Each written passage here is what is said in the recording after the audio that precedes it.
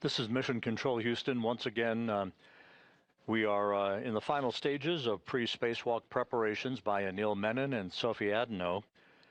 They will be exiting the Quest airlock to begin the 282nd spacewalk in support of space station assembly, maintenance, and upgrades. We're running some minutes ahead of schedule. A little bit difficult to predict until we get to the point where they begin the depressurization of the Quest airlock. Houston, airlock. I'm going to hold up one of the O-rings of Menox canister 0006. We see some black smudges on it. We're just curious if you want us to wipe that, if that's nominal, or you want us to wipe that with a lint-free wipe, or how to handle it. And stand by. We are in a KU transition, so about 20 more seconds and we'll be able to see it.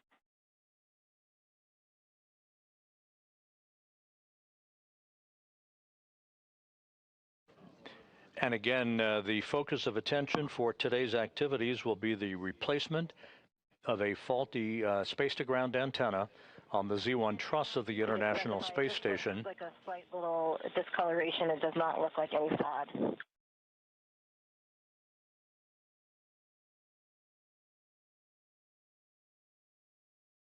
Okay, we copy. Stand by.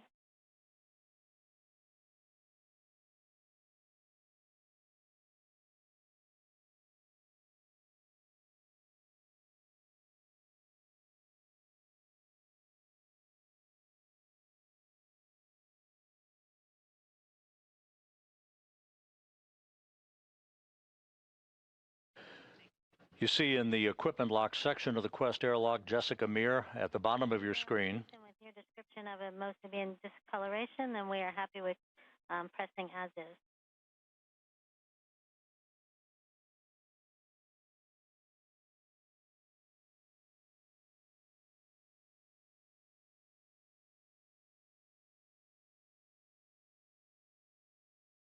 Copy. Jessica Meir and Jack Hathaway are assisting Anil Menon and Sophie Adenot in their pre-spacewalk preparations. A short time from now, they will mount devices called SAFERs.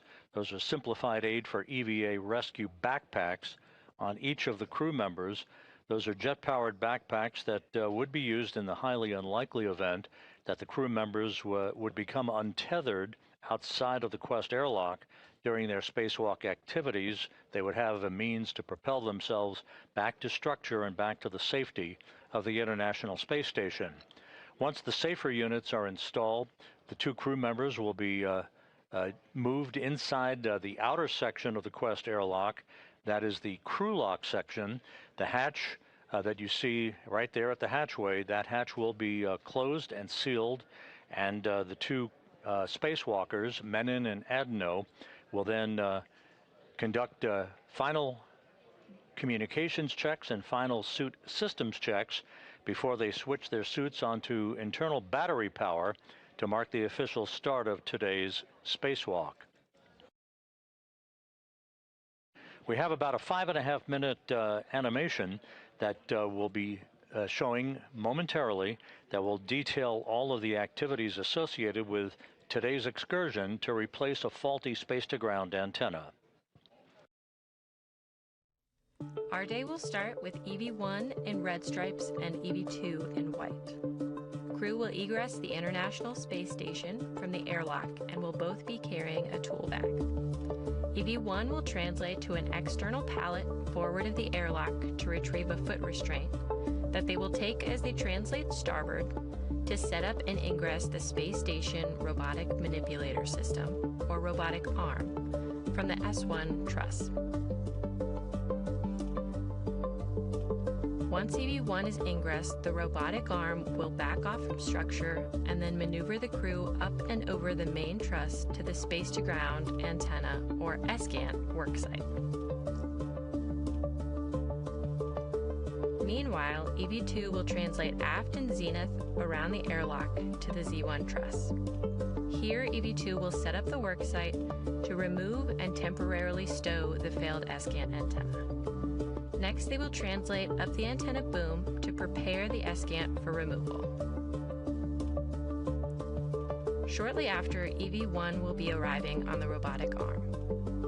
The two crew will work together to install locks over the antenna's gimbals to restrain it from motion during handling.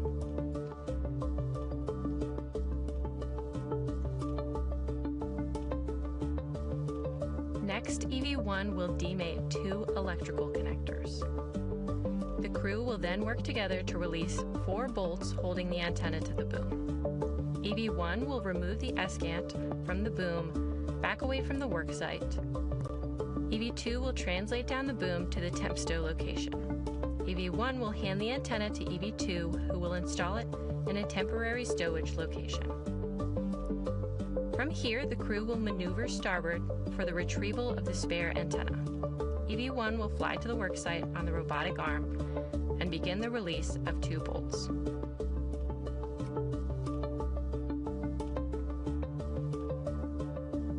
EV2 will translate along the truss to this worksite and assist EV1 with release.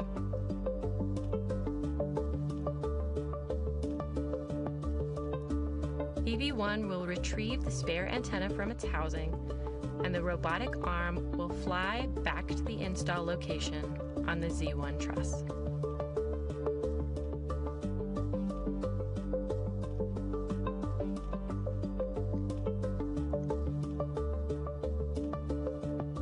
EV2 will translate back along the truss the same way they came, passing by the airlock on the way. Both at the worksite, the crew will work together to get the antenna seated and installed on the boom.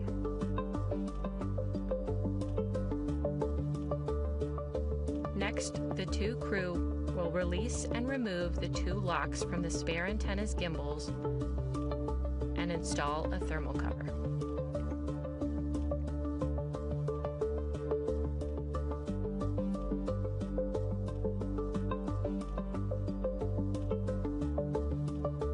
EV2 will retrieve the failed antenna from its temporary stowage location and pass it off to EV1. EV1 will carry the failed antenna outboard to its long-term stowage location.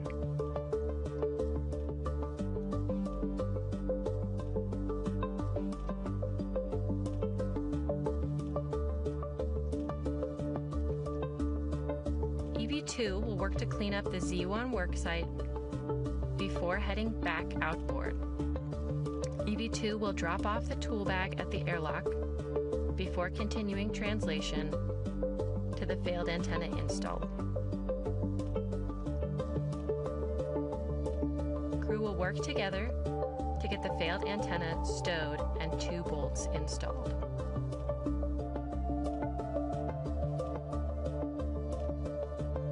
Once the failed antenna is stowed, EV1 will maneuver to the same location they ingress the robotic arm from. EV2 will begin translation back to the airlock and prepare for crew ingress. EV1 will egress the robotic arm and remove the foot restraint, which they will be stowing on an equipment platform nearby.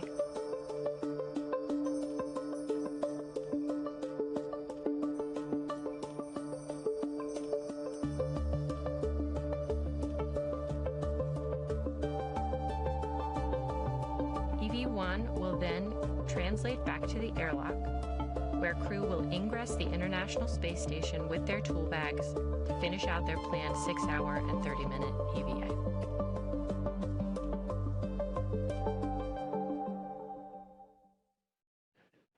And that was a look at today's activities for Anil Menon and Sophie Adenot, the NASA astronaut and the European Space Agency astronaut who will be venturing outside of the Quest airlock a short time from now to begin the 282nd spacewalk in support of space station assembly maintenance and upgrades. A shift handover has been completed here in the flight control room in Mission Control. At the bottom of your screen, you have Flight Director Chris Dobbins, who is the flight director for today's spacewalk. To his left is Chloe Mering, the flight director who will preside over the next spacewalk on August 25th that will see crew members go outside the Quest airlock for the third time this month to conduct a variety of different tasks in reconfiguring systems and electronics on the outside of the station. But today's focus of attention is the replacement of this faulty space-to-ground antenna that was first delivered to the station on the STS-127 mission in 2009. It has been parked on ESP-3, the external stowage platform number 3, on the outside of the space station, the only spare space-to-ground antenna that remains available for use on the station. It will replace a faulty antenna that began to degrade in its gimbling or swiveling capability back last November. One of the features that you'll be seeing throughout the course of the spacewalk today will be Anil Menon, who will be planting his feet in a portable foot restraint at the end of the Canadarm2 robotic arm, sort of like a telephone repairman at the end of a cherry picker. He will be maneuvered to various work sites and will be carrying the faulty antenna once it is removed from its boom on the Z1 truss over to the port 3 truss of the station to be installed in the empty parking place that the spare antenna currently resides. That spare antenna then will be brought by Menon once again at the end of the robot arm back to the work site at the Z1 truss in the middle of the backbone of the station to be installed and then subsequently activated by ground controllers here in Mission Control. The robotic arm will be primarily operated today by NASA astronaut Jack Hathaway, who you see on the right side of your screen, being assisted by Jessica Meir as they mount a simplified aid for EVA rescue backpack onto Menon first, then to Adenot, as they will be then equipped with a return capability on this small nitrogen thruster backpack in the unlikely event they would become untethered from the structure of the International Space Station, or as they're moving around from work site to work site.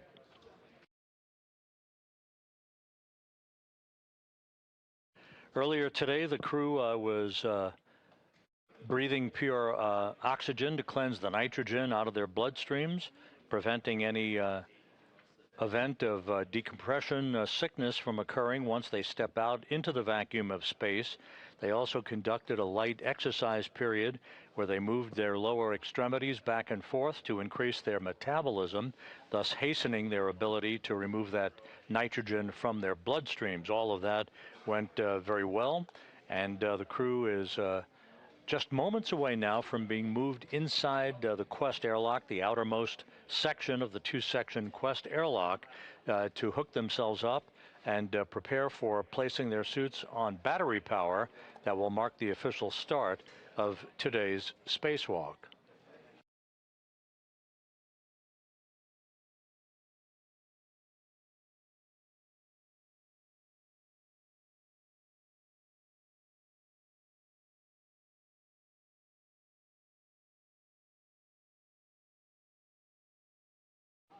Here in Mission Control, you'll be hearing the voice for a while of Steven Zenter. He is the spacecraft communicator who will be, he is seated to the right of Flight Director Chris Dobbins. Zenter will be talking to the crew up until the time that the final preparations will be undertaken prior to the suits being placed on battery power. The spacewalk choreographer, if you will, or the IV, the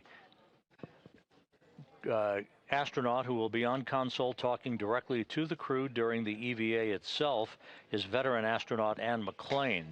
She is not in the field of view at the moment. She'll be on console momentarily. She is in the room, and she'll be the voice you'll be hearing as she runs through the step-by-step procedures with Menon and Adenot while they're conducting their work outside in the void of space.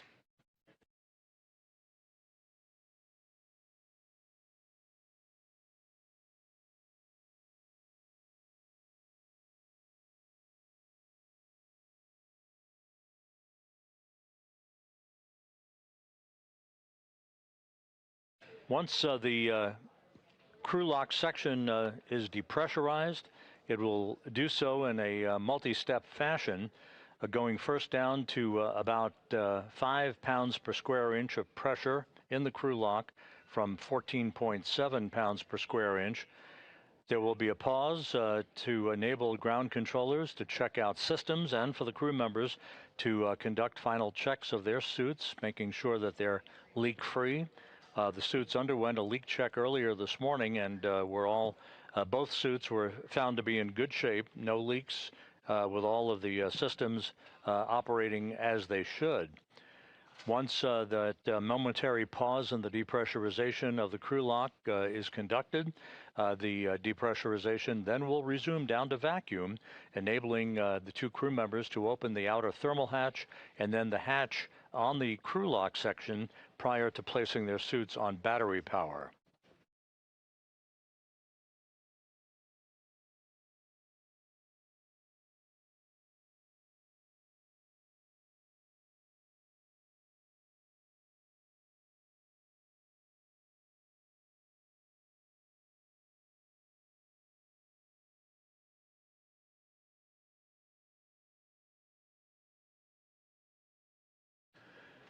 Here in Mission Control, the clock on the wall calling for a go for depressurization just under 10 minutes from now. We'll continue to track that time. Once the depressurization begins, which is implied to start at about 6:36 a.m. Central Time, it will be about 30 minutes or so before we actually begin the spacewalk that is marked officially by the suits being placed on battery power. That puts us about 25 or so minutes ahead of the timeline, but we'll continue to track the official start time for you as we get a bit closer.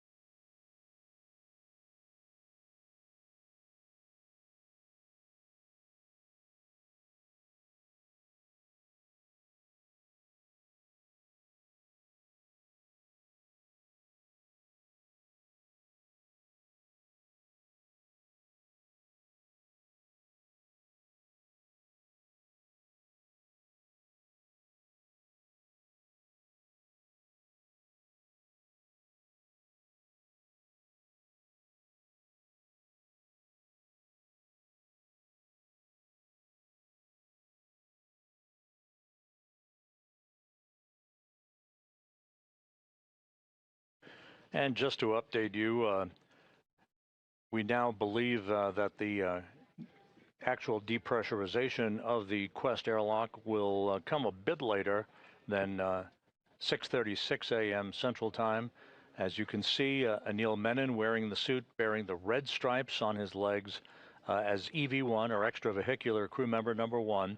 He has moved into the crew lock section of the Quest airlock. Sophie Adenot still in the equipment lock. She'll be outfitted with her safer backpack shortly and will join Menon in the crew lock just a few minutes from now.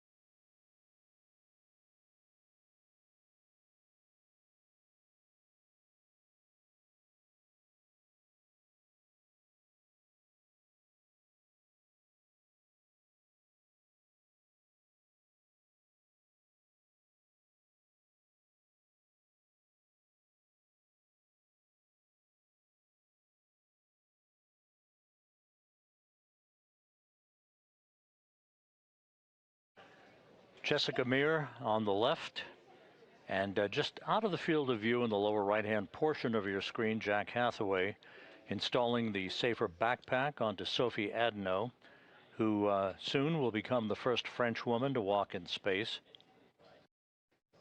Adenot, representing the European Space Agency today, joining Anil Menon for what is planned to be about a 6.5-hour spacewalk. Could go longer, as the two crew members for Expedition 75 join together in the replacement of a faulty space-to-ground antenna.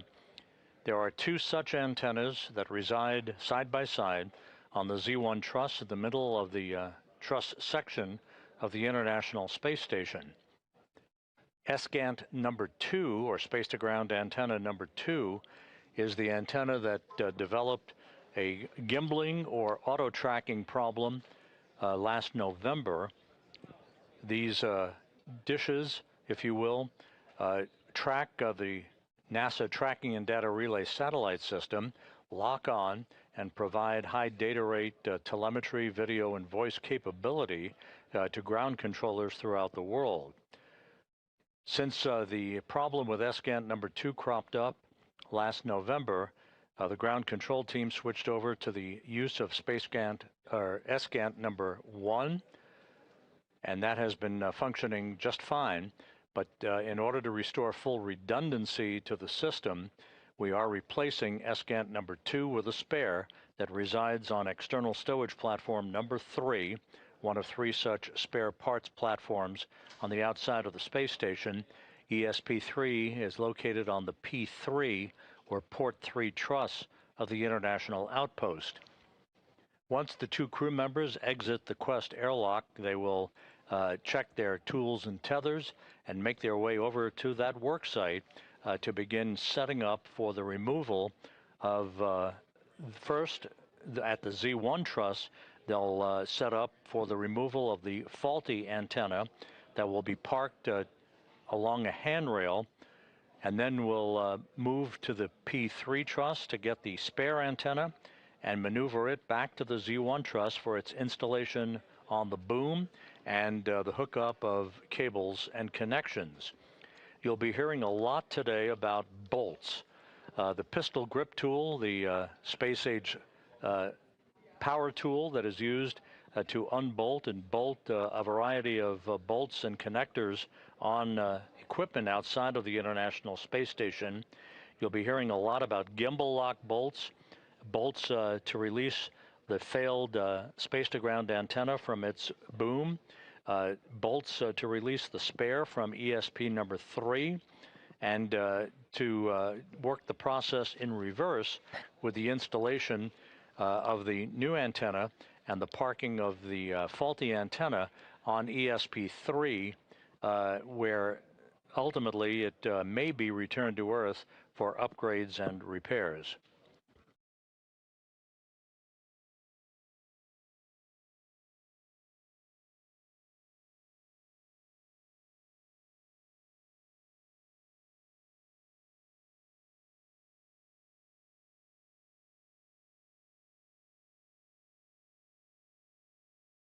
And just a reminder, Anil Menon, who's already inside the crew lock section of the Quest airlock, he will be driven around at the end of the station's Canadarm2 robotic arm by Jack Hathaway that you see on the left side of your screen.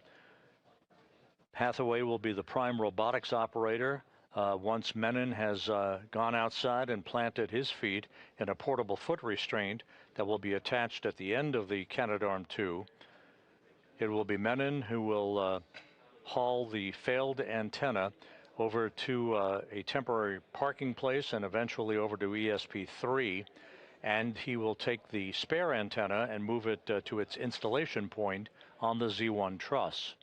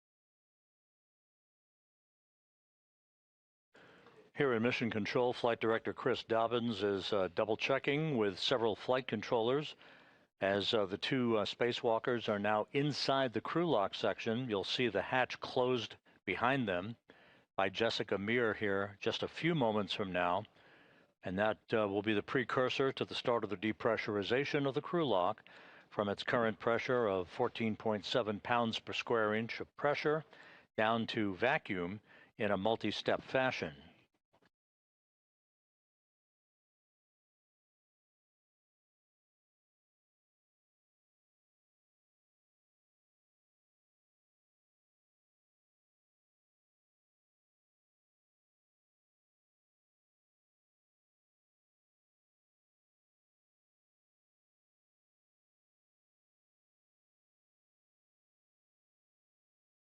The flight control team are reporting back to Chris Dobbins that everything is in order.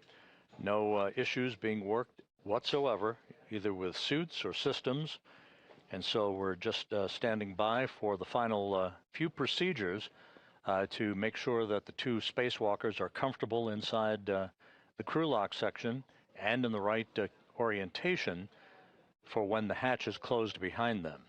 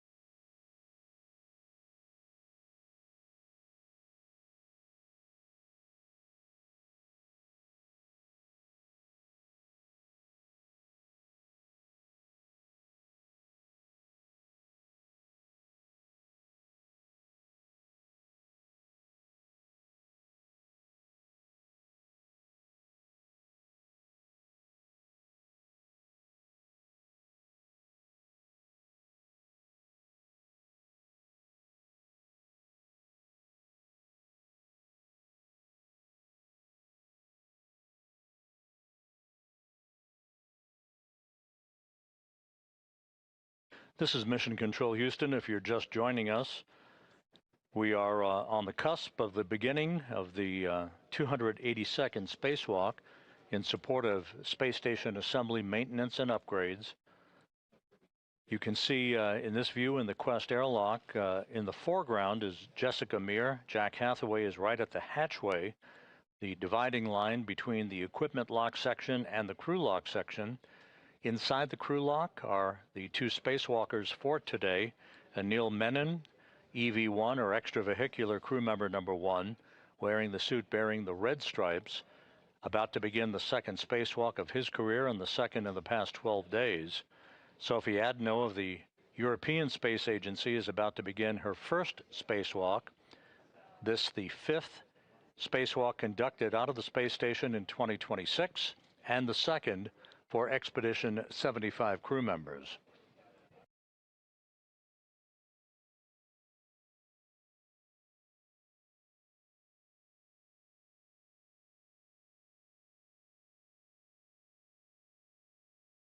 And for those of you who are just joining us, we mentioned this earlier, but it bears repeating. The spare space-to-ground antenna that is going to be installed to replace the faulty one today was delivered to the space station some 17 years ago in July of 2009 on the STS-127 mission and installed on a spare parts platform called ESP number 3, external stowage platform number 3, by Dave Wolf and Tom Marshburn.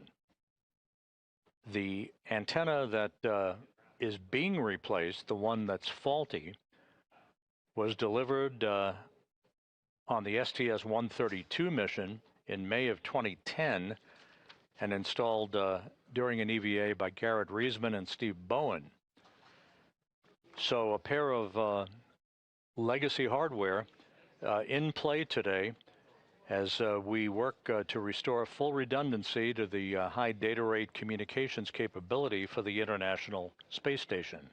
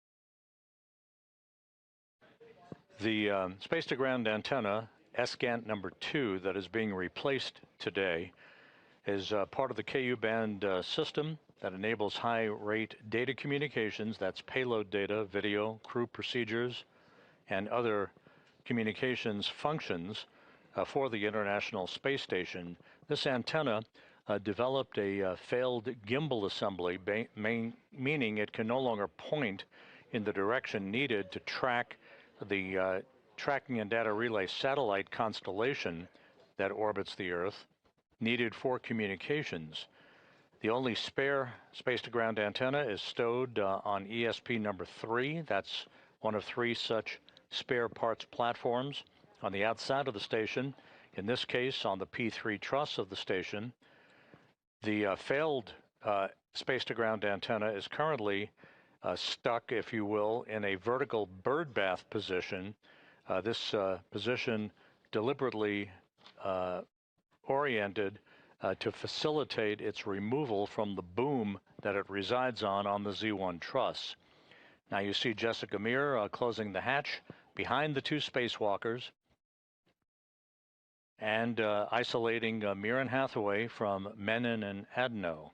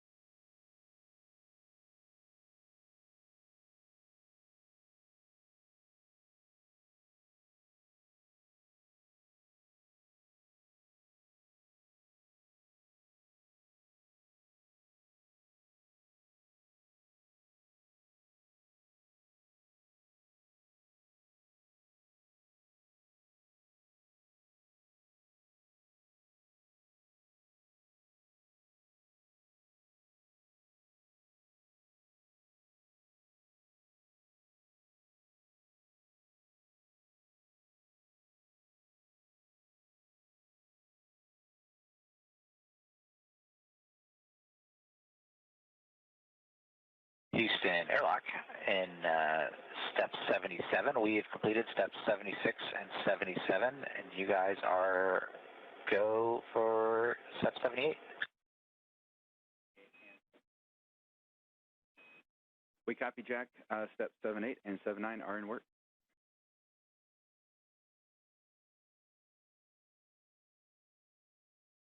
Okay, and we will sit tight until you guys are done with 7 all the way through 80, and then we'll pick back up in 81 when you let us know.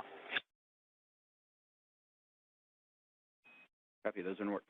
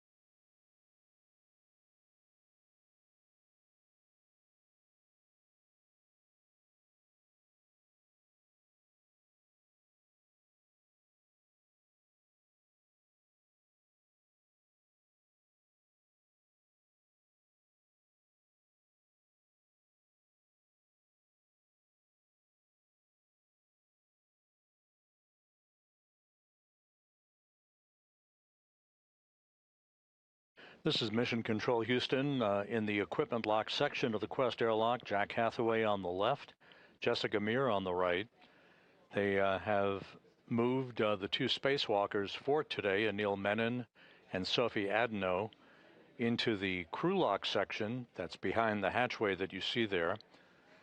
As we stand by for the start of the depressurization of the crew lock that will lead to the opening of the hatch and the 2 spacewalkers placing their suits on battery power to mark the official start of today's excursion, the 282nd in support of space station assembly, maintenance, and upgrades. Airlock Houston, Space to Ground 1 for EV crew. You are now hot mic on Space to Ground 1. And Jack, you are go to proceed, picking up with step 81. 1 copy.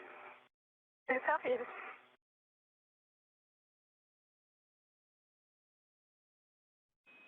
And we hear you both.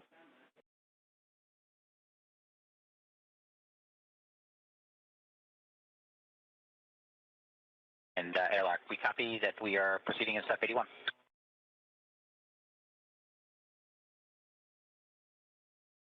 Sophie, I want you to just look and not touch. Can you check on the UIA that the depressed pump power switch is indeed in the off position? Depressed on power, off OSS. Verify that the depressed pump enable LED is on ON. Say again. Verify the depressed pump enable LED is illuminated, is on ON. Naval LED is on ON. Okay, and Houston airlock, we're waiting for your go to do the crew lock depressed Q card in step 84. Stand by for about 30 seconds.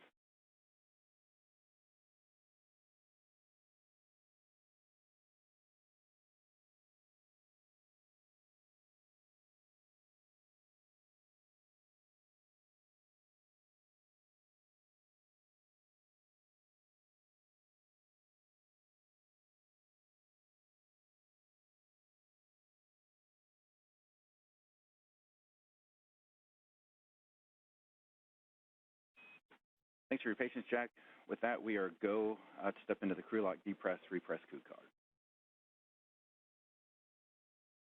Copy, we're go in step 84 to start the Q card.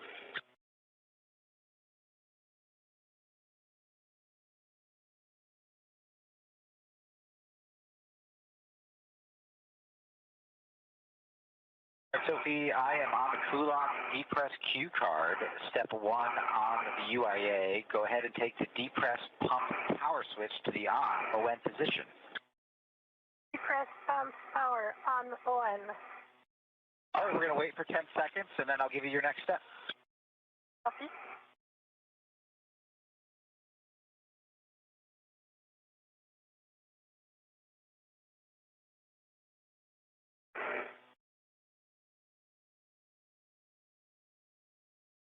It's been 10 seconds. You can take the depress pump manual isolation valve to open, and you can expect an alert tone.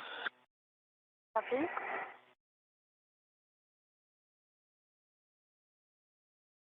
Manual ISO valve open. Copy, it's open. You guys can monitor your suit P gauge and make sure it stays below 5.5. If it gets up there, then let us know. Copy. One copy. And with everything going very smoothly, the depressurization of the crew lock now underway. This will be done in a two-step fashion, first down to 5 pounds per square inch of pressure, and then finally down to vacuum. That will enable the 2 crew members to open the outer thermal cover and the hatch to the crew lock before placing their suits on battery power. So if I turned on my lights just for... Yeah, I'm doing the same. This is my box. Thanks.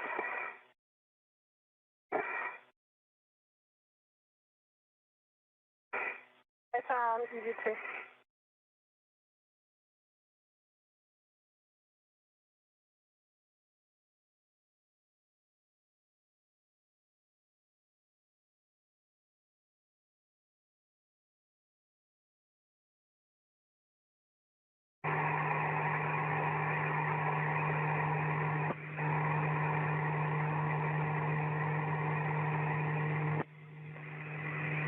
With the start of the depressurization of the crew lock underway, we are estimating a start time almost right on the pre-published time of about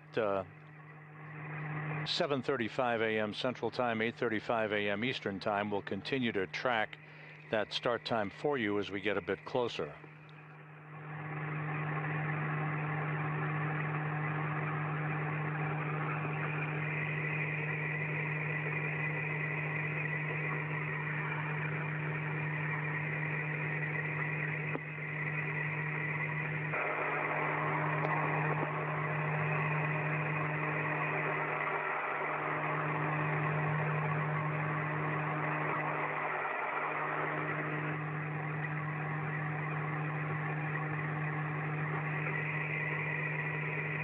The crew lock now passing 10 pounds per square inch of pressure.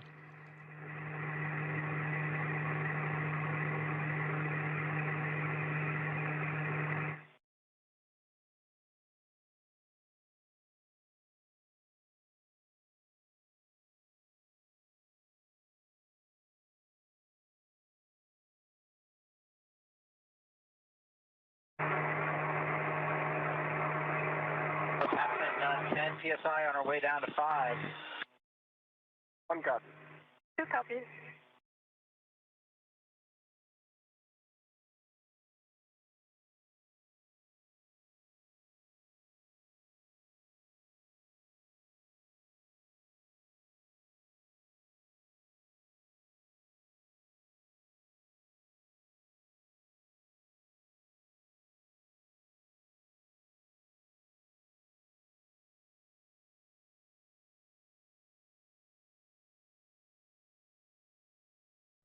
As the depressurization of the crew lock continues, the International Space Station is flying from southwest to northeast across the Pacific Ocean, just about to fly directly over Samoa.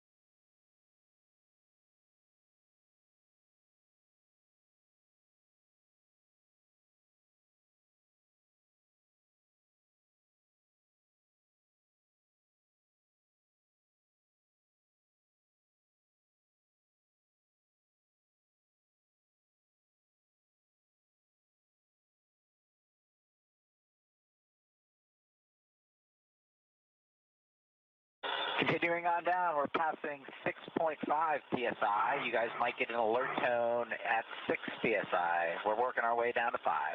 1 copy. Copy.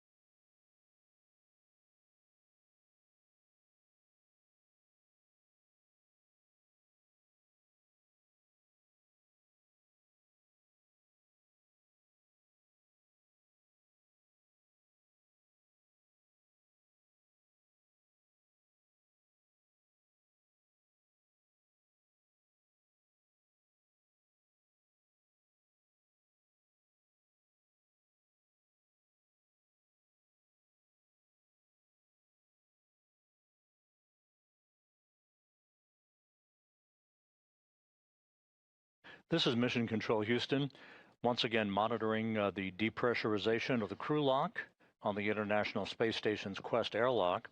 You see Jack Hathaway in the equipment lock as he keeps a watchful eye on the 2 spacewalkers who are behind that hatchway. Anil Menon, EV1, or extravehicular crew member number 1, soon to embark on the 2nd spacewalk of his career, and Sophie Adenot of the European Space Agency, EV2. She'll be wearing the suit with its no markings, just a pure white suit, no markings whatsoever on her suit, as EV2 extravehicular crew member number 2. Menon will be first out of the airlock, followed by Adenot. They will set up their tools and tethers, turn on their helmet cameras, and then begin to make their way over to start the process of removing the failed space-to-ground antenna that is sitting on a boom on the Z1 truss of the International Space Station. 2 space-to-ground antennas reside on the station who live side by side to each other. The failed antenna will be replaced by a spare that is housed currently on external stowage platform number 3, ESP number 3, that is on the P3 truss or port 3 truss of the International Space Station. You'll reach out and put your hand on the depressed pump manual isolation valve and take it to close. You should get an alert tone. Depressed pump man isolator valve is closed. All right, glad to hear that. Now we're going to get into a leak check. So both EV1 and EV2, if you'll take your display switch to status until you see a leak check question mark, and then a long yes to execute, follow the displayed instructions, and let us know when you're done. Copy. 1 copy.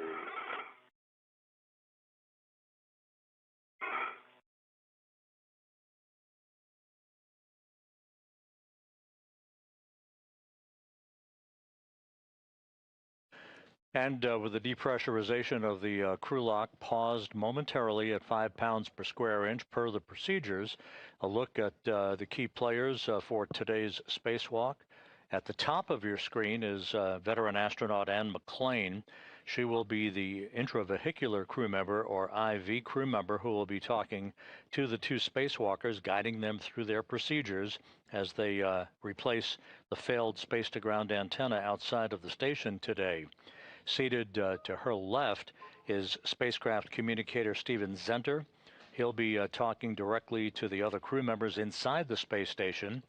Flight Director Chris Dobbins is in the light-colored shirt on console. He is presiding over today's spacewalk, joined to his left by Flight Director Chloe Mering, who will be the flight director on August 25th, in charge of what is known as the triple jump spacewalk, which will see a variety of tasks to reconfigure systems on the outside of the station. Action alert. Copy, good leak check for 2. And let me know when you're both in O2 actuator EVA. Copy. 1's an EVA. Copy, EV1 and EVA.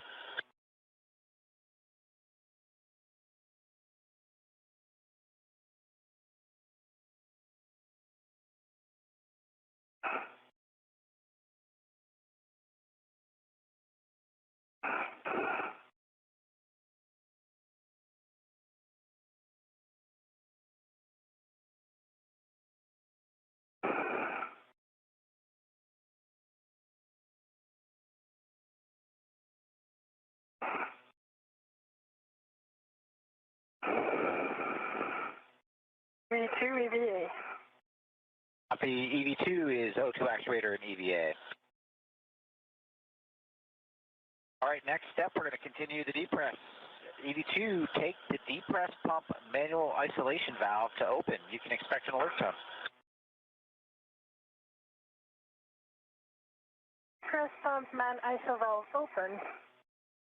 Copy, the man isolation valve is open. I'm taking the emergency MPEP out here to the open position as well. And if both EV1 and EV2, monitor your suit P gauge. Make sure it stays below 5.5, and if it gets up there, let us know. 1 copy. 2 copies.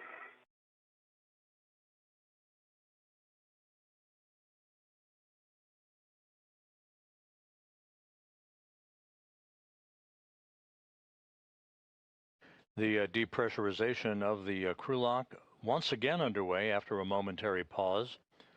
This will take the crew lock down to vacuum, enabling the outer hatch then to be open, and for the 2 crew members to place their suits on battery power. That will mark the official start of today's spacewalk.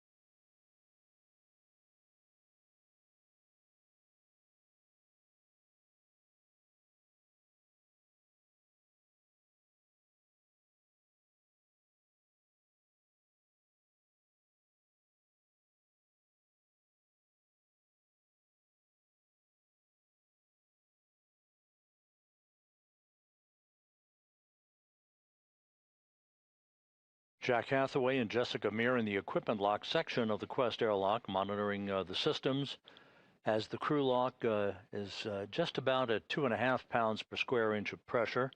Once again, moving steadily towards vacuum.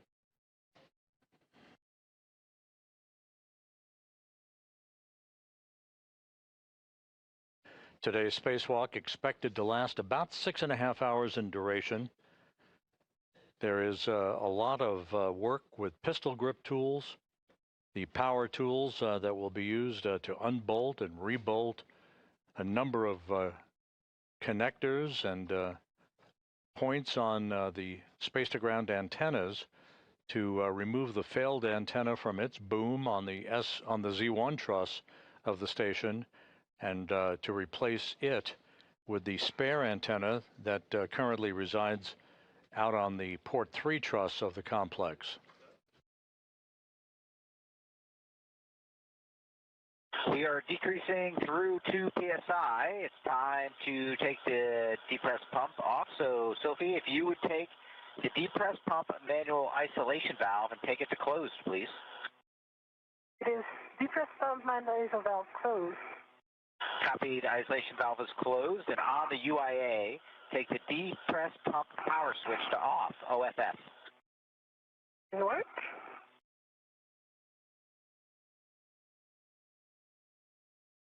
depress power off OFF. Copy off OFF. You guys are awesome. You're going to crush it out there, and we will be here waiting for you in a couple hours to bring you back inside. And with that, Houston, and you got them. Jack and Jessica, nice job getting the crew ready. Anil and Sophie, it's game day. We are on step 11, and we're ready for your initial tether config. Good to hear your voice and ready to do some work. Thanks, Jack and Jessica, and here goes the tether config. I'll start with mine, but on the left side, I have a D-ring extender that's connected to a waist tether. The small hook is closed lock black on black, and the large hook is connected to that D-ring extender, so it forms a loop, and that large hook is unlocked. On my right side, I've also got a D-ring extender. The small hook is closed lock black on black, and the large hook is on my MWF unlocked. And then on the right side, the red hook goes direct. My D-ring, closed lock black on black, and that goes to the red reel unlocked. And on the red reel is the green hook, closed lock black on black, and the yellow hook goes to the green reel. It is closed lock black on black, green reel is unlocked, and the anchor hook is on my MWF. I've also got Sophie's anchor hook on my red reel, closed lock black on black, and I'm going to hand it over to Sophie to start her tethers and connect them up where I left off. Copy, Anil. Thank you very much. So I'll start with my left. I have a D-rig extender on which there is a small hook of the waist tether. It's closed locked black on black. The big hook of this waist tether is gate closed locked black on black and goes to the airlock waist tether. Big hook, which is gate closed locked black on black.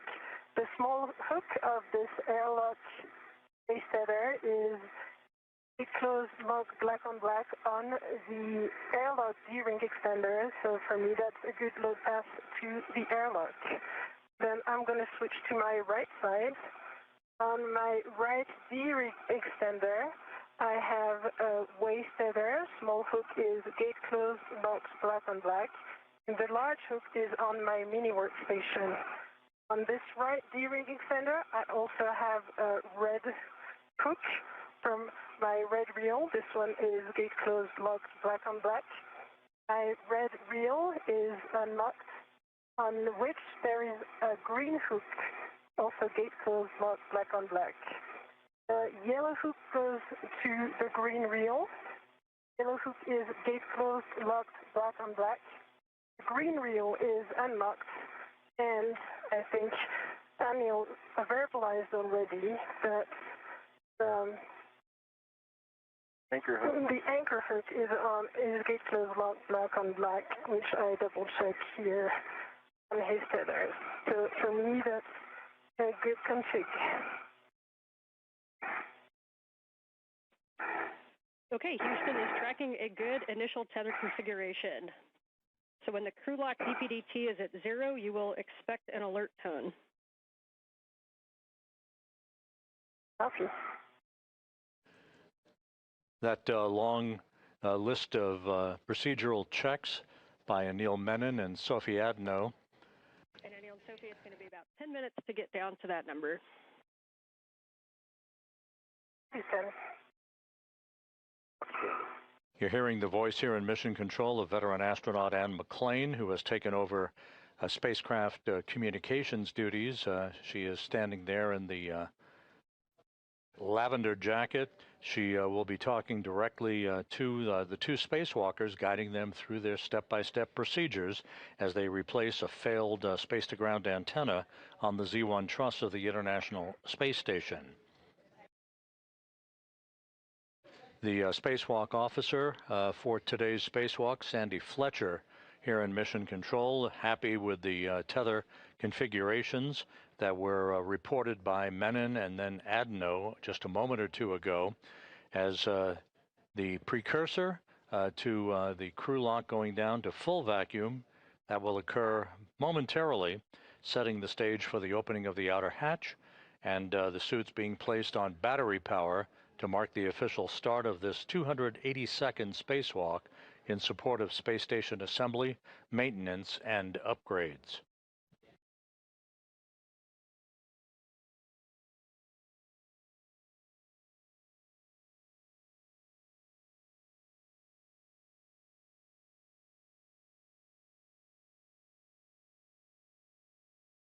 The International Space Station is flying 260 miles over Nevada, moving from southwest to northeast in an orbit inclined 51.6 degrees to either side of the equator.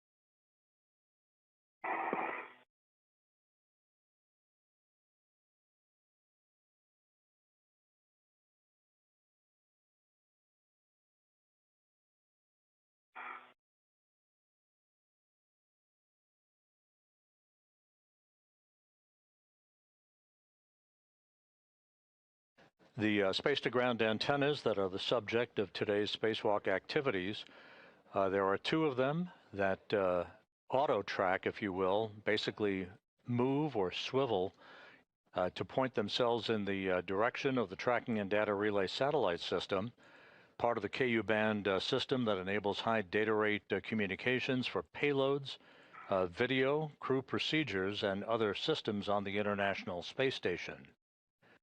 The failed antenna, first identified with degraded performance last November. Sophie, the press is looking good. We're just under 1 PSI, and reports from the EVA group is that was one of the clearest tether configs that they have ever heard.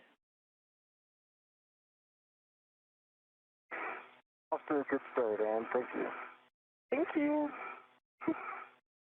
And McLean reporting a good report card for the two spacewalkers on their tether configurations before they venture outside of the crew lock into the void of space. The failed space-to-ground antenna, which first exhibited degradation in its performance back in November, has a failed gimbal assembly, meaning it can no longer point in the direction of the TDRS constellation that's needed for proper communications. So the spare space-to-ground antenna, which is on external stowage platform number 3, out on the port 3 truss of the station, will be brought into play today, first delivered to the station on the STS-127 mission back in 2009.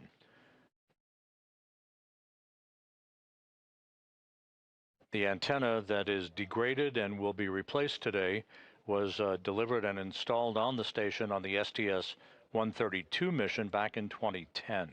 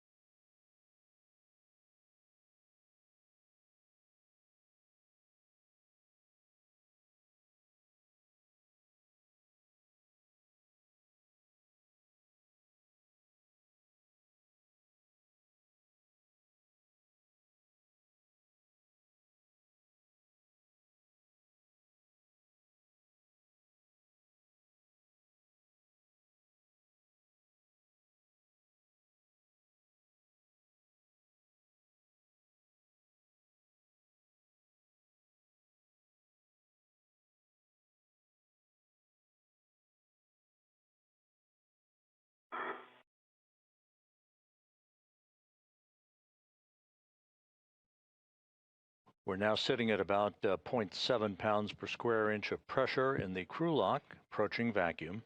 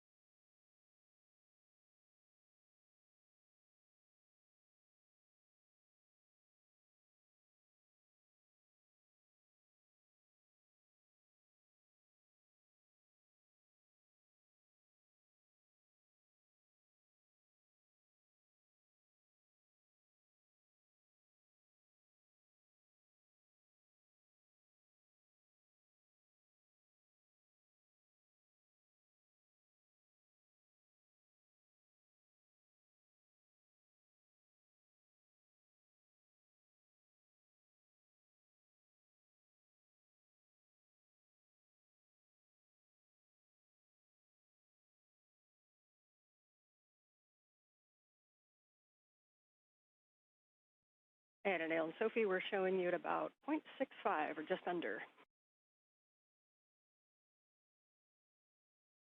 Good copy. Good copy.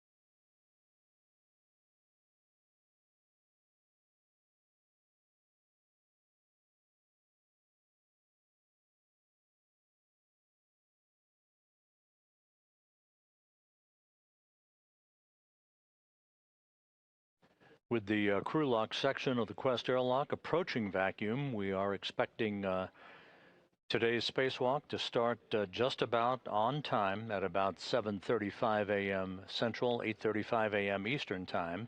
And again, we'll keep you posted. The official start time to be marked when Menon and Adenot place their suits on battery power. Menon soon to begin the second spacewalk of his career, Adenot her first.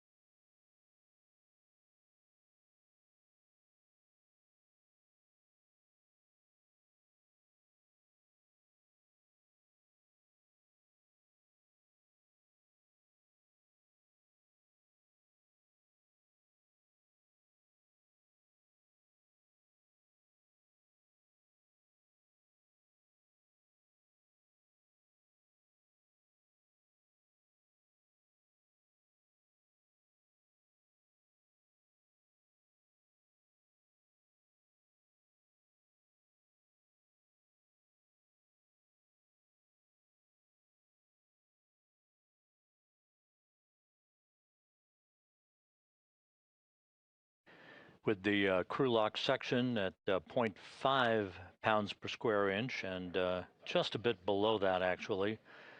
The spacewalk officer here in Mission Control, Sandy Fletcher, is good to proceed with the next series of steps, final communications and leak checks prior to the time the crew places their suits on battery power to mark the official start of today's excursion.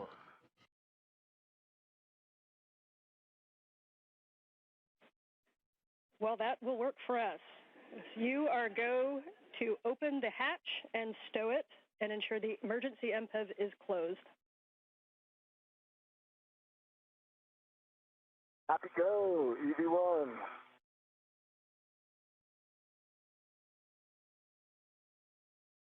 And Anil, you don't have to worry about that. And The MPEV, that's for Jack.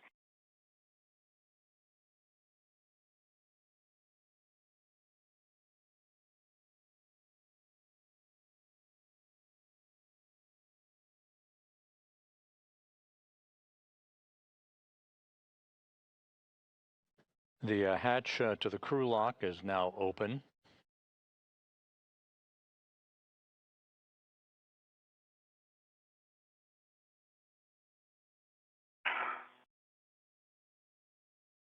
Right, open and stowed. Standing by for the crew to put their suits on battery power. I put down my visor. Copy, visor down, EV2.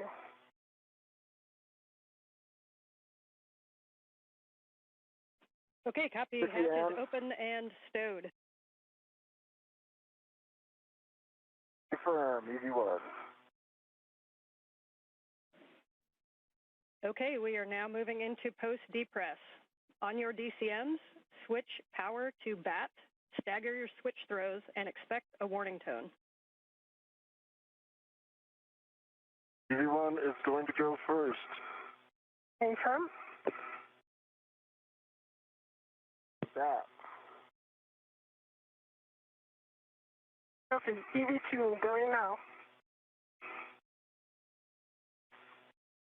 That.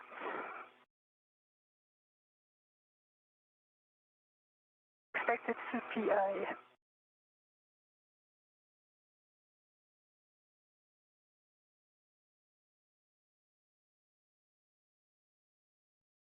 And for EV2, Sophie, did you say that power is BAT? Power is BAT. I have CP high. What's expected? Copy. EV1 and 2 powers to BAT and suit P high message, and that is expected. You're right. At this time, you can switch your display to Pro and verify a functional display. EV1 sees functional display. EV2 functional display. Copy. Step 3. On the UIA, EV2, Sophie, switch power EV1 and 2 to off, OFF. And check that the LEDs all 4 go off. Copy. In work. EV1 power off, OFF. And 2 LEDs off. EV2 power OFF and 2 LED off. Copy. Step 4, for both crew, you can remove your SCU from your DCM. You'll install your DCM cover and stow the SCU in the pouch with your pouch Velcro closed. This is Mission Control Houston, with Menon and Adenot having placed their suits on battery power. The official start time for today's spacewalk, 7:29 a.m. Central Time, 8:29 a.m. Eastern Time. The 282nd spacewalk in support of space station assembly, maintenance, and upgrades now officially underway. Start time, 7:29 a.m. Central, 8:29 a.m. Eastern Time.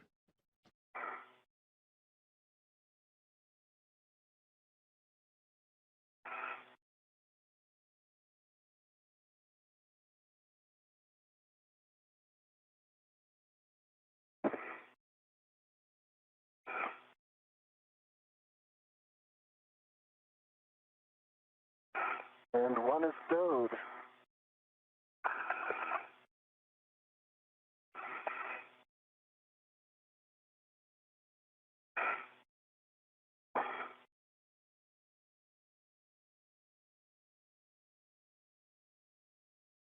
Anil Menon will be first out of the airlock, followed shortly thereafter by Sophie Adenot.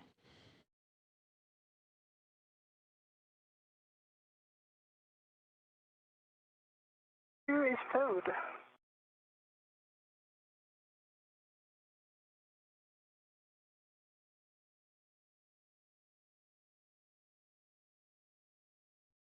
For EV2, Sophie, we understand SCU is disconnected and in the pouch. SCU disconnected and in the pouch. Copy, thanks. And we'll wait on EV1 to proceed. EV1 is disconnected and in the pouch. Copy, and can you both verify that your DCM cover is installed?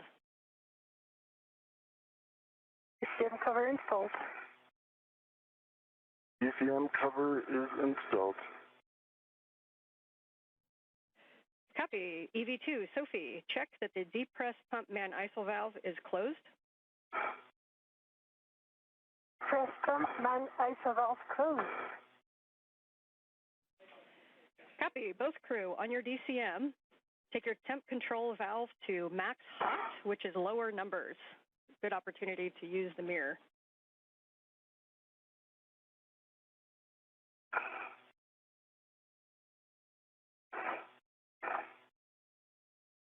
What is max hot? Can work.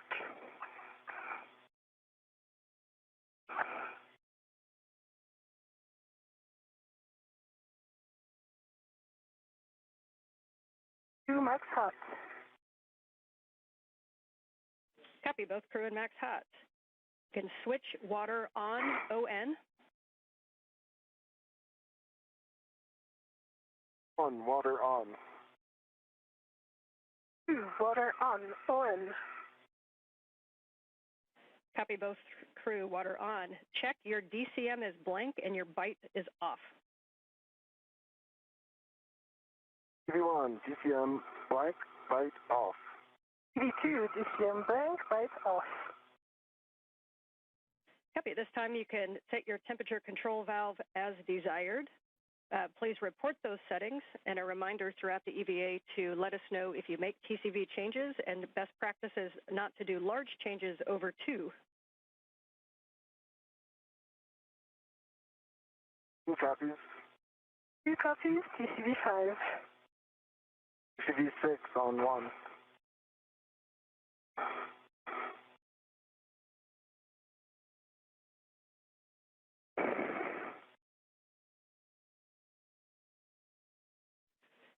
Copy 6 for EV1. And EV2 had 5. Yeah, 5 for EV2. Copy 6 and 5. Report suit pressure gauge. Pressure gauge on EV1 is 4. Spacewalk intravehicular crew member Ann McLean is reviewing the correct configuration for spacesuit systems with Anil Menon and Sophie Adenot before Menon moves outside of the Quest airlock to set up his tethers and tools, followed by Adenot in the first stages of today's spacewalk to replace a failed space-to-ground antenna on the International Space Station.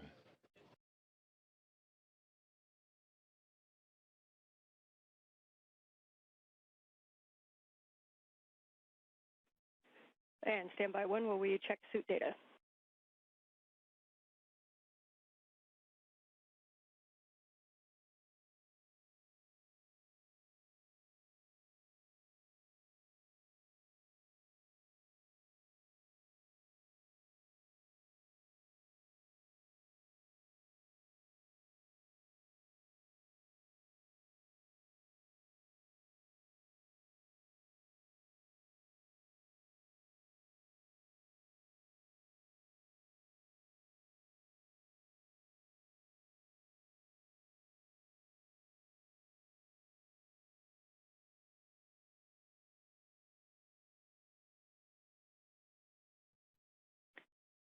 And Anil and Sophie, we are just looking at data. We're going to hold you here for a minute. We had an LED on the PSA, so we're going to be running a PSA recovery from fault. So we'll just stand by where you're at for a couple minutes. Standing by. Standing by.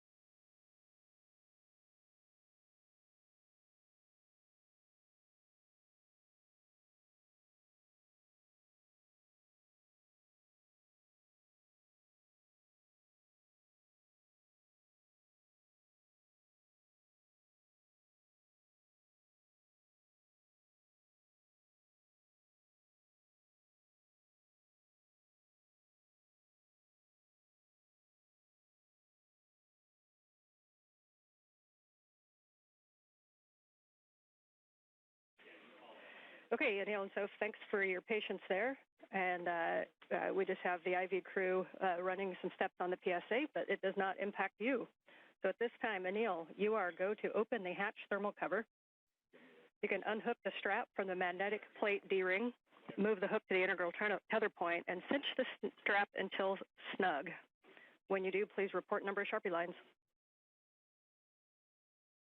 Hey, opening the thermal cover now.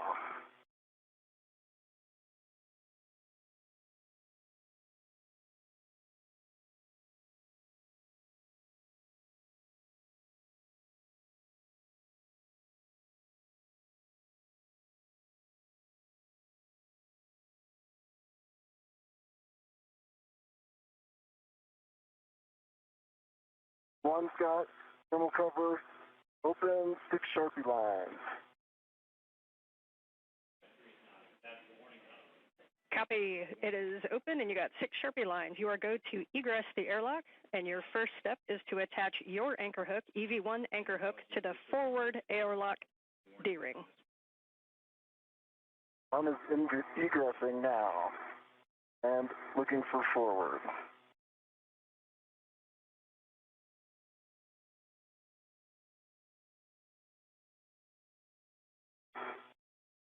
Okay, your tethers are looking good from here and all good. It is. And just about 11 minutes into today's spacewalk, the outer thermal hatch on the Quest airlock is now open. We'll be seeing Anil Menon exit the airlock momentarily, followed by Sophie Adenot, who is now the first French woman in history to conduct a spacewalk on behalf of the European Space Agency. Will do. Crew look back, number 1. Dan, I've got on my safety tether in the forward airlock D-ring. That anchor hook is closed lock, black on black, giving me a good load path to structure. Copy and concur. You can now attach the EV2 anchor hook to the aft airlock D-ring. The space station is currently flying over northwest Africa, moving from northwest to southeast.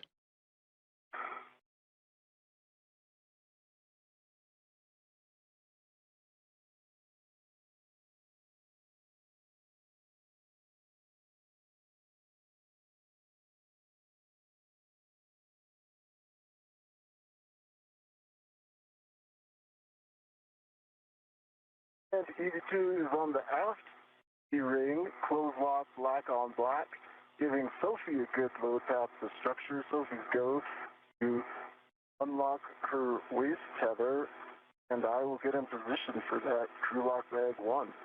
Okay, I am ready to pass the crew lock bag 1. I double check it's number 1. I will wait a minute before, I'll pass the bag first before and I exit before I release my airlock, since I have to. Sounds great, Sophie. I'm going to Get my BOT ready. Yep. I'll tell you when I'm in a good position. Copy all. And we concur with all your words. Great teamwork. And Anil, eventually you'll go on the forward side. And then, Sophie, as you release the crew lock bag to him, please just let us know if you are leaving the large small in the airlock or if you're taking the large small with the crew lock bag.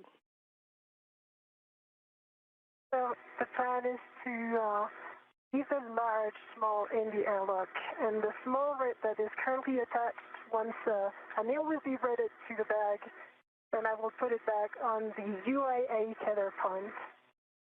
Hey, Sophie, I'm reaching for the bag. I see you. I see you have control of the bag. I do. Let me get my ret on it.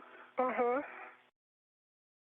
That is Anil Menon, who's just outside of the Quest airlock, receiving the crew lock bag with tools and other equipment needed for today's replacement of the space-to-ground antenna on the Z1 truss of the station. Put this on my BRT, and then I will clear some space, or I'll get ready for that RU bag. Copy. I confirm the small red is on the airlock UIA tether point. Great to hear. And I'm getting ready for the bag, but take your time for the medium RU bag. Be back. Give me a second to get this VRT squared away. Sure. Take your time.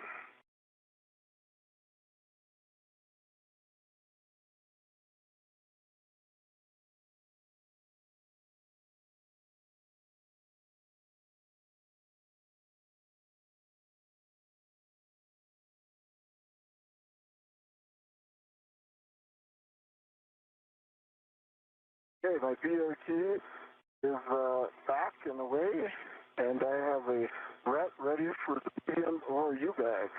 Copy. I'm ready to pass the medium RU bag. Sure, it's clear on my tether. See it? You see it? I have control. Copy.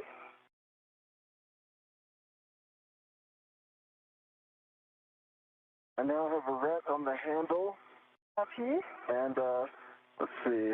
Let's see the airlock ret. I'm going to shake it. It's right here, right? Yes, I confirm. Okay.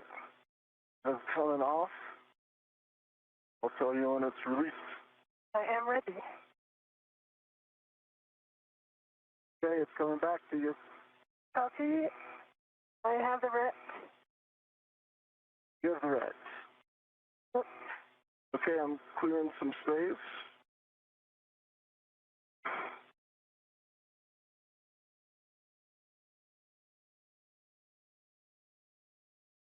And the red is on the same tether point, UIA tether point aft. Okay. Copy and good config.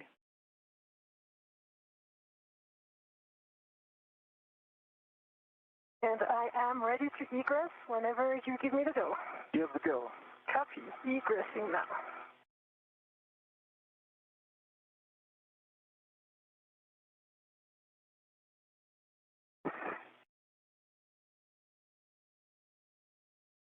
I see you coming out.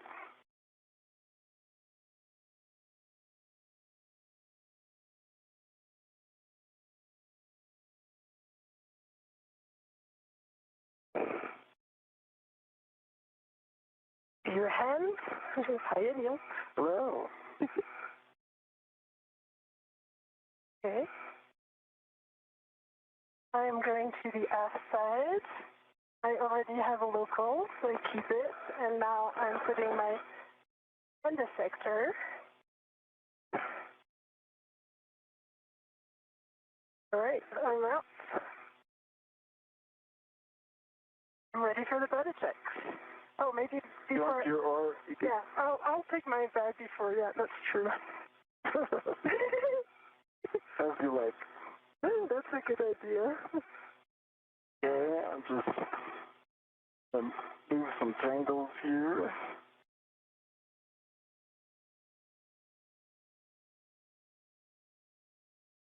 Okay.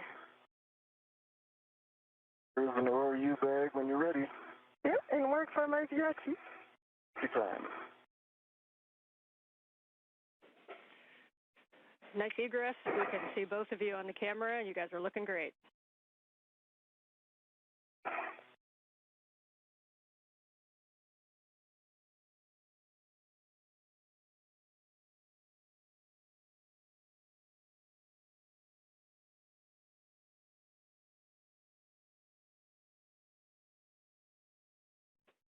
And as you guys get situated with the bags on your BRTs, just a reminder that to tighten your BRT knobs and really take a look at where your ORU bags and crew lock bags are.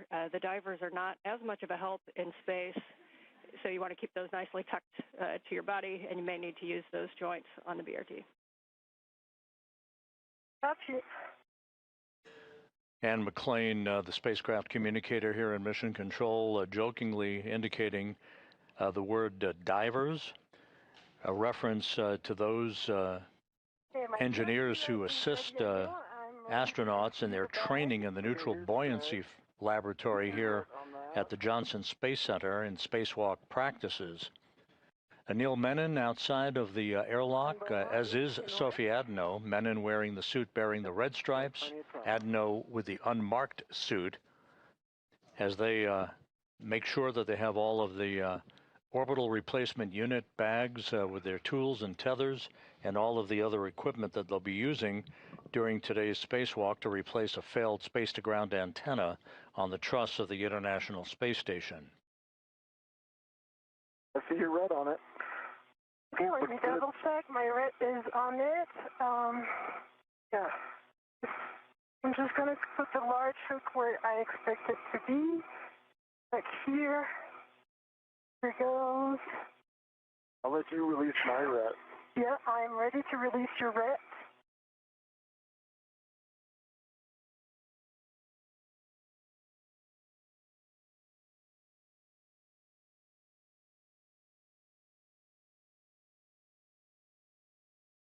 The red is released. I see it. Let me just put it on my MWS and I'll be ready for the buddy check. Copy. And I think I'll readjust my ERT a little bit too.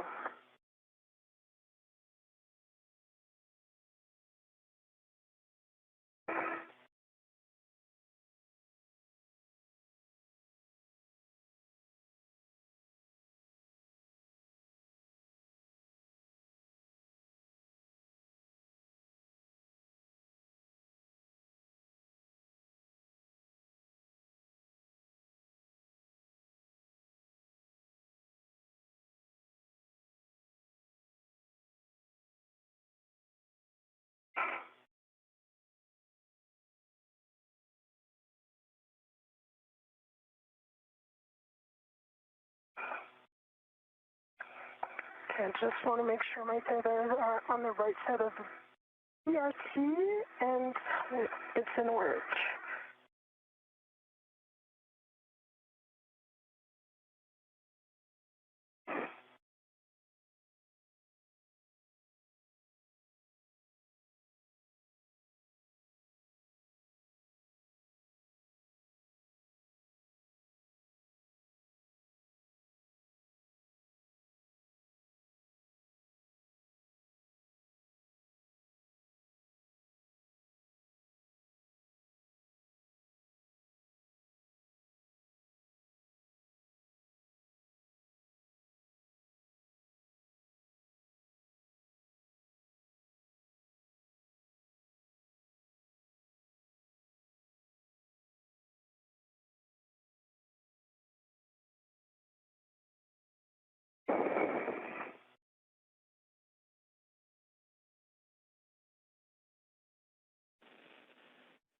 And as you complete the medium ORU bag stowage, Anil, your step after this is going to be to close the thermal cover.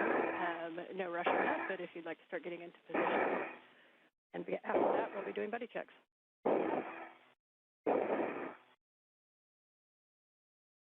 Yeah, in order for him to close the thermal cover, I will need to change my status position. Standby 1, I've got it. I'll just hold the thermal cover here. Yep.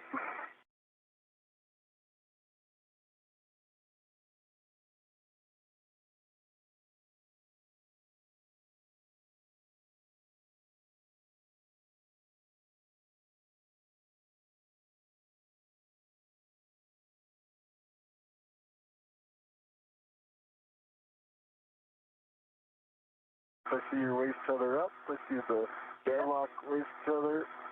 Yep, you are go for that. My BRT is rigidized. In position. Okay, thermal cover closed. Copy. Thermal cover closed. Your next step will be buddy checks if you'd like to get into position where you can see one another. And I'll just remind you of the list as you get into position. We're going to be turning on our HECAs. Then we'll be checking for green LEDs, MWS and BRT tabs, safer handlers, and tethers and tools. All right. I'll start off, Sophie, okay? Yeah. I see one green light. I see your 4 lights, headlamps are on, just confirming that for you. I see your 2 safer handles are down, and I see your 3 tabs are up. Taking a look at your tools and tethers now, and while I'm doing that, think about your hat and gloves. Okay, my hat is dry and gloves are baseline nominal. Tool and tethers look good. The only thing I have for you is your left waist tether. It goes off of your D-ring extender on the outside of your BRT to that circular handrail. Yes, so I see that. just be aware when you take it down on the outside. Yep, I see that, and for now I will leave it like this. It's decoupled from the tethers. Let me check for you. I see one good green HECA light. I see your 2 helmet lights, nominal. I see your 3 tabs up. I see 1 and, oh, right. Your left safer handle is up. 25 minutes into today's spacewalk, Anil Menon and Sophie Adenot performing what are called buddy checks, basically examining each other's suits and tethers to make sure everything is in order before they move away from the Quest airlock. They're also reporting that their HAPs, or helmet absorption pads, are dry. That's the way they should be in their helmets, and that their gloves are looking good as they set out to the work site that will enable them to begin the first part of today's spacewalk, the procedures to remove a failed space-to-ground antenna from the Z1 truss of the station. All right. Let me check your tools and config. I see the tether config is good and all the sliders are as expected. Tools and tethers look good to me. And see your bag revs and your BRT. And yeah, that's awesome, Anil. Okay. And Sophie, can you just confirm that you checked both safer handles, please? Yeah, both safer handles are down. The one that was up was ISO valve on the left side. Now it is down. The 2 are down, I can confirm. I've got a dry hat, man. Copy, thanks, and copy HAP. So at this time, Anil, you can begin your translation to ESP2 forward. Reminder as you go around that the whiff 6 is where you're headed, and that is the portmost whiff on the front of ESP2. Sophie, at this time, you can perform some translation adaptation to get used to your new environment. Welcome to space. Thank you. Copy all. Adaptation. I will do minimal adaptation and feel very good now and ready to go. I'll just wait for Anil's tethers to be clear before I leave. Okay, good plan. And just a reminder for both of you as you translate to take a look at those handrails and don't slide the gloves on the back of the handrails. If you see any strikes or anything, let us know.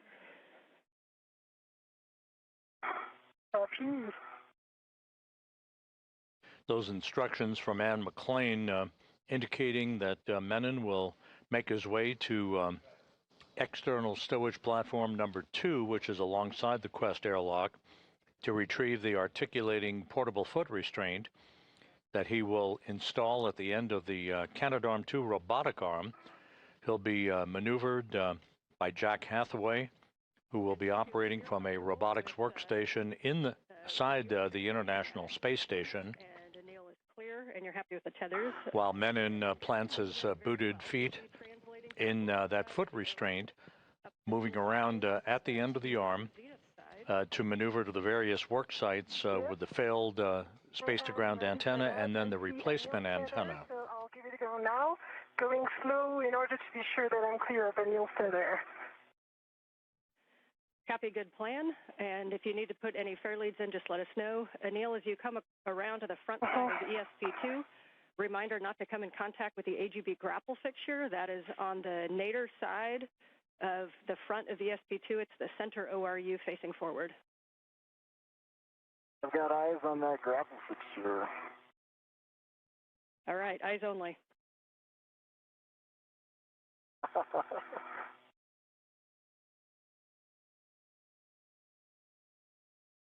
Anil, I see your tether. I leave it on my left, and I double check that it's not in my bag.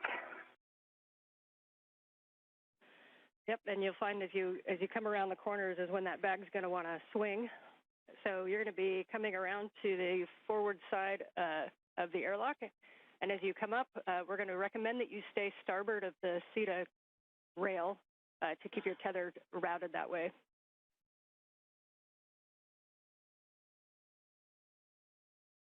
Say again? Yep, as you come up to the top of the airlock, we're going to keep you on the starboard side of the CETA rail just as you're going right now, just to keep your tether routed on that side. Yes. So you're going to come up the airlock toolbox, and if you see a handrail 0551, you are in the right place. You're going to turn right, hit the wagon wheel, and go zenith. Okay. Up of the toolbox.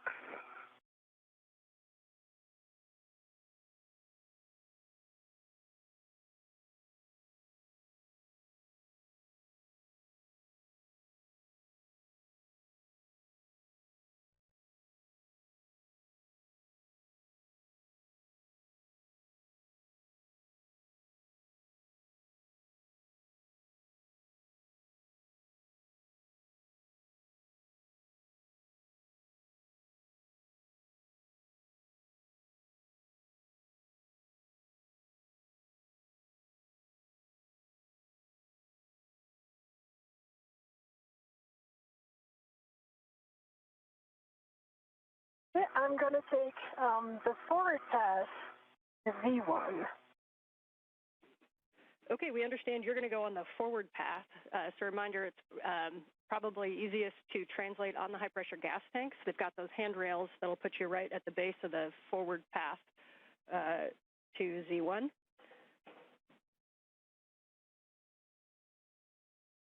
Copy. In work. And for Anil, we see you at the APFR in with 6. You're going to be bundling the crew lock bag, and as we talked about, you're just going to remove your crew lock bag from the VRT and attach the other crew lock bag RET to the APFR, and then retrieve the APFR. Crew lock bag is on the APFR, so I'm going to move the APFR now.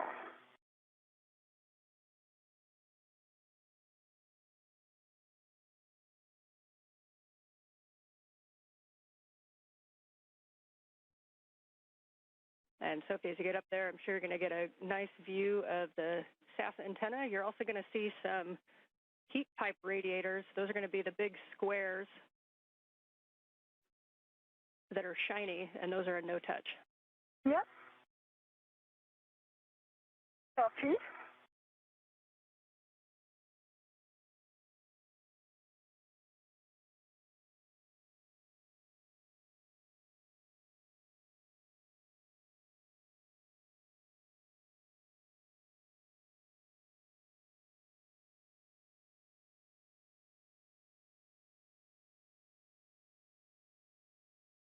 I changed my mind going for the aft side of Z1. Yeah, it was a change of plane slightly challenging, so I'm now on the aft side and everything goes nominal. Okay, we are happy with that.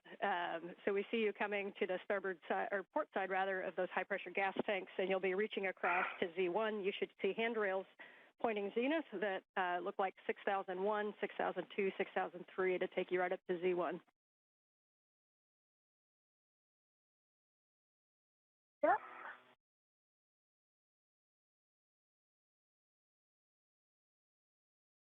I'm mindful of the ATSR and the social antenna.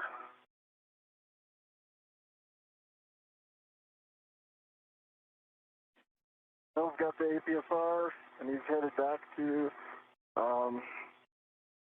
S1. Okay, we concur. Reminders, you come back around toward those airlock toolboxes just to keep an eye on tethers. Sophie's going to be tracking up from the airlock to the starboard side of the cedar rail.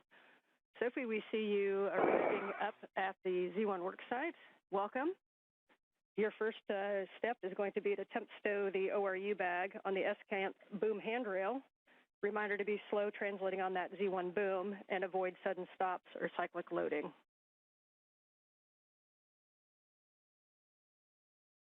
Copy.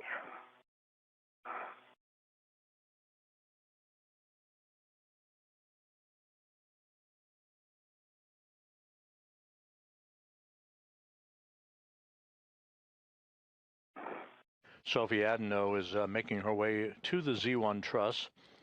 This is the center section of the backbone of the station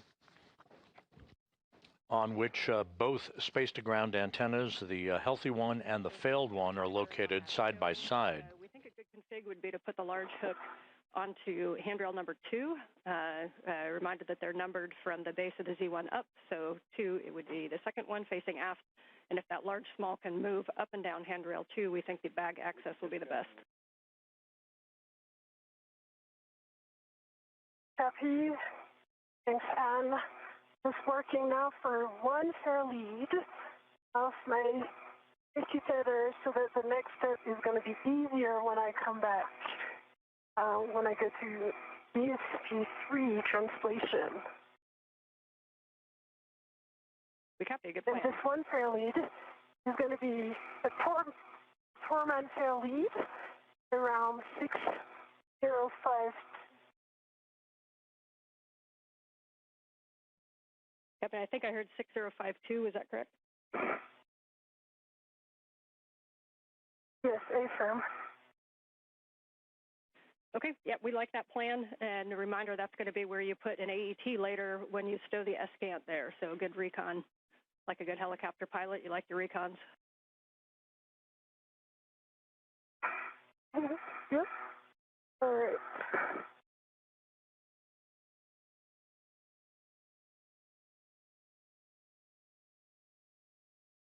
Man, I got to look at that EPFR as I was passing the starboard one.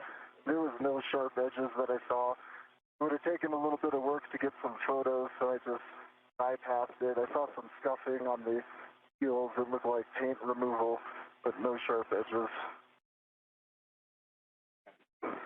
Okay, we copy and we appreciate that report.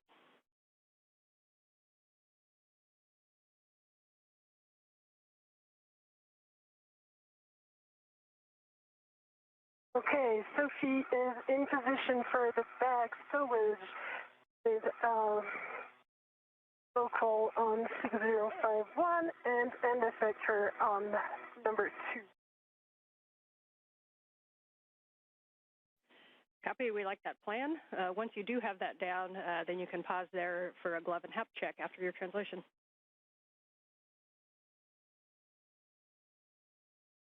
Copy, and I will also change my TCV setting.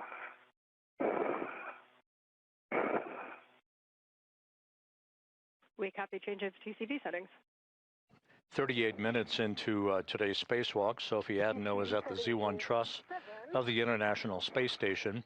She'll be removing a heat shield from part of the mechanism on the boom of The apparatus upon which the failed ESCANT is mounted, it's called an AGIT, which is an acronym for the Antenna Group Interface Tube. This is essentially the mechanism on the boom upon which all the electronics are interwoven. She'll be removing a heat shield from that boom as one of the first steps in the removal of the failed antenna. Meanwhile, Anil Menon, you're looking at the helmet camera view from Menon. He is retrieving a portable foot restraint from a stowage platform alongside the Quest airlock that he will mount at the end of the Canadarm2 robotic arm that will be operated later by NASA astronaut Jack Hathaway from a robotics workstation in the station to maneuver Menon back and forth to position the failed space-to-ground antenna. Once it is removed from its boom on the Z1 truss, and then ultimately to maneuver the spare antenna to that location on the Z1 truss for its installation. Good view of the thermal radiator flap and the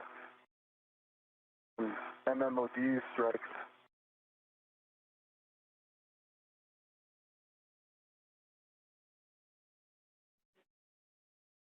The MMOD on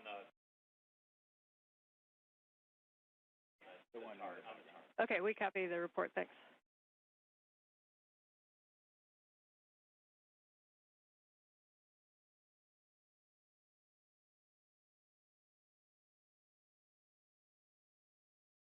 And I'm up to Cedarburg. Copy. You're going to head left, starboard.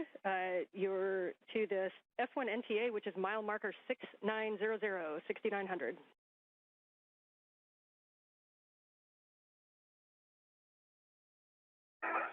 And Sophie, as you get things stowed, your first action is going to be to remove the heat shield. So you'll be opening at that bag, and you'll be tethering to the agate heat shield and to put it in that bag. Copy. Right now, I can confirm I have 2 AET, 1 on the handrail 2 and 1 on the handrail 1, and I'm currently removing my VRT. The bag is a good config. I'm going to sit it down so that it doesn't fly away. Hey, and Sophie, I am in place now, so if you have some comms, Sophie, now's the time. Otherwise, I would start chatting with Jessica. Yeah, got plenty of them. I know my next step is the heat shield, and that's coming right after the VRT storage. Yep, and for Sophie, just a couple cautions to avoid contact with the ESCANT dish and the gimbals. And the max loads on the ESCANT is 45 pounds, which is 20 kilograms. Your steps that you can go ahead and take is to go up and retrieve the heat shield. You're going to tether to it and release the quarter-turn fasteners. And then a reminder that over on the starboard side underneath, there is an elastic strip that you need to remove. And then you can stow that agate heat shield into the ORU bag. For Anil, I can give you a go to speak with M1. Love that. Hello, Jessica. I am in place. I see the arm and I see good clearance. Your go for APSR install. Okay, we copy that your go for the GCA to the published position. This is going to bring the arm toward you, station aft. Copy.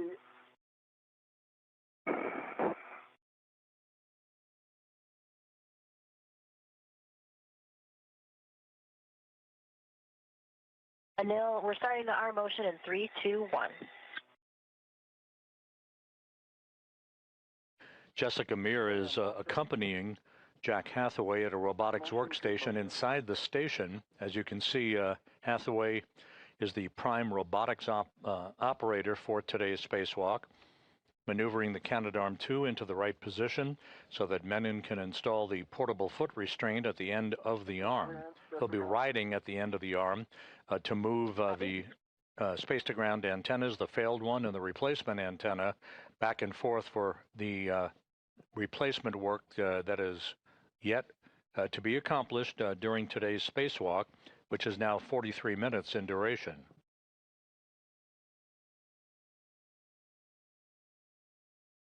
Meanwhile, Sophie Adenot, in the first hour of her first spacewalk in her career, is about to remove a heat shield from the antenna group interface tube.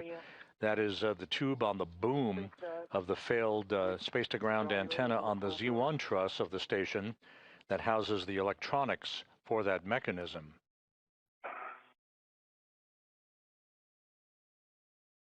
Let's call GCA complete here.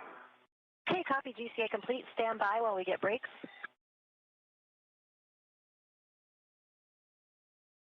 Anil, brakes are on. You go for APFR install and ingress. Copy, go for APFR install and ingress.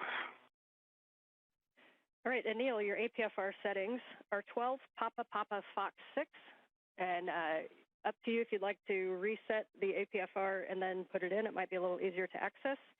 You'll be looking for 12 for the clocking. 12 Papa Papa Fox 6. Copy 12 Papa Papa Fox 6, and APFR is currently set.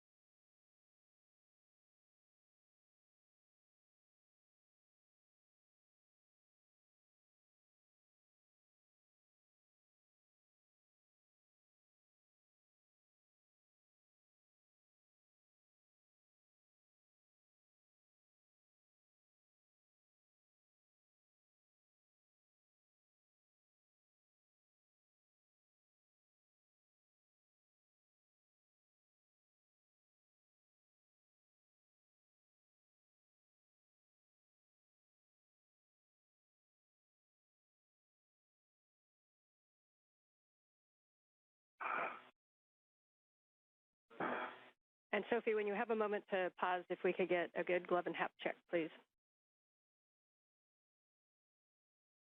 For sure.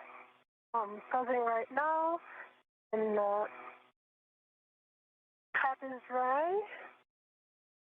Those are nominal. Some dark spots on the RTV of my left hand. I put it in front of the HECA. But really minor dark.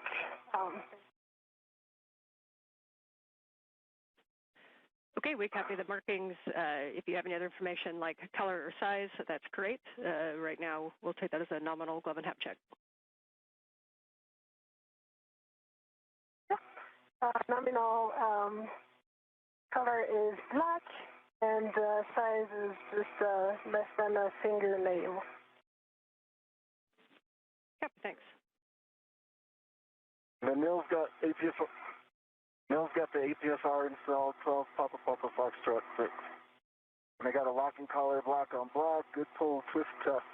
The pitch knob is depressible. Anil Menon installing the portable foot restraint at the end of Canadarm2. Sophie Adenot reporting that her gloves look good and no issues with the helmet absorption pad in her helmet. It's nice and dry, just the way it should be, as we pass the 47-minute mark in today's spacewalk. The two spacewalkers, Menon and Adenot, setting up shop for the removal of the failed space-to-ground antenna. This will involve installing 12 gimbal lock bolts to prevent any inadvertent motion of the dish on the space-to-ground antenna during its transport over to its temporary parking place on the truss of the station, and ultimately for its installation on ESP3, which currently houses the spare space-to-ground antenna that will replace the failed antenna later in today's spacewalk.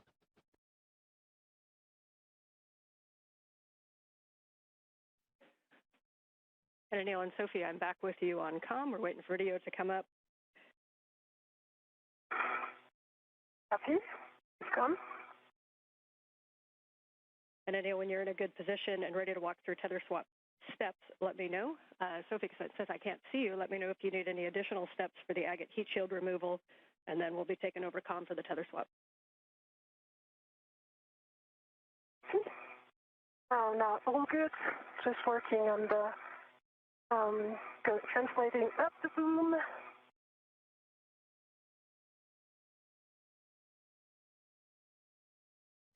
Okay, copy. And since we are in our first night pass, as you can tell, reminder that your helmet lights have 3 settings: off, spot, and flood. And each time you push the button, you get a different setting if you need it.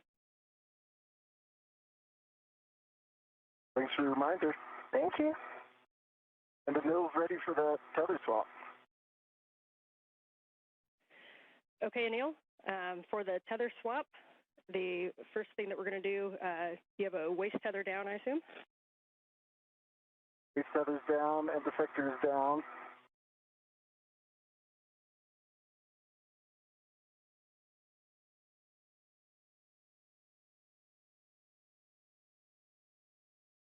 Waist tether is down, end effector's down.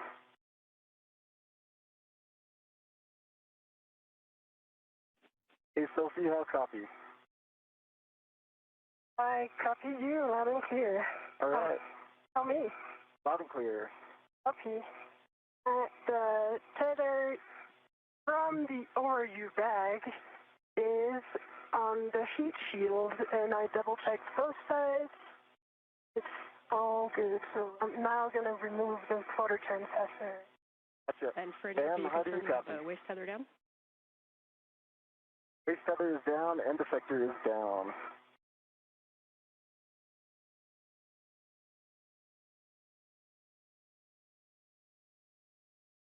How copy, Ann?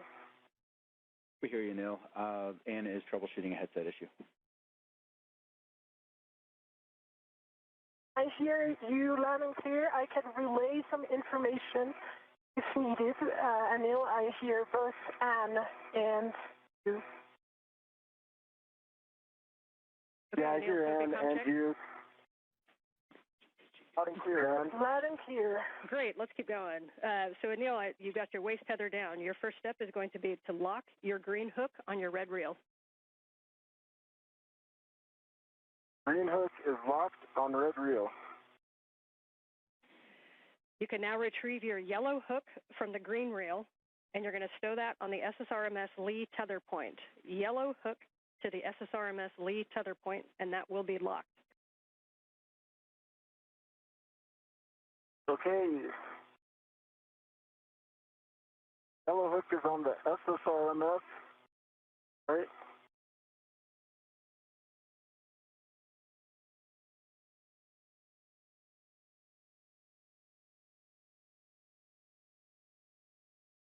And yes, from yellow hook Yellow to hook the... is it's on and it's locked. Copy, understand gate closed and hook locked on the Lee tether point. You can now... Gate closed, locked. All right, and then check that your red reel is unlocked. Red reel's unlocked. Copy, you can now lock your green reel, and then you're going to retrieve your green hook, and you're going to stow it on the S1 NTA handrail. So lock the green reel.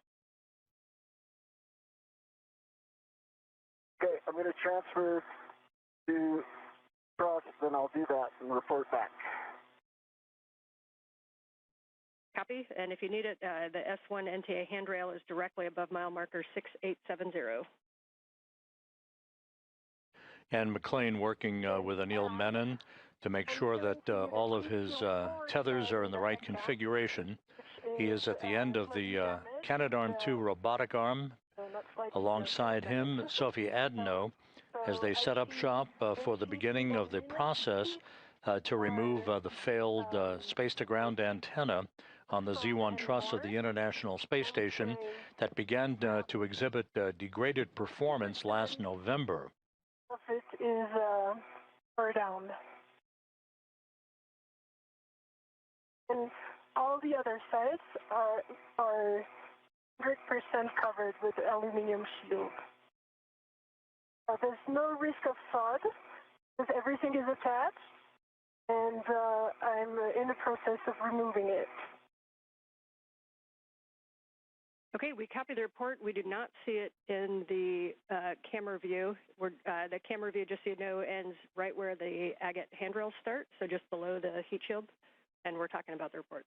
Okay, let me go up so that I can show it to you before finishing the removal. Do you see it now? That's a good view, thank you. All right. Okay, I'm going to finish the removal.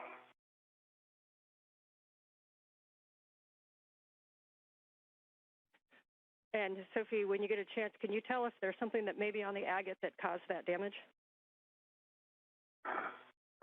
I think my suspicion is that sunlight is intense on this side, on the forward side, and the sun, like the thread that is the cross that has like the pattern of the thread here is damaged. I would say it's too much sun rays on it. That said, I see that the aft side also has the beginning of this, right where the thread is in a pattern of cross. And I can point it with my finger. It's right here. There's no risk of fraud, but it's of course less efficient, I guess. Okay, copy. We have a decent view of it. If you wouldn't mind pulling it down and right, and just then we'll get a little bit better view of that. We really appreciate the report. Okay, down and right like this? That is beautiful, and then just slowly move it to the right, and we'll be able to see the whole thing. Okay. Every side of it has a little bit of aluminum torn stuff. Again, the heat shield that Sophie Adenot is displaying is basically the wrapping around the antenna gimbal interface tube, the agate, as it is called. It's essentially where the electronics are located on the boom where the SCANT antenna, the failed antenna, is housed on the Z1 truss. And for Anil, back with you for your green hook on the S1 NTA handrail. Yeah, I am just unwinding tethers here. I think with the crew lock bag, got them looped, but I have a solution, so I'll be unwound soon. Okay, copy. Just let us know when you're ready to proceed. Will do. For Sophie, as you get the heat shield into the ORU bag, your next step is going to be to retrieve the gimbal locks, and for installation, you can either BRT in position and then grab them from the ORU bag, or if you need to grab them and then translate up and get in position, that's fine too. Yeah, so I'm going to wrap myself to the gimbals, and I just folded the heat shield inside out so that it doesn't get more damage. And I'm going to tuck it under the integral adjustable here so that it's really well protected. We like that config. Thank you. Of course.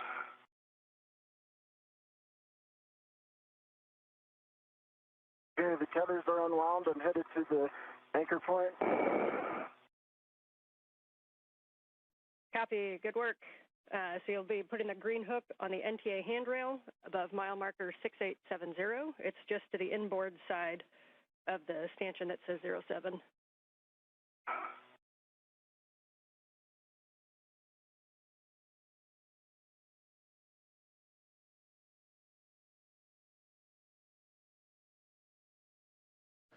This is Mission Control Houston. As we approach the 1 hour mark in today's spacewalk, the reports are very, very good. The crew is right on the timeline as they work their way to remove the heat shield along the boom of the space-to-ground antenna location on the Z1 truss. Also, their suits are operating as advertised. No issues reported so far in today's spacewalk, the 282nd in support of space station assembly maintenance and upgrades. In this view, you see Anil Menon wearing the suit bearing the red stripes as he prepares to accompany Adenot in the removal and installation of a series of gimbal lock bolts. There are two sets of these bolts. The first set is 4 bolts. The second set consists of 8 bolts. They will restrain the antenna from inadvertent movement during the time that it is not only removed but transported to its temporary stowage location on the truss of the station and eventually on external stowage platform number 3.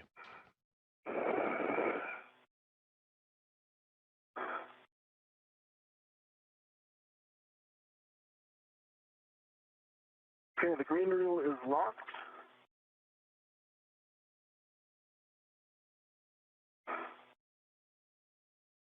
Copy, green reel locked, and you'll be retrieving the hook to the handrail and then unlocking it.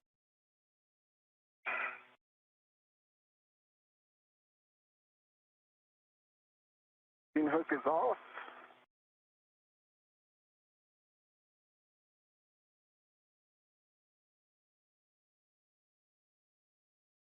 And the green hook is on the handrail.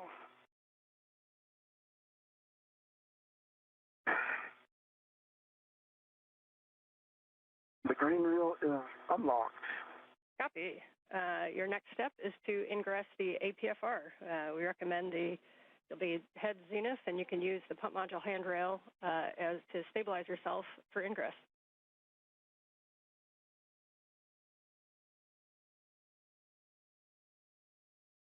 Menon finishing up the preparatory work for his planting of his feet in the articulating portable foot restraint at the end of Canadarm 2, upon which he will be maneuvered back and forth in the transport of the failed space-to-ground antenna and its replacement over the next several hours.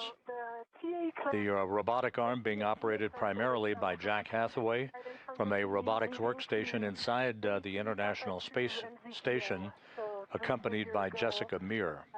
I would like to reinstall it. It's right in front of my heck of view, if you see it.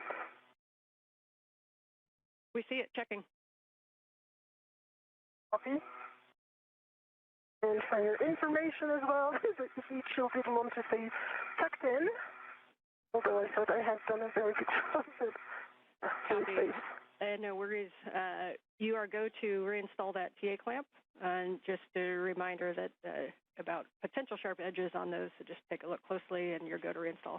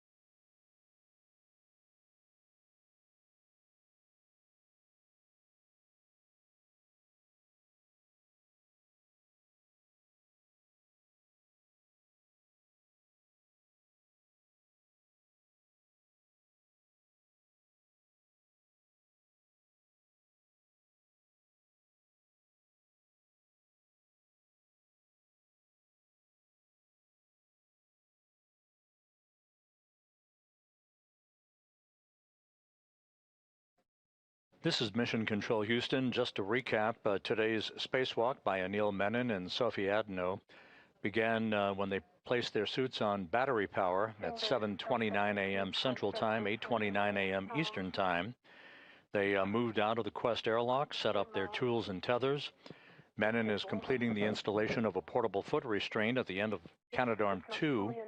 He'll be transported around the vicinity of the work sites at the end of the robotic arm to maneuver the failed space-to-ground antenna to a stowage location, and then maneuvering the replacement antenna that is currently housed on ESP3, the external stowage platform number 3, on the P3 truss or port 3 truss of the station. It will be installed in a boom on the Z1 truss. That's the middle portion right in the center of the uprights of the truss of the International Space Station. There are 2 such space-to-ground antennas, the one being replaced today was installed on the STS-132 mission.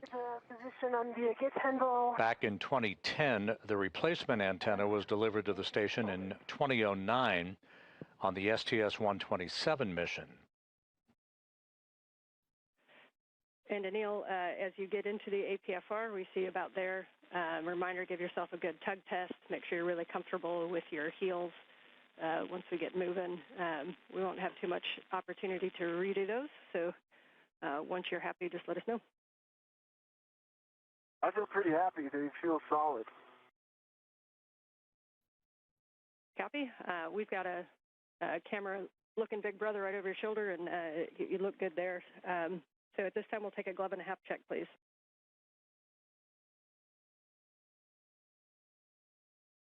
Half dry.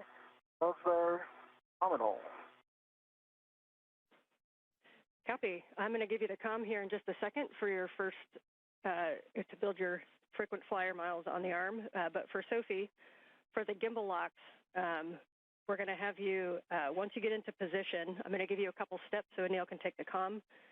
You'll take gimbal lock number 1, which is the one with 4 bolts, and that's going to install on the aft side, so 4 bolts on the aft side, and you're going to manually put in approximately 2 turns in any order on those bolts. You're going to continue to do those. Turn count is important, so please notice and report those turn counts as able with comm. Copy. And McLean reporting to Sophie Adenot about the beginning of the work to install gimbal locks on the failed space-to-ground antenna. These gimbal locks are physical locking pins used to secure the antenna's movable joints during launch, installation, and today's transfer operations for the spacewalk. The published backoff position. And Jessica, how copy? Got you loud and clear now. All right, let's do it like we practiced. I'm ready to go to the backoff position. Okay, we copy. You're ready for the backoff. We'll get set up. And Jessica Meir, working with Jack Hathaway at the robotics workstation inside, ready to move the Canadarm2 away from the truss of the station, now that Menon has planted his feet in the portable foot restraint that he installed just a few moments ago. Anil, we're going to bring you station forward, starting motion in 3, 2, 1. I see motion, good motion. I've got good clearances, as I know you do.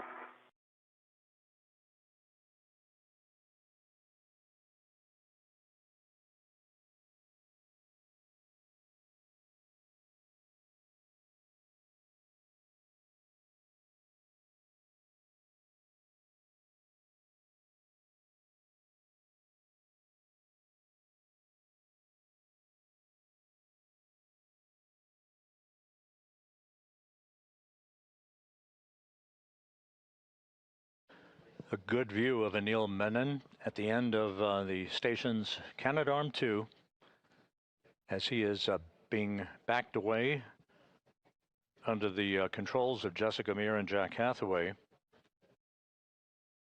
He'll be maneuvered to the Z1 truss to join Sophie Adenot for the procedures to install gimbal locks, these locking pins on the failed space-to-ground antenna before it is basically disassembled from the boom upon which it has resided for the past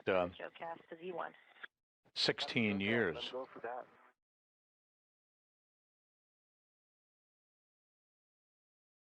And ground concurs.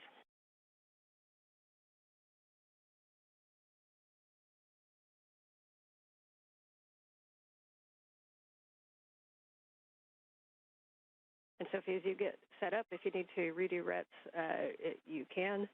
And BRT to 003 is our recommendation. It looks like you're just about to get that in place. Nice work.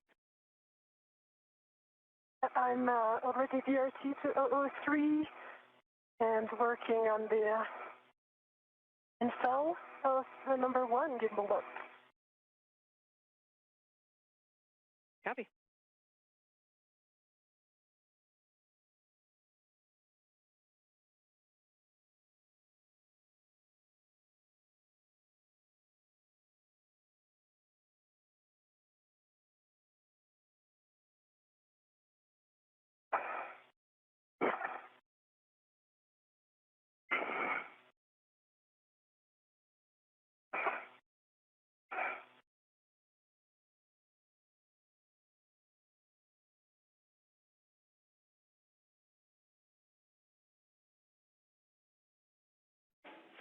And Anil, for both, a couple words on HECAS for both of you. Anil, it appears that maybe you may have bumped a button. If you don't mind cycling that and turning it back on. And for Sophie, no rush, but when you have a free hand, we think maybe your HECA got bumped downward. So we kind of are looking down at your MWS. Still a great view. Don't stop what you're doing, but when you have a chance, we're going to move that back up. And then my green light was on, but I'm power cycling it. Copy. Thank you. Good info. Copies. And Anil, this is Jessica. Are you ready for the maneuvers to intermediate through Z1 backoff? Anil is ready. Okay, that'll be about 3.5 minutes. Starting motion in 3, 2, 1. I see motion. Good motion.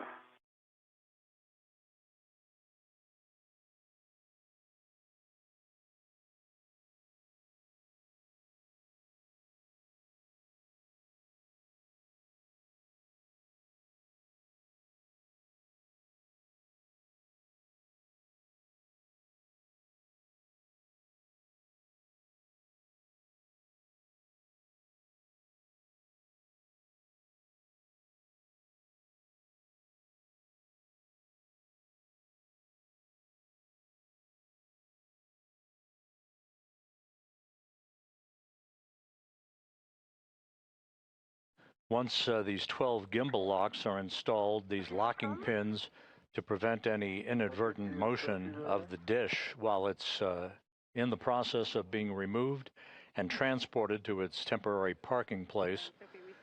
The actual release of the failed antenna will be through 4 bolts that will be driven by Adenot with the assistance of Anil Menon. 4 bolts holding that space-to-ground antenna on the boom of the Z1 truss on the station. I think I'm going to have to wait for Anil to install it. And now what I see is that if I put the 2 bottom ones, Charlie and Bravo, into their location, then the 2 top ones are too high.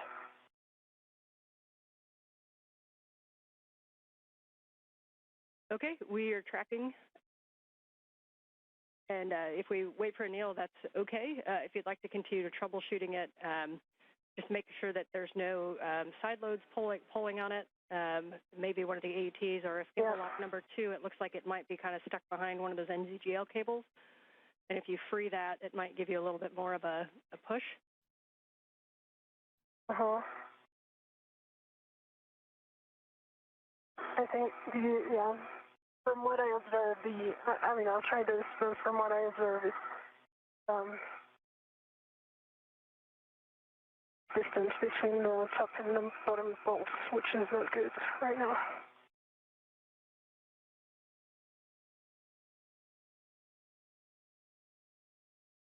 When I get there, do you have suggested solutions? Yeah. So ideally, if you could get a hand, like to the key handle to try to change like EV alignment. But from what I observed from here, it seems aligned. It's just the distance which just doesn't seem right. Like there's 1 centimeter difference, which is kind of interesting. Okay, I just locked the other red. I'm gonna give it another go. Now there's no side load at all. Okay, we are tracking and we're talking about it. Okay. And can you, for my purposes, can you remind me what bolt you're looking at?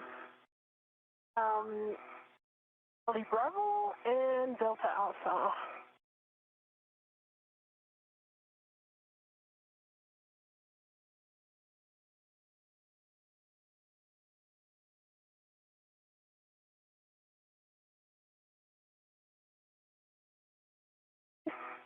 Yeah.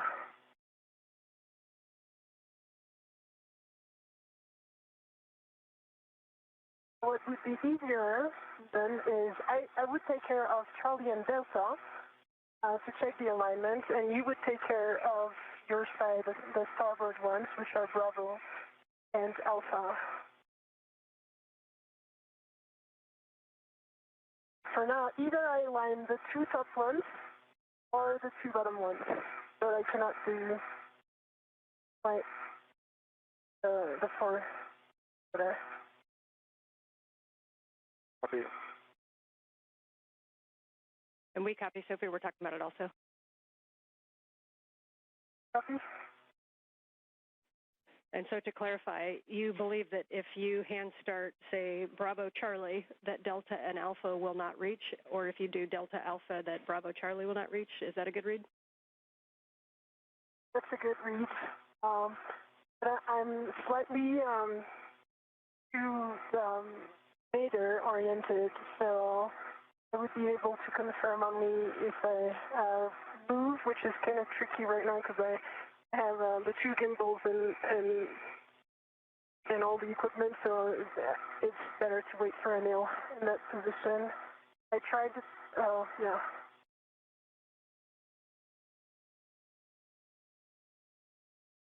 Okay, we copy. Right now, I just hand started Charlie and Bravo half a turn each.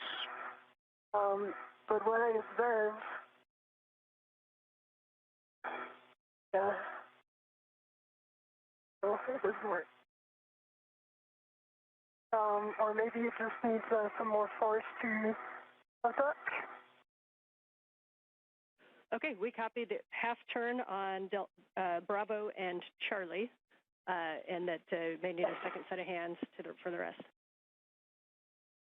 Yes. All right, well, we knew there would be some curveballs, so we're ready. Yeah. I'll be there in a bit.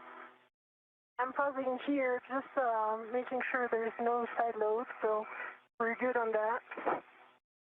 Anil, we're going to start motion for your next JoeCast in 3, 2, 1.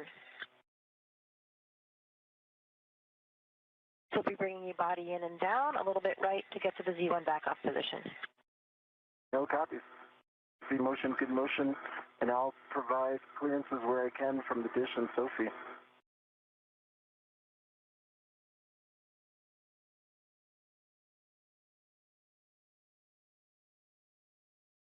I see the day is coming, so I'm going to turn my visor.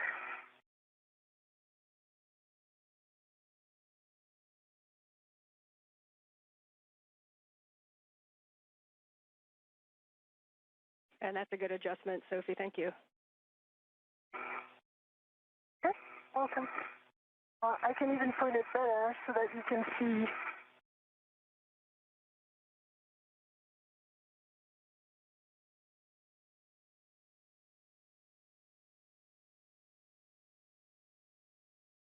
I have a very good view of Anil, of the arm, of the cell antenna.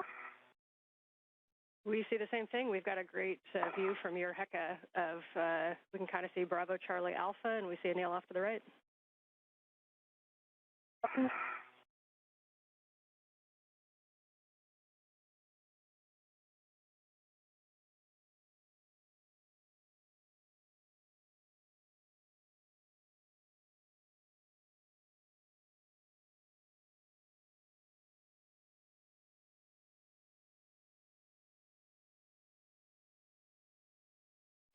And Sophie, if you're able, we understand half turn on Bravo and Charlie. If you're able to go to the full 2 turns, we think it'll be a slightly better config for those 2 bolts. Copy.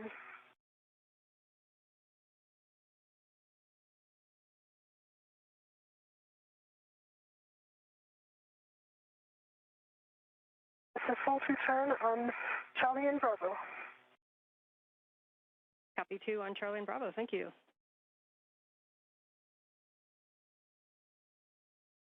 It was awesome in your menu. Thank you.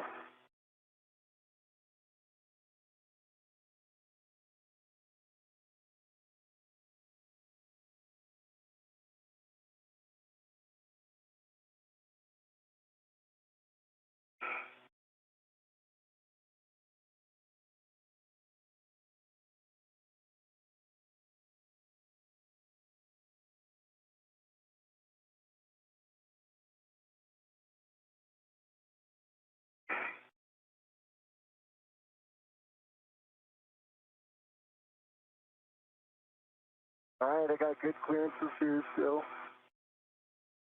Yeah. Issues.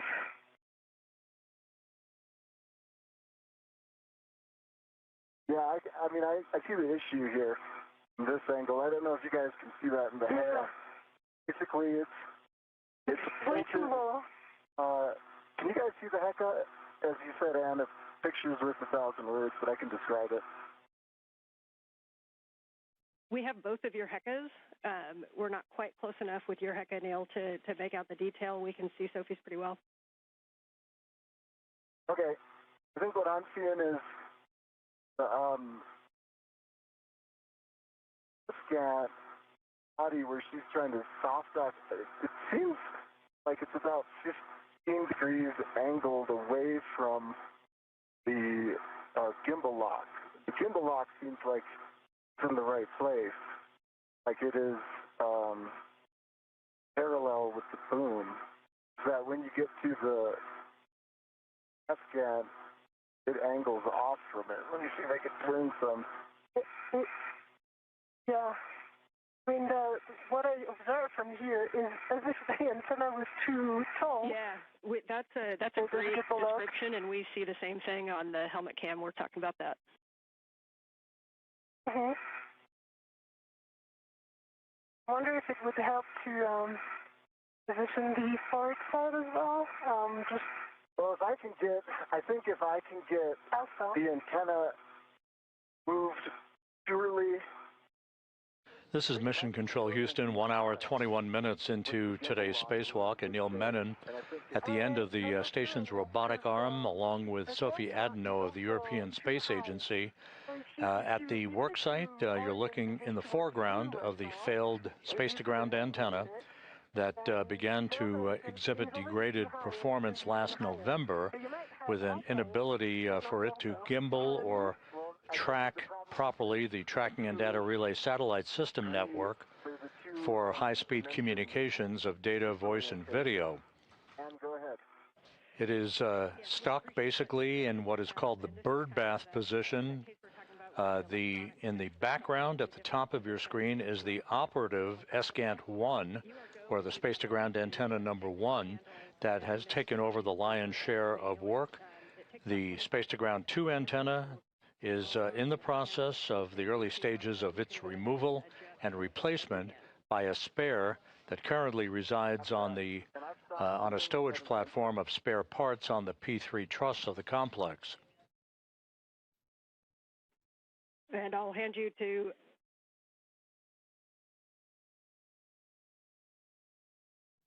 The two spacewalkers are in the process of attempting to install 2 sets of gimbal locks.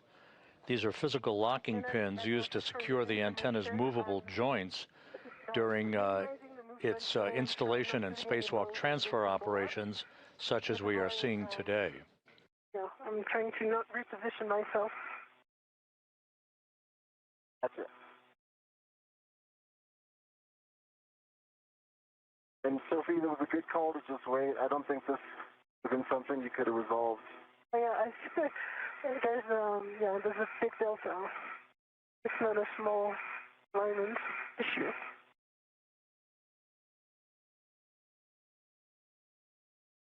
And Anil, we are at the Z1 back-off position. As you know, we're ready for the GCA to the bolt access position on your go.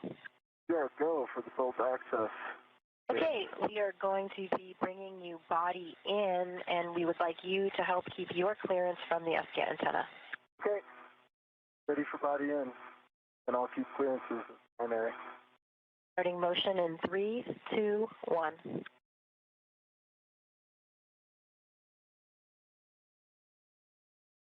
I see motion and good motion, and I've got good clearances. I've got a meter from the T-handle, the hand extended.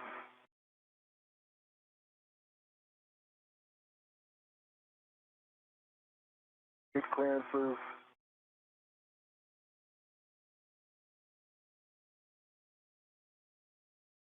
I'm good. I've got a meter distance.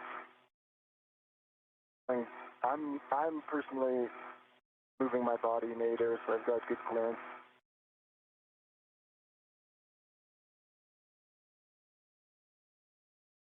I've got half a meter clearance, good line of sight.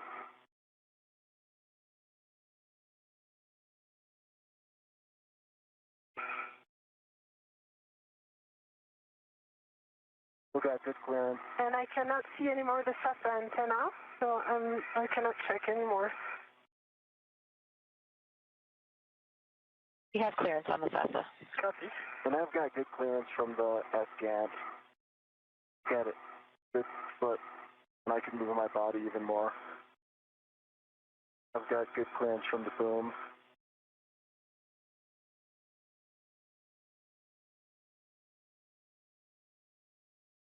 Got a foot, I've got a lot of body travel I can put into this to create more space, plenty of room.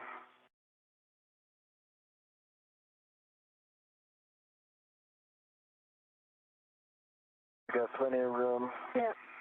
All right, we're coming up on another handover, but it. you guys can continue to work this, and we'll take a report on the other side, but you are go to manually manipulate those gimbals to see what you can get. Watch for pinch points. Oh, great. I think we can get this, Dan. I've got high confidence. We see it. Okay, working on Delta. And there is much joy in MCC. Okay, 2 turns on Delta. 2 turns on Delta. Copy, 2 turns on Delta. Okay, Anil, we have reached the published position. And in mid-sentence, we've hit a gap, a short gap, in our tracking and data relay satellite system communications, not related to the space-to-ground antenna work that's ongoing. Okay, copy, go. Menon and Adenot working on the installation of these locking pins before the failed space-to-ground antenna can be removed from its boom. Bravo, Delta, Alpha, in this order. She might be on handover, so... I'm here. Yeah. I think maybe... Okay. Okay, so, hey, guys. Anil? Hey, nice job. We copied 2 turns on all bolts. You're going to now retrieve the PGT. They both work. We recommend using Sophie's PGT with a 2-inch rigid. Copy. So, Anil, because I'm kind of stuck in the movement, I'm going to give it to you. Yep, I got it covered, Sophie. So, what I suggest, I align the bolts and the PGT, and you brace and put the motion in, but I'm going to stabilize this on the bolt. Okay, I've got your PGT. Is it cowled? Yes. Okay. And just as a reminder, Bravo 1, clockwise 2, I think it's already set. Bravo 1. Clockwise 2 is set. I can see it. Yep. Okay, tell me which bolt. You start with Charlie, and I'm going to get you towards Charlie. Okay. All right, we like it. Bravo 1, clockwise 2. Understand Cal is complete. Bolt Charlie first.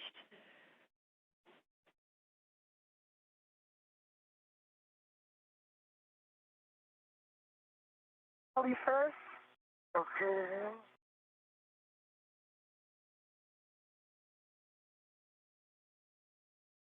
Okay, it's in. Okay. And then I'm going to... Turn to motor. Wait, can you hold the PGT? There. The PGT held. And I'm going to turn to motor. Hey, why don't I stabilize it and you hit the trigger rate? Now do the turn count. Okay.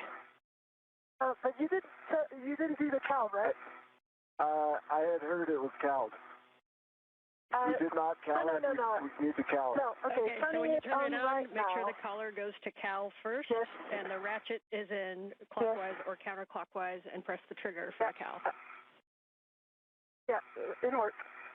Copy.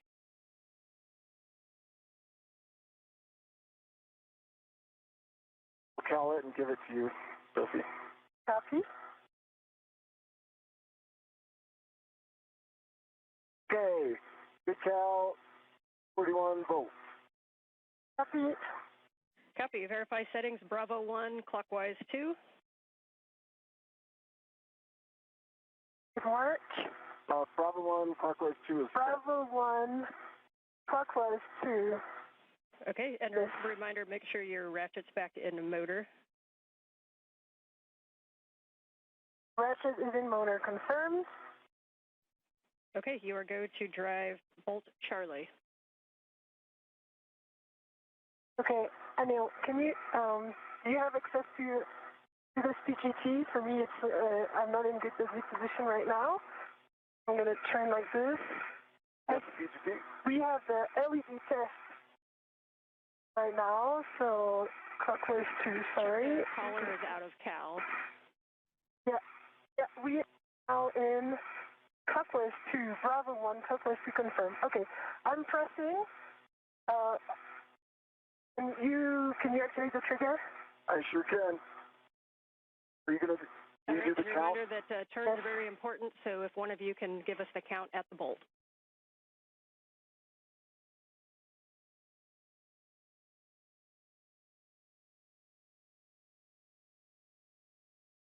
Okay, that's it, Sophie.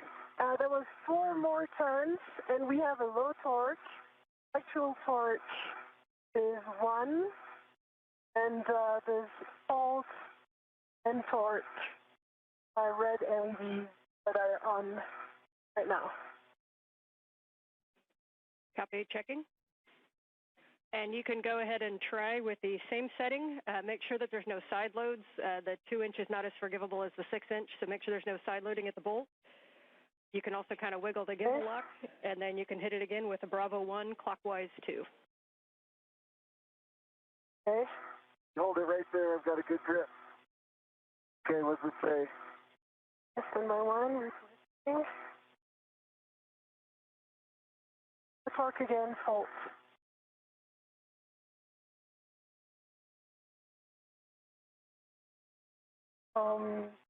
There was initially I had 2 hand turns, and then we turned 4 turns, but 6 total, and low torque. We copy low torque, and we copy that you did get no additional turns on that second one.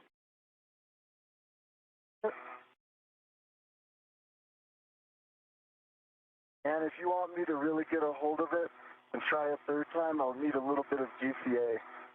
I can do it. Yeah, we do think you guys can decide if it's GCA or if Sophie needs to reposition. We do think that that the PGT needs to be braced a little bit harder, so maybe clocking it down so that the PGT handle is directed nadir more towards Sophie or in a place where you can have 2 hands on it with your BRT. If you don't think that's going to work, then we'll look at GCA.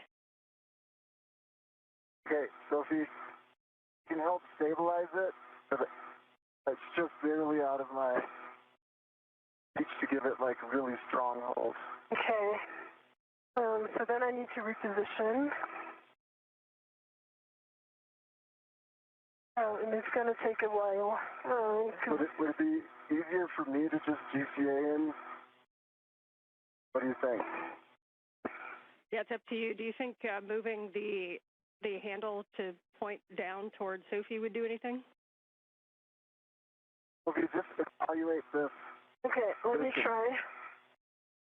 Right there. Get you set up.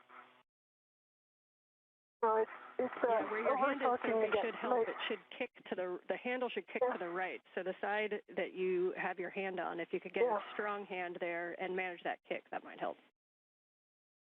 I can help stabilize it. Yeah, it's also low torque. So no more turns. I tried it 3 times. Could it be a cal problem? But do you want us to recal just in case something went wrong? We do not think it's a cal problem. Stand by 1. Okay.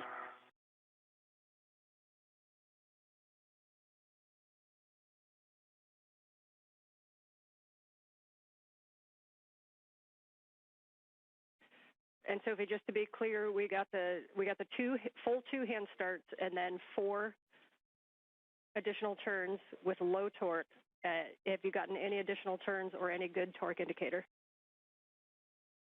Yeah, okay, so right now we have green torque light, and actual torque is 12, and it was I pressed 4 times the trigger, and now that was a total of 1 more turn, so that would add up to 5 with the PGT plus 2 hand turns, 7 total, and 12 actual torque. It subjectively looked good to me, and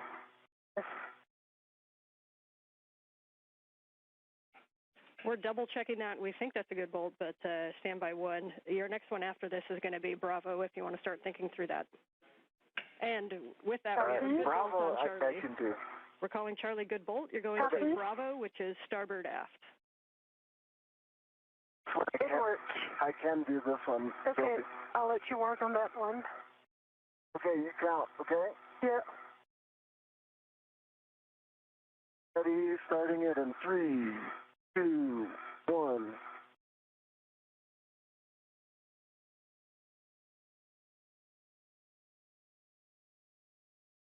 That's 4. Does it say? And I can see it's a good green light, 12 tons, 3 actual torque. And that was 4 turns. Copy 4 turns, green light.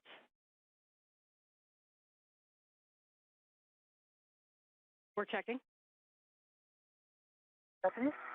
And while they're checking, I definitely can't get D. So you want to assess D with this? In work. All right, we're going to call that a good bolt. Yes, I heard you guys talking about Delta. You are go to drive Delta, Bravo 1, clockwise 2.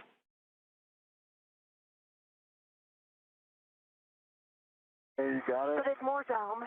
Okay. Yeah, okay. Now it's good. I have it.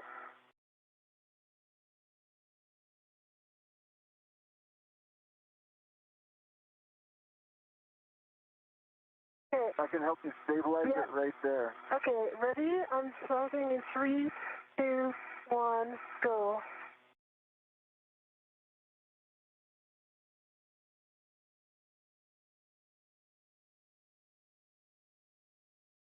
I saw 5. 4.5.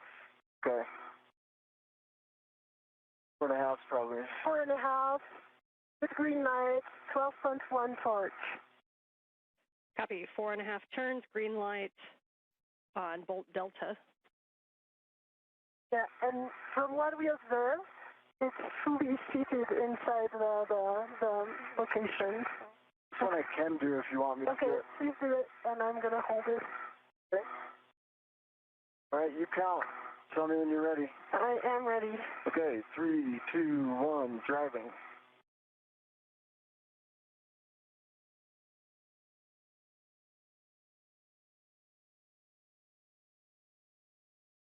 4 3/4 on this one, and I see good green line, 12.1 torque. Okay, 4 3/4, 12.1 torque, green light, and we'll hold there for a second. Just a reminder between bolts, do me a favor and wait for a go. We've got to do math down here. Copy. So let's, Anil, for us, while they are doing their math, let's stow the PGT and see what we can do for the rets on this one. I also see a loose ret coming right in front of you. Is that intentional? That's intentional because I didn't want to have some side loading. Okay. I have 2 loose rets. Okay.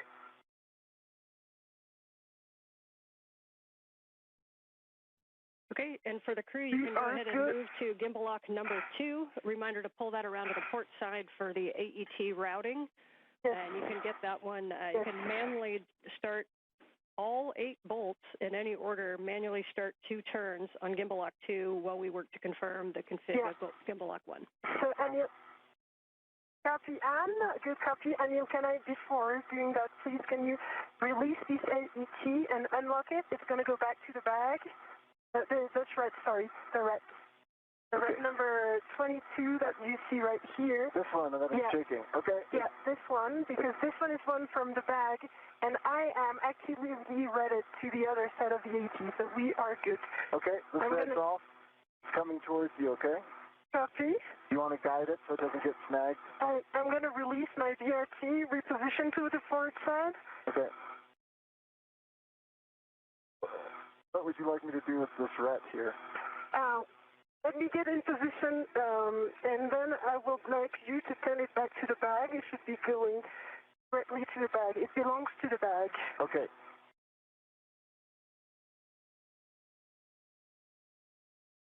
Good job on those bolts. What? Good job on those bolts. It didn't start well, but yeah. If I could speak French, I'd say straight in. All right. So let us observe what the bag is. Can you? Okay. It's on your camera. Yeah, I see that. Okay. I can actually fix this. There we go. There we go. That's good. Do you unlock it so that it retracts? Unlocked. You want me to let go? Let go to the bag. All right, it's in the bag. It's in the bag. Hold on. All right, now I'm going to go around. And there is a gimbal lock right above your head. You wait 1 second. Yeah, I am waiting 1 second. I will move over. I've got control. You got control. My hands are on the agate handles.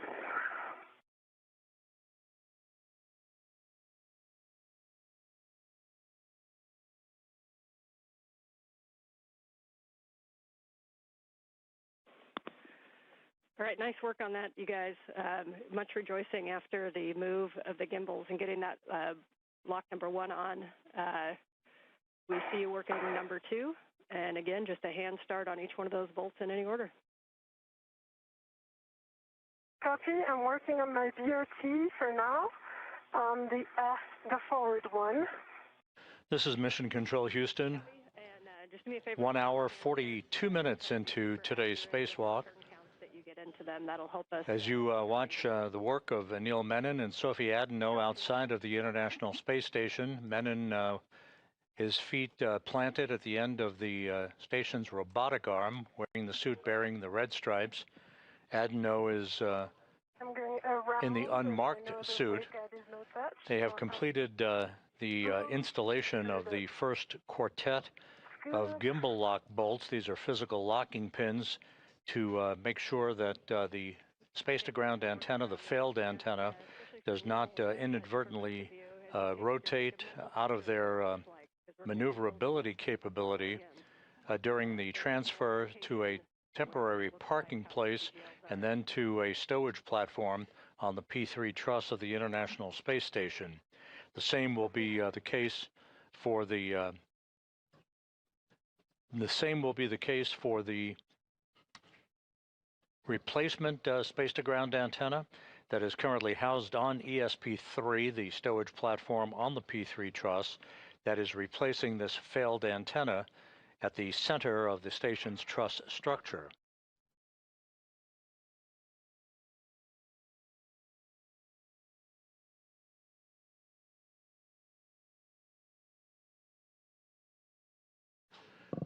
The crew is continuing to work just about on the timeline. The first order of business, of course, the removal of a heat shield at the base of the boom upon which the failed space-to-ground antenna resides. Now the installation of these locking pins to restrain any movement by the space-to-ground antenna dish during its transfer to its stowage location. This will be followed by the removal of the antenna itself and Anil Menon carrying the antenna at the end of the robotic arm to to the external stowage platform number 3 on the port side of the International Space Station. The station and its crew members are currently traveling 260 miles above the Earth, moving from northwest to southeast, about to move directly over the Cabo Verde Islands.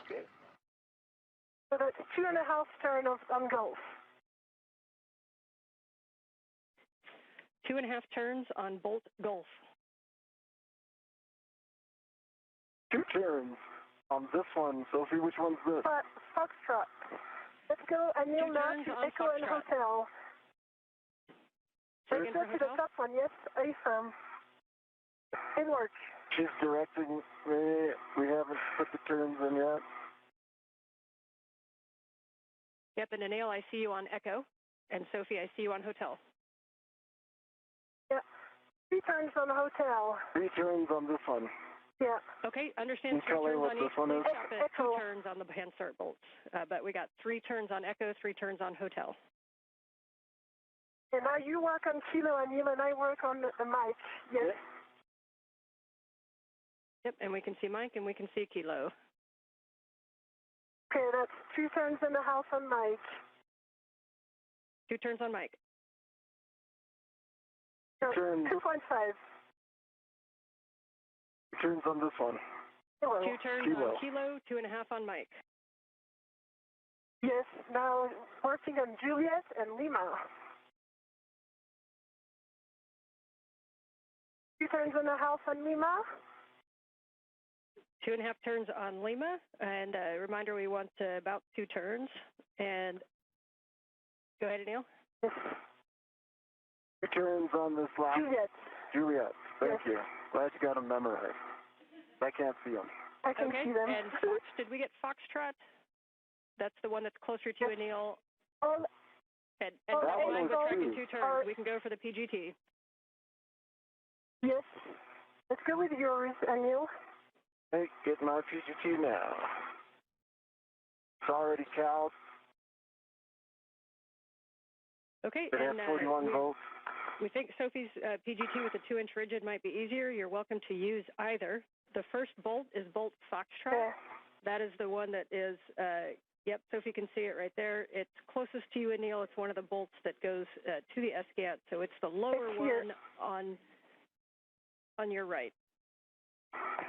Okay, I'm going to guide Anil on the bolts. I have good view, and I'm aligning these. It might be right about yours being easier just because... The 2 spacewalkers are working in tandem to complete the installation of these gimbal lock bolts. These are physical locking pins used to secure the antenna's movable joints during its transport. In this case, it's transferred to a stowage location once it is removed from the boom. This is the failed space-to-ground antenna that the 2 spacewalkers are working on at the moment. We are 1 hour, 47 minutes into the spacewalk. Everything is proceeding on schedule. And we got Bravo 1 clockwise 2. Yeah, Bravo 1 clockwise 2. We are happy with that. Bolt Foxtrot. Okay, I'm on Foxtrot, right, Sophie? Yes, you're on Foxtrot. Let's go. 1, 2, 3. You count turns, okay? Yes.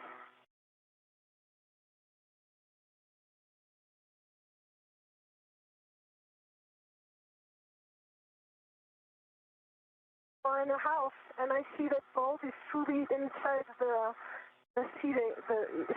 fully seated inside. And I got low torque, 10.8. Low torque, 10.8.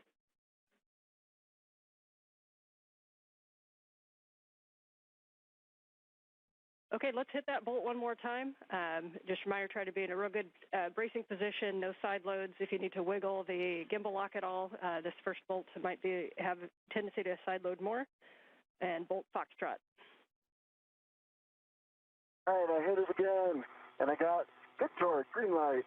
Only turned maybe an eighth of I don't know, it could have been 0, but it's at 11.9. A really small turn, basically, almost nothing. Okay, we will move to Bolt Gulf. Bolt Gulf, that's the one closer to Sophie on the other side, while we let MER determine what 4.5 plus an eighth is. All right, I could do this one too, Sophie, if you want. Okay. Okay, you ready to count? The space-to-ground antenna that the crew is currently working to install these locking pins on, this is the one that exhibited restricted motion beginning last November and a degraded performance in its inability to auto-track or gimbal, if you will, swivel to point itself toward the tracking and data relay satellite system satellites that orbit the Earth in geosynchronous orbit in a constellation as the hub of NASA's communications system. 5 turns. Your next bolt will be Bolt Echo. Echo. This particular antenna was launched and installed during the STS-132 mission back in 2010. So after 16 years of yeoman's work, it is being removed and is being replaced by a spare that has been housed out on a stowage platform on the port side of the truss of the International Space Station since 2009. Right, green light, 12.1.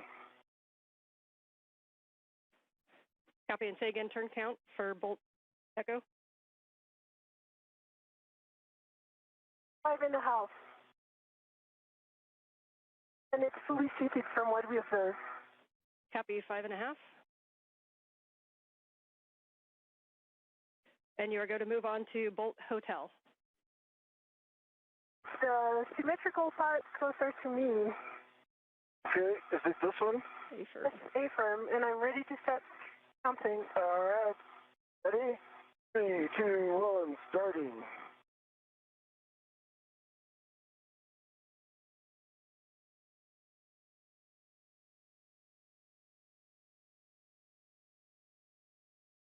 Five and 3/4. Green light, 12.2. 5 3/4, 12.2 green light. Copy for Bolt Hotel. Can move on to Bolt Kilo. Kilo is the one closest to you, down. Yep. That's it. And I'm ready to count. Hey, 3, 2, 1, turning.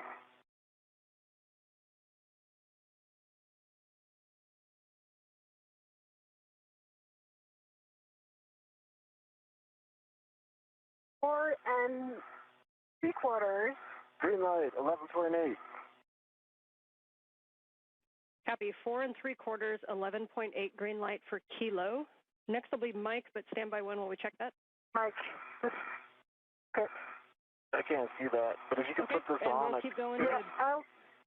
Bolt Mike over by Is Sophie. this? Nope. Is it this one, sir? No, it's this one. Okay, I want me to start. I'm extending my body position. Oh, yeah. Yep, you're in. Let's go. Okay, ready? I'm going to try not to side load this. 1, 2, 3, Yep. starting.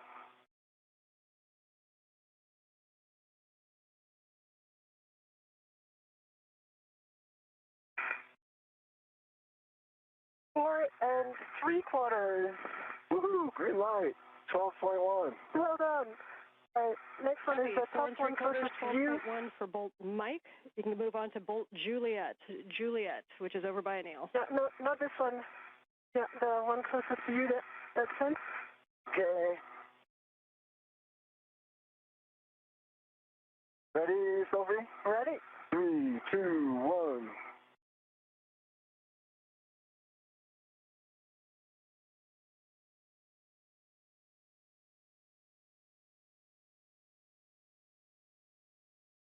Four point 8 turns. Low torque, 9.5, but I just like my hand slipped a little bit. If you're okay, I'll hit it again. Yeah, and I see it's fully seated. Yes, we agree with the plan to hit it again, please. Okay, ready, Sophie? I am. All right, we got good torque, green light, 12.2, no turns.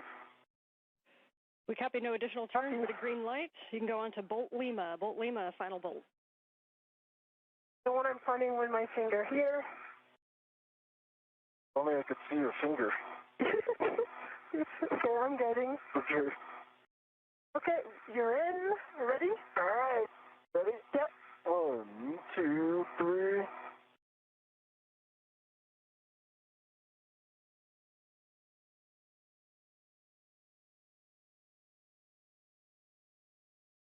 It's 5 turns.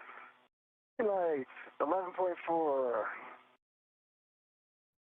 Copy, 5 turns and 11.4 green light. Nicely done.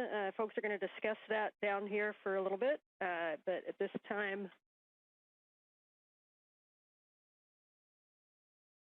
It's 11.9. I might have said 4. My old age.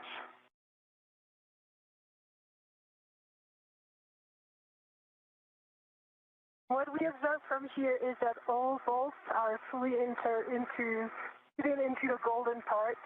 okay. They look all the same. So Sophie, at this time, first you guys can stow the PGT, and then we're going to, I have a task for each of you. Anil, we'd like you to do a wiggle test and take a look at the gimbals, and you kind of got to move it before. Let us know if it moves at all. Sophie, once you stow your PGT, you can remove the AET from the gimbal locks, and you'll be stowing that on the starboard aft agate handrail. Copy. And that gimbal is rock solid. That's a great report. There was much joy.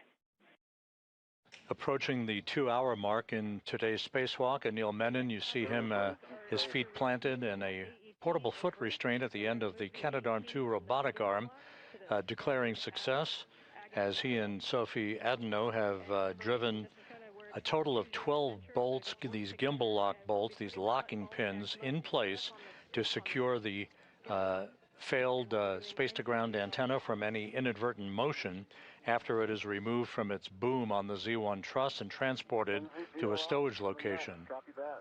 Oh, no, first is the AET. The AET. Yeah. And what? And these can be done in any order from here. So if Anil, you want to start NZGLs while Sophie works the AET and the MUT, that's fine. Just let me know what words you'd like. I think that's a great idea. Why don't I start on the forward NVGL? Okay, great. NZGL does not matter. In order doesn't matter. Just a reminder to avoid pulling and tugging on the ESCANT cables, but you might want to wiggle the back shell a little bit to remove side loads. So you can remove the cap from the dummy connector. Let me know if you're at J6 or J1. I'm at I'm working on J1. I think the cap is technically J6, right? Yeah, correction, sorry. J6 or J7 are the two good dummy connectors. So understand you're working J6. That's correct. I've got a vet to it, and I want to take it out. Sounds good. And once you have that dummy connector removed, then you can demate the ESCANT forward cable from the boom. That's a P4 from the J1. Okay. I've demated the dummy connector, and I'm working on the forward cable.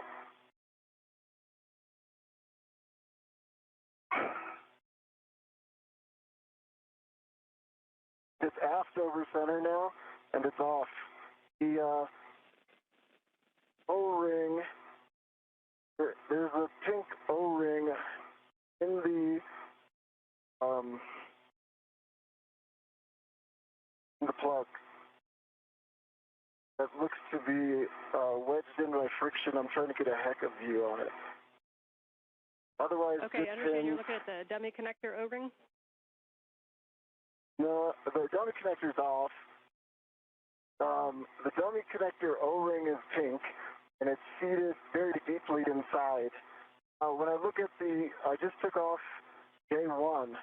When I look at the receptacle for J1, the plug seems fine. If you look at the plug here in the HECA, that there is a pink ring that looks like the same O-ring that should be deep in there, but it's come up. So it's half in, half out. It's friction fit in there now.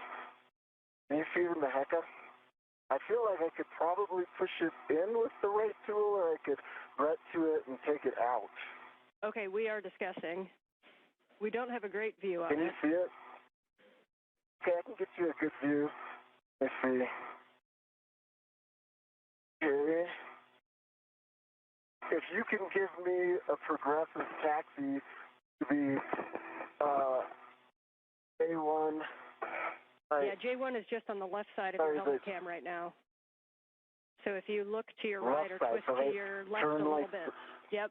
And now it's behind the cable. If you can move that cable out of the way, we'll be able to see it.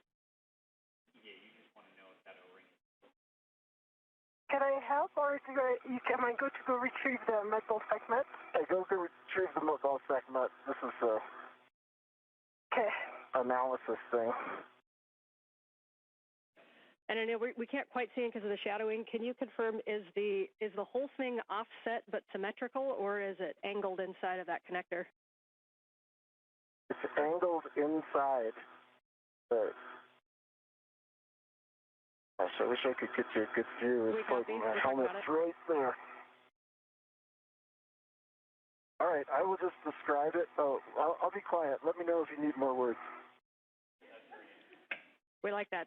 Thank you. We like your voice too, but we appreciate the time to think.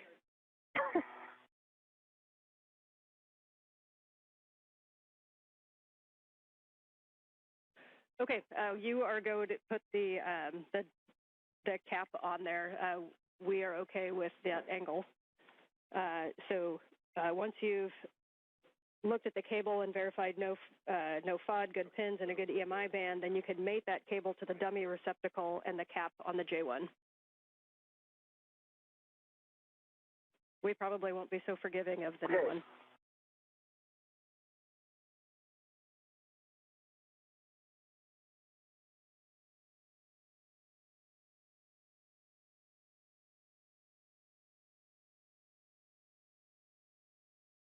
And I think there may have been a miscommunication. The J1 receptacle side, doesn't it stay on the boom? So, okay, and say that one more time. Like when we bring in the new one's going to attach its NGL to this back. Okay, you're talking so the J1, so the O-ring is in the J1 connector that's on the boom, is that correct? That is correct. Okay, appreciate that clarification, and yes, we'll be using that one again later. So copy that you've got the NZGL cable to the dummy receptacle, and now you can put the cap on the J1 boom connector. Okay, I'm going to put the cap on, but the pink does stick out 50%. Like that O-ring sticks out 50% from there, so I can try to flatten it in by putting on the dummy connector, if that makes sense. Yeah, we're checking. Yeah, if you want to try that, we're good with that.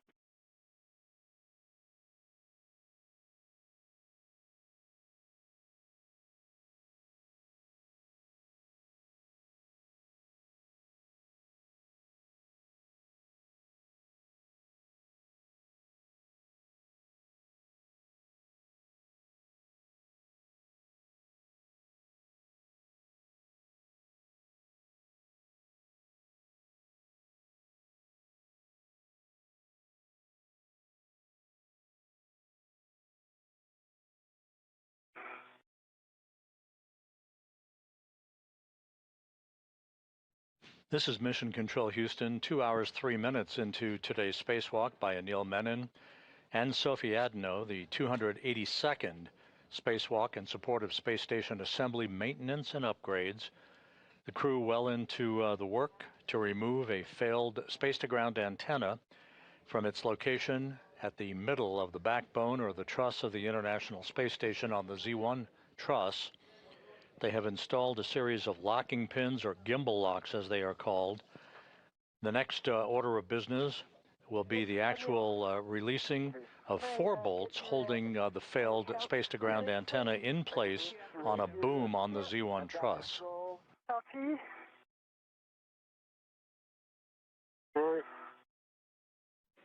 And we came back from a handover, so Neil, if you had any other words that we may have missed them on the J1. I said if, I don't know if you caught it, but if we put in the plug, it's gonna be hard to get the, sorry, I went to go get something, and, sorry, if we put in the plug, it's gonna be hard to get that pink rubber O-ring out again. But if the decision is to take it out now, it's partially out, and I think I could get it out. So I'm just verifying that you want the plug in and attempting to flatten it in there. Okay, we understand. We're talking it.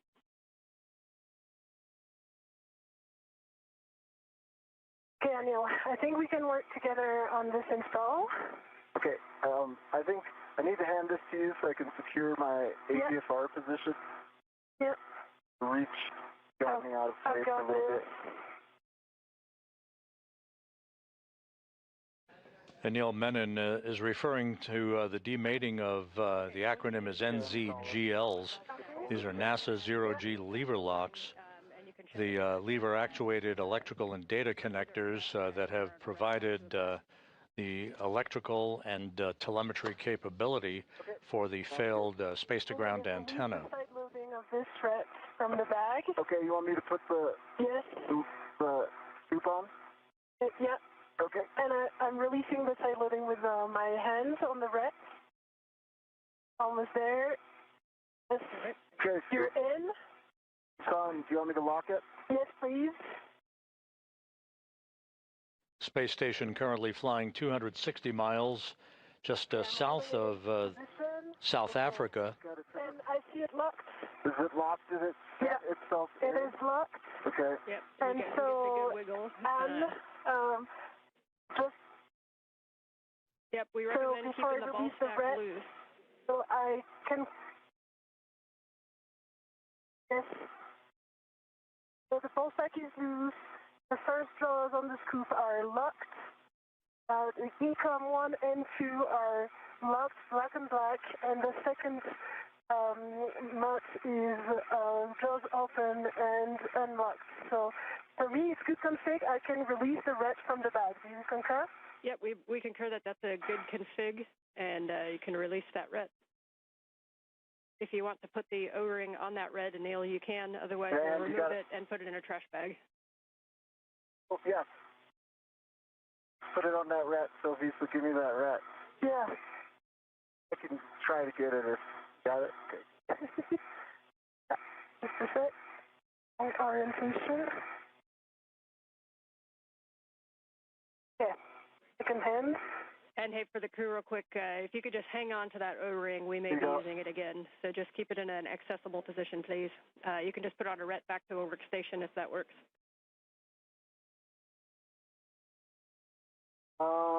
I should keep it on my person then. Okay.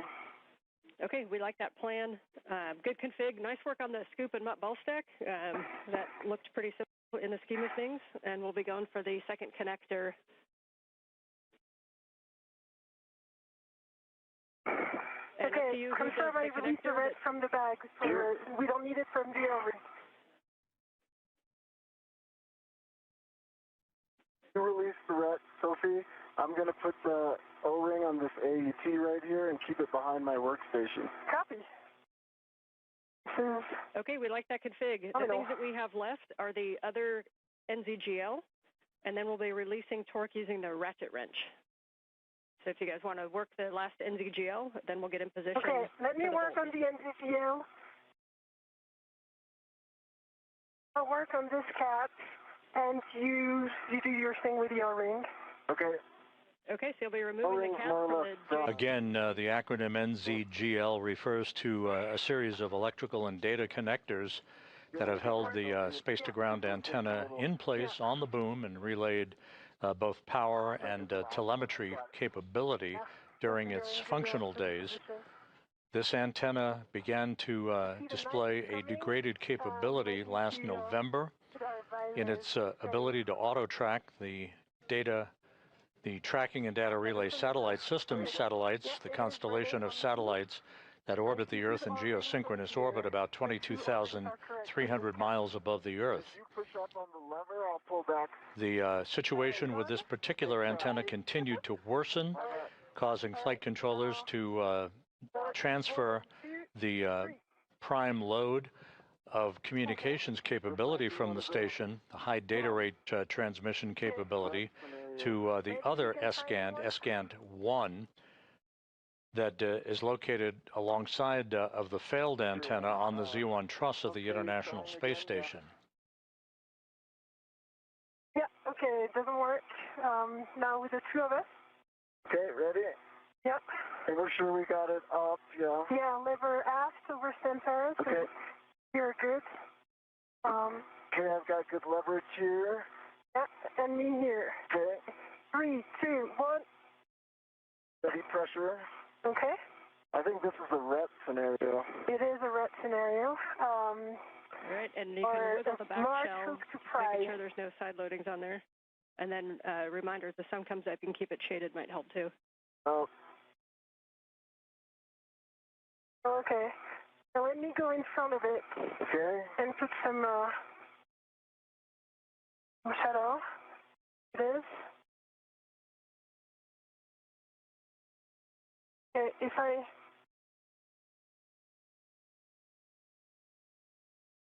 try like this? And I'll wiggle the back shell.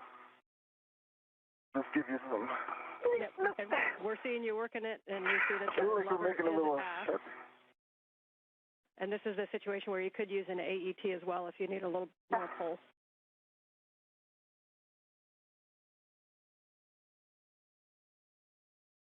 I think why don't you put the large hook on the backside and see if you can... Try? Yeah, see if you can push out.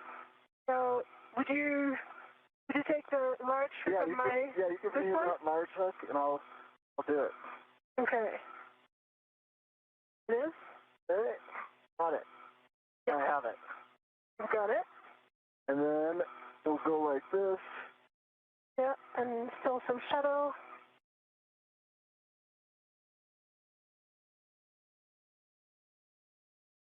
Okay.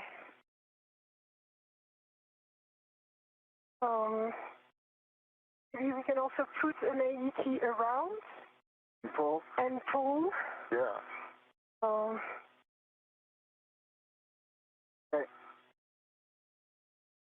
All right. Yeah, so our ideas down Try here is one you more could put time. an AET yeah, down. and I'm going to help you push like this. Oh, 1, 2, 3. Stand by 1. Okay. Stop doing that. Yep. Just want to be sure I'm not doing something stupid with my gloves. We're good. Gloves nominal. I see it moved from 1 millimeter on this side. Okay. Did you see it move as well on your side? Not significantly, no. Oh, okay. So? Like, the blue line doesn't match perfectly, so I think that's normal. The blue line never matches when it's mated. Okay. As you guys are working this, our thought down here is there's some keying in there that it could be caught on. So a couple options are to tap it with the hook, just kind of dislodge that. You can also use an AET to wrap around and pull it.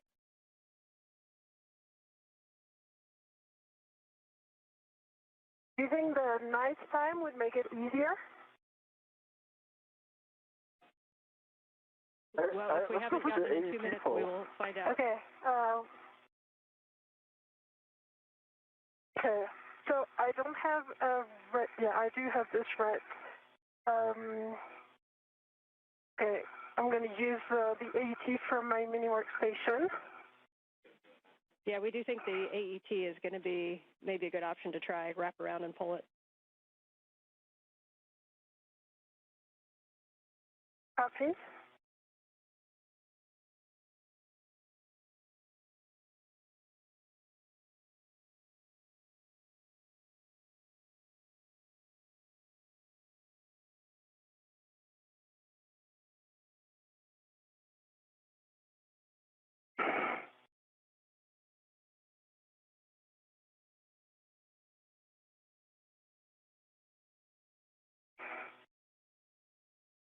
No, I think it's going to be faster to use the AET from here. And one note, Sophie, when you're pushing, there's kind of two parts in that shell, and if you're right against the kind of the bottom of where the connector, that's the jack that kind of stays there. So make sure you go up a little bit to push on the actual connector. Okay. So I do have one red to AET that was on the agate handle.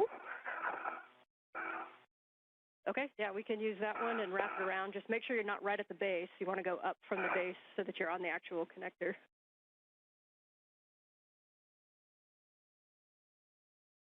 This is Mission Control Houston. Once again, the conversation between spacecraft communicator Ann McClain and Sophie Adenot, as well as Anil Menon, referring to the current tasks of demating a series of electrical connectors that have held the space-to-ground antenna in place on its boom on the Z1 truss of the International Space Station.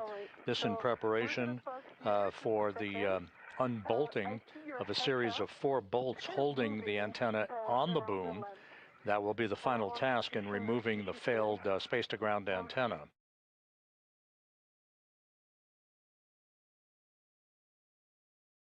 All right, Houston, do you see Anil's HECA? We do see the HECA. We see a green light, but we don't see his video right now. Got a little bit of play in it. No, I mean, look in my HECA, the HECA view. I'm going to show Anil's helmet. And okay, there's some play here. We see the play. Okay. And we'll talk about that if you want to keep working the connector. And it's kind of significantly going to the right. They're going to look into it. Let's tackle this, and then Ann, please give me a reminder to put the plug back into the J1 place. I have not done that yet. It's on my person. Copy. We will remind you of that.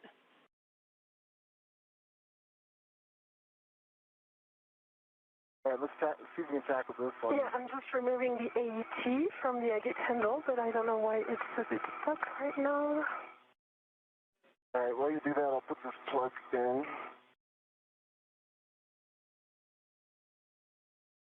All right, the plug's in.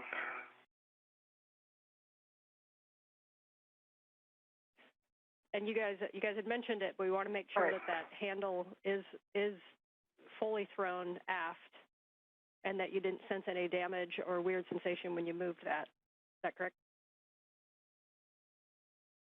Oh, I did not. Aft. Is there any utility to moving it forward again and then aft? But aft, it's full aft over center. No weird you can try that if you want to verify aft.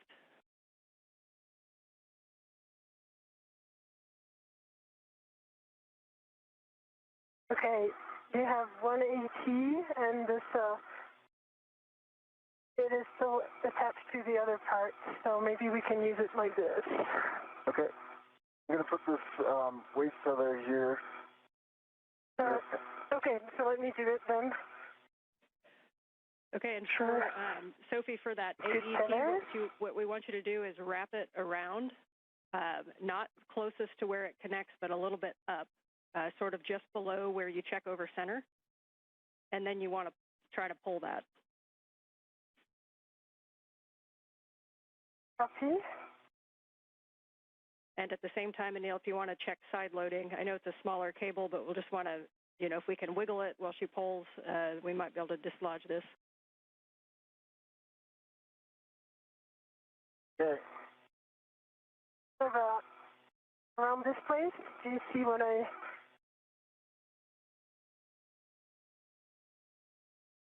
Okay. I'm in good position. 3, 2, 1. 3, 2, 1.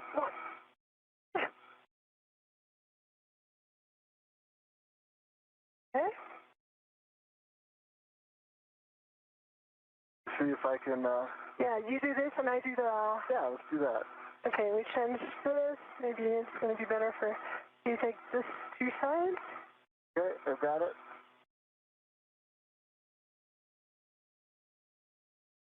Take this. You wanted me to get both sides, I see. Happy medium, but Yeah, you take if you both want to go sides back down and just a little bit. Look at this. What? Okay, I see. Yeah. I think we need to unlock it from the agate handle there. Yes, it makes it easier for you. Yeah. It is read to me, so we are good. All right, and Sophie, for the positioning of the AET, if you put it kind of right over the linkage, then that's going to be a good position. Right over the linkage. Okay. You agree this is right over the linkage? So close to the blue lines? That makes sense. Yep, we think that's a good position where you're at. Okay, you ready? Yeah, I was just like at the limit of my APFR. Okay. 1, 2, 3. Yep. I would need a GCA to get like my legs into this. You're still able to pull some force and me too. I could put about like, I don't know, I feel like that was maybe like 20 foot-pounds. Yeah. Okay, let me go in another body position like this as I hold the AET. Okay. And then we'll try this. All right, Anil, if you need a GCA the to wiggle get part. it better into position, you can work with M1 to get yourself into a better leverage position if needed. One by one, we're trying one more thing. Okay, I'm going to push against this and pull like this. 1, 2, 3.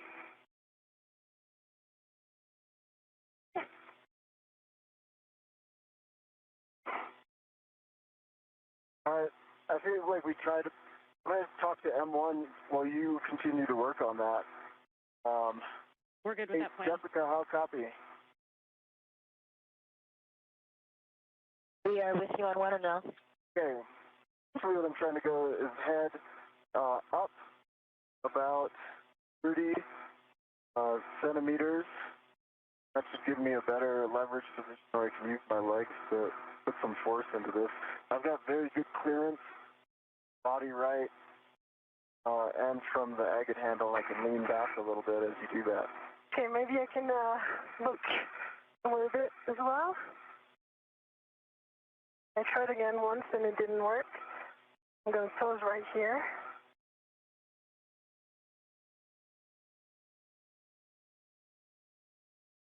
We copy now. Head up 30 centimeters. We're evaluating. And Sophie, if you want to cycle the handle, and again, give us any feedback on if you think there's any motion that you wouldn't expect, grinding, or if you just think it's moving smoothly.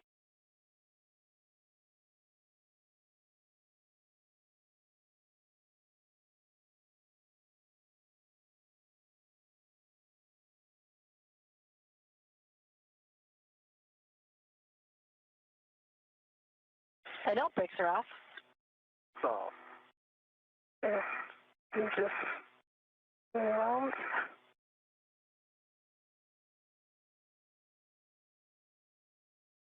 This is Mission Control Houston, 2 hours, 23 minutes into today's spacewalk. Anil Menon and Sophie Adenot continue to work with efficiency in the process of removing a failed space-to-ground antenna from its boom on the Z1 truss of the International Space Station. This particular antenna began to exhibit crankiness in its ability to gimbal or auto-track NASA's tracking and data relay satellites. Last November, the situation worsened, prompting flight controllers to swap strings, if you will, commanding paths from the Space to Ground 2 antenna, which is the focus of attention that you see in this view, in the bird bath position, as it is called, where it is basically stuck in place, to the Space to Ground 1 antenna that is parked right alongside of it on the Z1 truss. In order to maintain full redundancy in the high data rate transmission capability from the station to the ground, we are in the process of removing this failed space-to-ground antenna, and later this afternoon we'll replace it with a spare that resides on a stowage platform of spare parts that exists on the port truss, the port 3 truss of the International Space Station.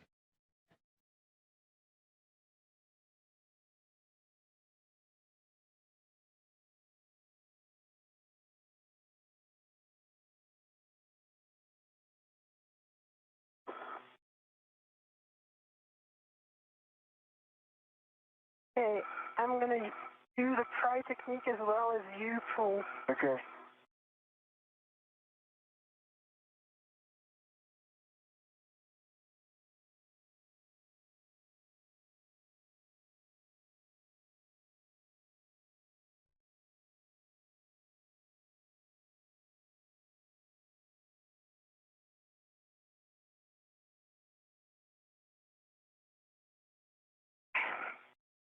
You want me to get it? Yeah.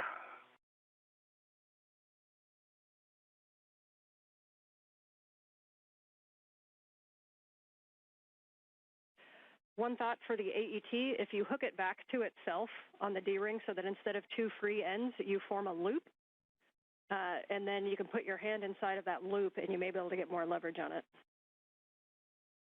Great idea. I think I put, by the way, I think I put maybe like 40, 50 foot-pounds into it with no joy, and we were also trying to do the remate at some point without trying really hard, but it was difficult to remate, in case that helps. Okay, we understand difficulty to remate. You can also tap like you would a sticky jar on your counter. You can kind of tap with a ret around the circumference of it. We're obviously still talking some options, but you guys are going to just continue working it. Okay, 1, 2, 3. Oh, we did it! Yes! Yay! You just got a whole round of applause. Nice job, you guys. All right, then let's move on. You can now make that table to the dummy receptacle. Copy. I'm just going to reinstall the AET because it's the one from the Agate handle. Copy, thanks. That was probably 100 foot-pounds. FYI, that was probably like 100 foot-pounds. You heard applause here in Mission Control and the response by spacecraft communicator Ann McLean with all of the electrical cables having now been demated from the failed space-to-ground antenna. No FOD, through the EMI. Okay, and we're mostly concerned with the boom side where we'll be putting the cables on. So you're looking at J2. Yeah, that one's J2's good, holes, pins, no FOD. There is no rubber O-ring in there like there was the other one.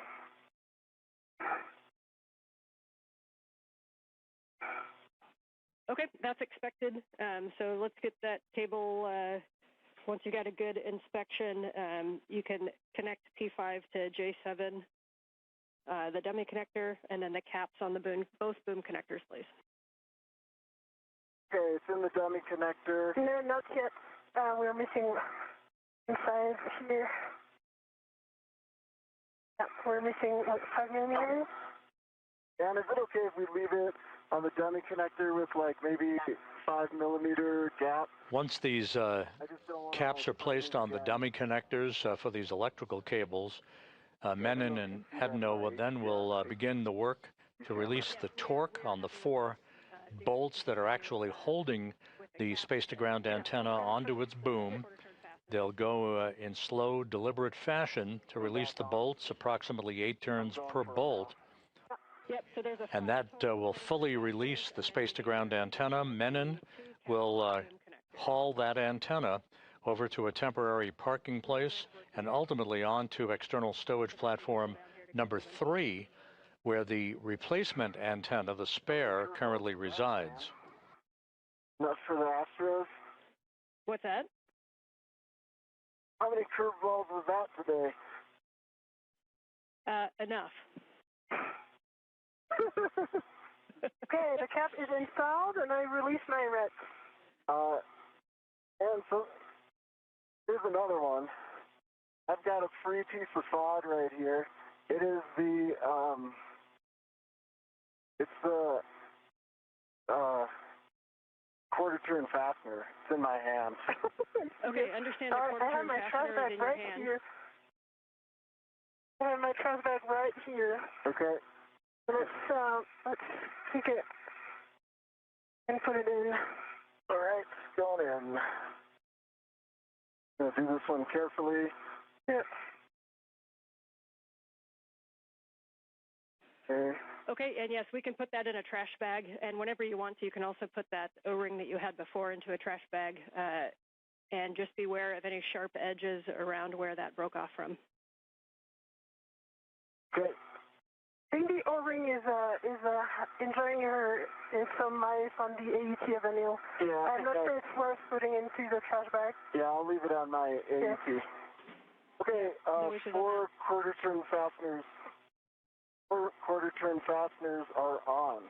Okay, 4 quarter turn fasteners, and then we just need verification that the cap is on the J1 boom connector. Cap is on J1 boom. Yes. Okay, I understand that's a good config for the cables. The next thing we're going to do is to release the torque on the S-gant bolt using the ratchet wrench. Okay, I'll get in position with my DRT on handrail 4. Ratchet wrench is in my hand. Excellent.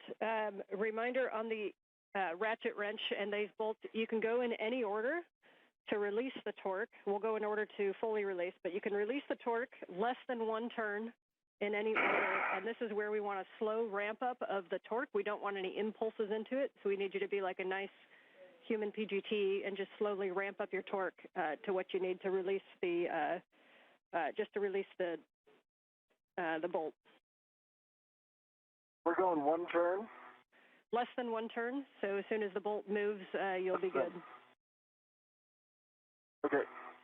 And just call out, you can either give me forward, aft, port, starboard, or 1, 2, 3, 4 as you do each one. Any order. I'm starting on the aft. Sophie, watch your hand. Yep, on my 1.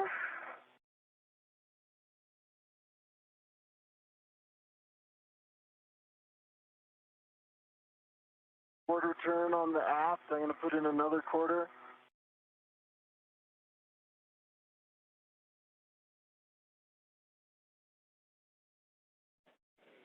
Copy.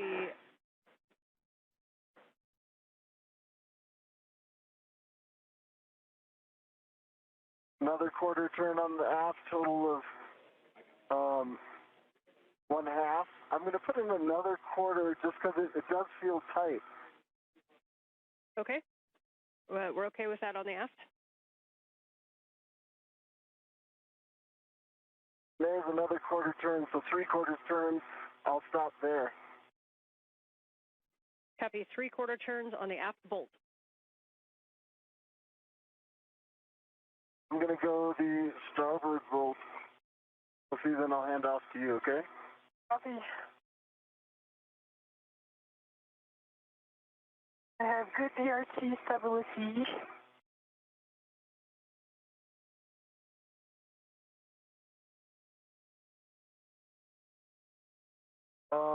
Sophie, I'm going to take the palm wheel off.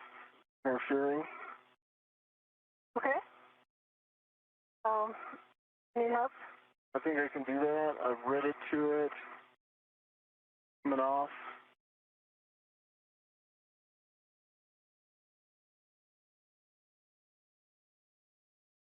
Wheels off.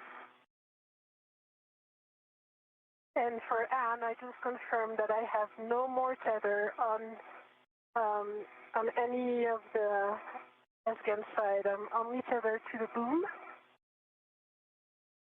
Okay, good check. Thank you.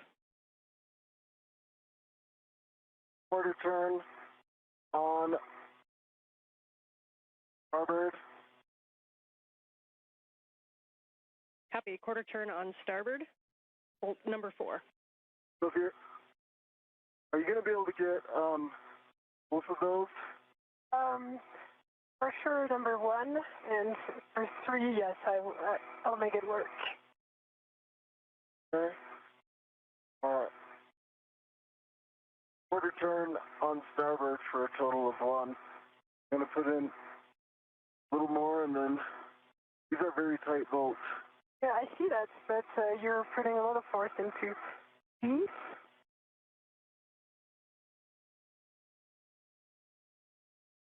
Okay, I'm going to hand this off to you. Got it?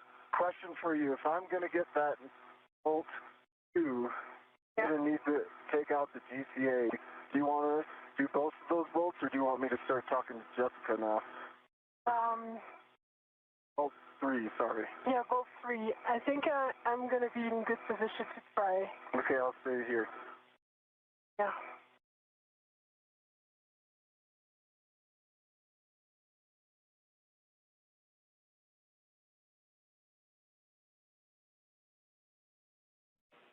And I can see that you guys are using great technique.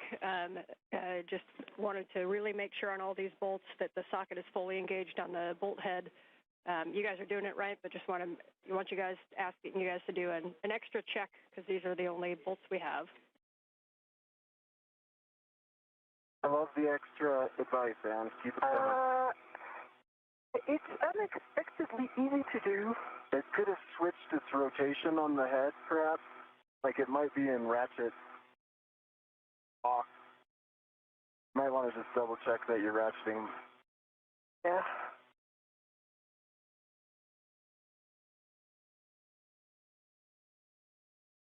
Oh, that was good.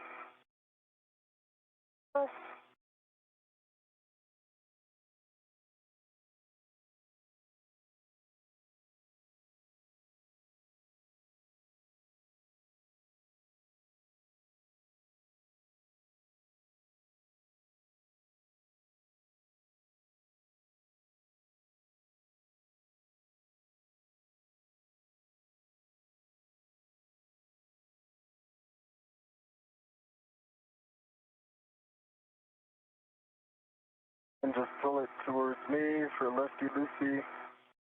Yep. Yeah. Actually, I can probably reach it. Okay. Need extra. Yep. All right. I've got it. Because my DRT is not enough. Yeah, I for that understand. other. I got it. Yeah. So that's quarter turn. Okay. Move into my hand. Oh, nice. Another quarter turn. Good strength, Sophie.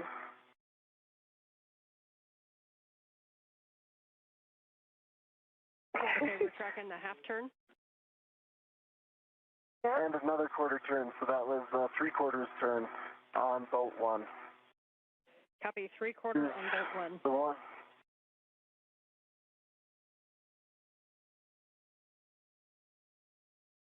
And if there's anything I can do to stabilize you, let me know. I can kind of reach around here. Okay. I can hold your suit.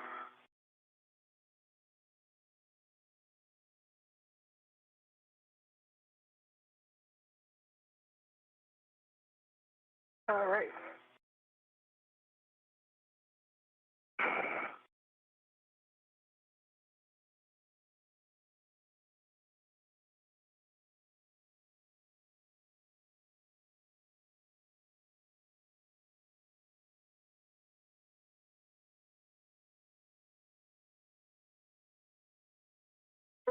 I can push.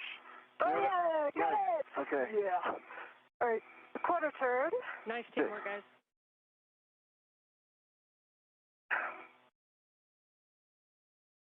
Second quarter turn. Third, and one more. That's a total of one turn. Okay, nice job. I've got... Well, that was a huge torque. That controls the ratchet wrench. I'm putting it back. Copy. Okay, you guys can stow that ratchet wrench in the crew lock bag. And I'm going to have you set up to do the bolts, but we're discussing some things down here. So just going to get set up to do these bolts. And reminder, we're going to release 3 bolts, and then we're going to get set up to fly this. So bolt 1 is going to be the last bolt. That's the port bolt. But for right now, you can retrieve EV1's PGT. And Anil, you can ret to the S-Gant tether point.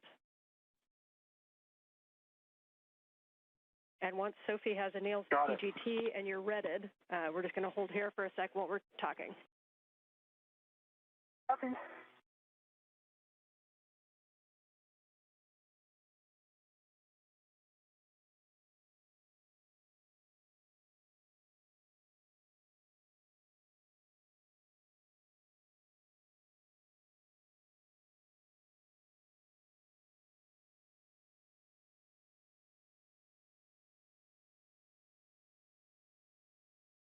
Okay, ratchet wrench is away.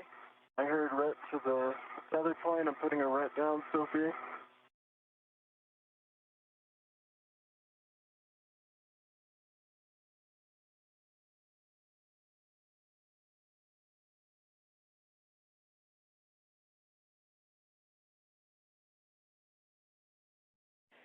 As we continue to talk that, the recommended bolt order is going to be 3-4-2, so the forward bolt first, forward bolt. So that would be Sophie driving the forward bolt with Anil's PGT, and Anil will be retted to the tether point on the S-Gant handle. Don't drive yet. Okay, I'm currently retted. I'm currently retted. Can you give us the PGT settings? I think it's Bravo 4. Bravo 4, counter 2. Bravo 4, counter 2.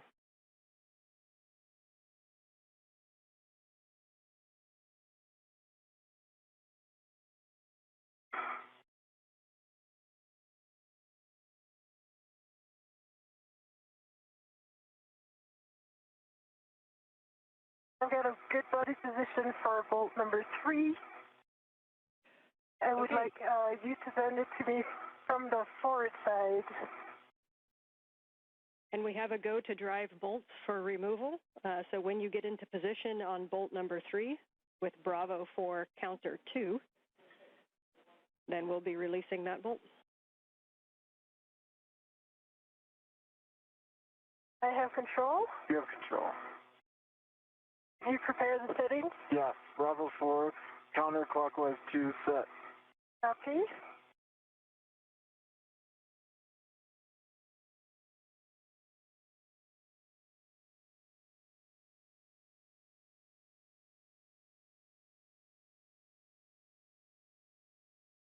Okay. This is Mission Control Houston, 2 hours 42 minutes into today's spacewalk. Anil Menon and Sophie Adenot are in the process of breaking torque on the 4 bolts holding the failed space-to-ground antenna onto its boom on the Z1 truss of the International Space Station.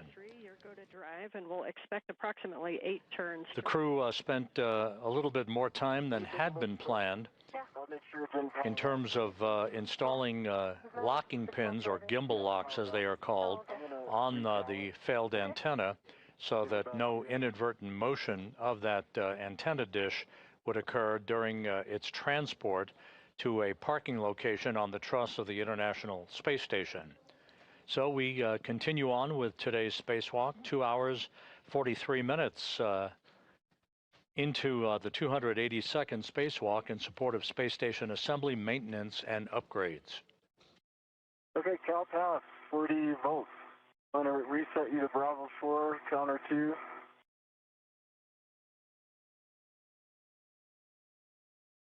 You're on Bravo 4, counterclockwise 2, and I'm passing it back to you. Yep. And my one, I'm just regenerating again my BRT. That's all of it.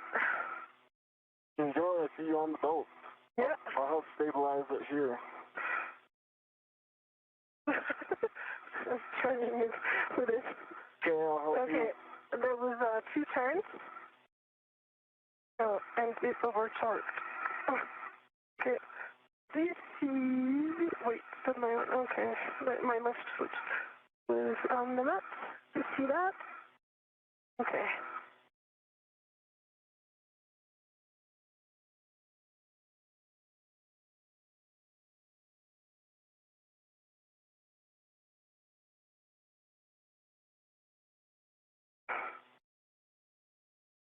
Just confirm it's still on Bravo 4, counterclockwise 2.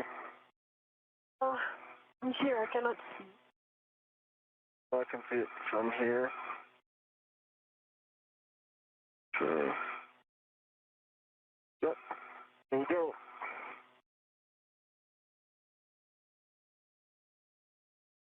Great. Okay. I'll help you stabilize. Yep. Now it's overtorqued. It's like... We're releasing it, so maybe Yeah. it's a bit released. Oh, I see the bolt is still in. And did you get turns on Okay, that bolt? Bravo 4, You got 2 turns. 2 turns initially. Hey, Sophie, I think I might be able to get it from here. Okay, I'm going to align this. Okay. 2 turns. Let me work on the alignment. So you should have about 5 or 6 more. Yeah. Okay.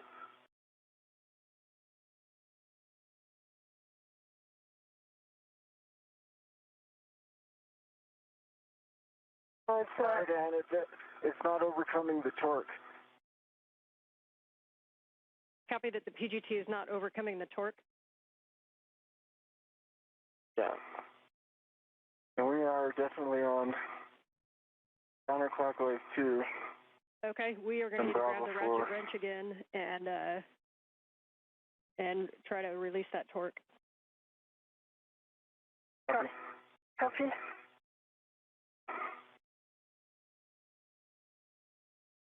I will say that when I was doing the ratchet wrench, it did feel like a height. Yeah, very high. Like, it felt like kind of a more 50 than 20. Even at the 3/4 turn. Yeah.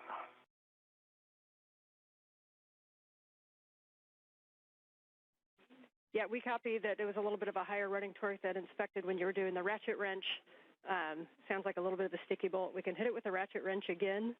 And it may not work with the other bolts still connected, but you might need to do a little bit of a wiggle on the S-scan as we release the bolts if there's any side loading. Okay. I'm getting in position for the ratchet wrench. The other option is to go to a different bolt to release and then come back to this one. All right, we are on this one, so let's do this one, let's see how it goes, and then let's move on. Okay, we like that plan. Yeah, that's a lot of torque. I felt that. I'm going to pull towards me, and then I'll push it towards you, and you finish that. And you're going to use the ratchet wrench until you feel the bolt kind of loosen up, and then we can go back to the PGT.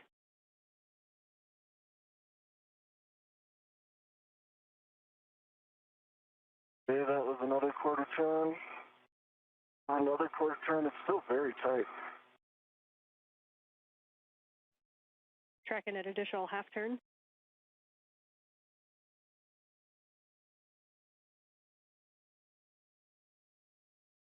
Another 1/4 turn, still same level of running torque. Yeah, do you want me to... Yeah, you can pull it. Yeah, I'm going to pull it so that we're kind of efficient from there.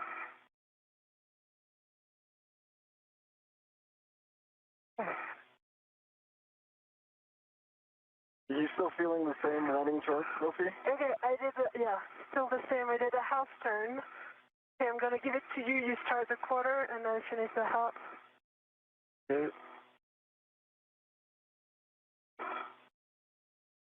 Still the same running torque at a quarter turn.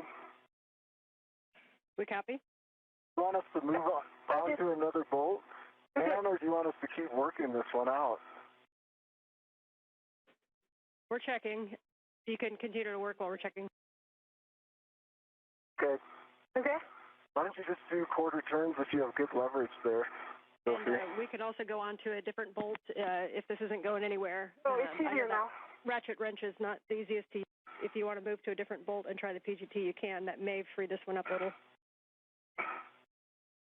Sophie says it's easier now. It's easier now. We probably put another turn into it. Okay, I did one more turn, and now it's very easy to do. All right, let's go to PGT. Okay. Sophie. Okay, I hold the ratchet. I think you can take this and then just let go of the ratchet, and I'll Okay. I let go of the ratchet, and I align your PGT in the bolts. We're good. Okay. Ready? Yeah. I'm going. You're counting. Yeah.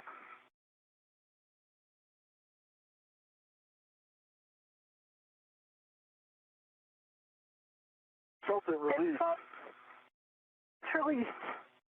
And that was 5 more turns. Copy. Bolt 3 release with 5 more turns. You can move on to the starboard, bolt 4, closest to Anil.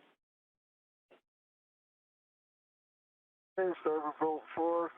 I'm worried we might be in the same boat here, but I'll give it a try. Copy, and we'd end up doing the same process. So I saw you kept the ratchet wrench handy, so good plan. Yeah, I see the ratchet wrench right here. Question, Ann, can these bolts be done simultaneously? Because I think the best strategy here is me to go ratchet wrench on bolt 4, and then Sophie to start working on 2. Yeah, good idea, but unfortunately we cannot do dual bolt ops right now. Okay, I'm going to go ratchet wrench on bolt 4 then, largely because the PGT doesn't have a good fit. Okay, I have my visor down. And it has a high torque.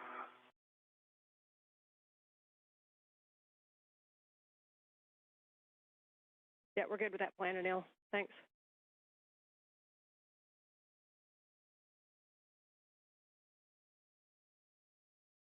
For Sophie, while he works that, we're going to be doing bolt 4 and 2, so that's the one closest to him, and then the aft bolt. And then you'll be getting into position using your own PGT to release the port bolt number 1. So if you want to think ahead and be ready for those ops. Yeah, but I was thinking that might be difficult with the PGT. But I'll get the setting ready for the PGT. Might need a ratchet for some start.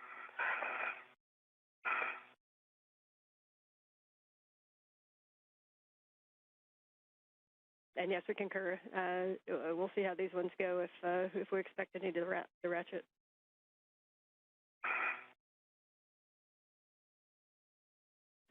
You guys are doing great. You got lots of family and friends back here watching too, so you're making it look good.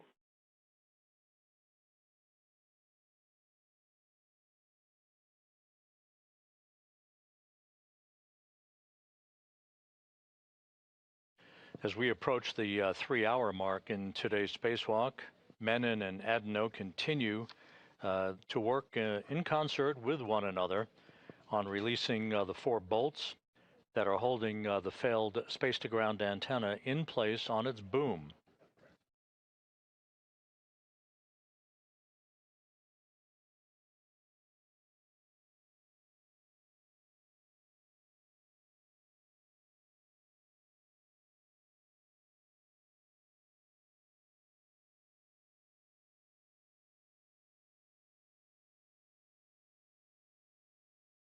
Anil Menon, his feet planted in a portable foot restraint at the end of Canadarm2.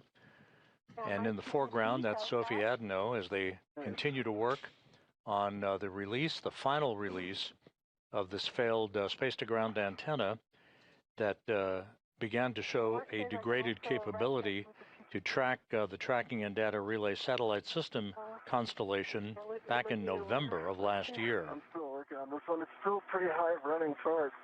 Waiting for that breakthrough moment that you had.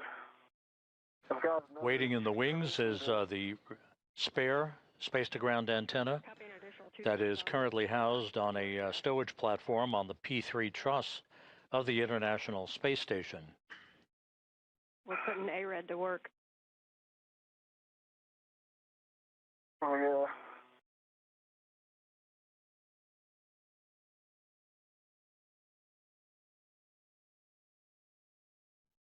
Sophie, It's getting a little easier. Copy. Good news on 4. Sophie, one thing you could look at is on bolt number 2 on the aft.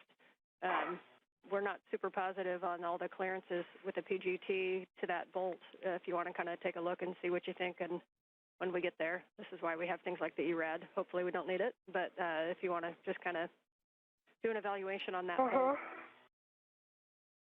Yeah, it worked.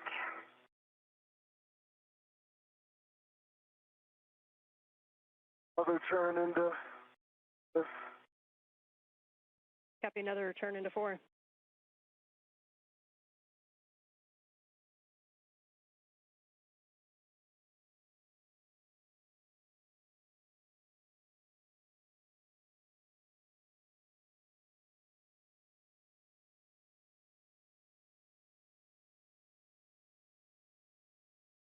Another turn into 4. Copy, another turn into 4. Here we'll work with wobble socket on the number 3.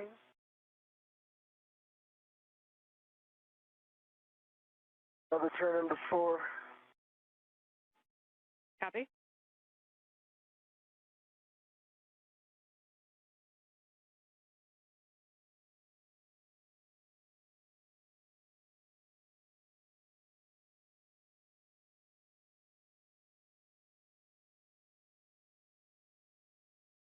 It's easier now, Anil. That's easier. Do you want to give me the ratchet? Not yet. Another turn into 4. I'm not going to get a good piece. I'm not going to get a good PGT hold, Sophie. Okay. And I'm just protecting here from your visor. Just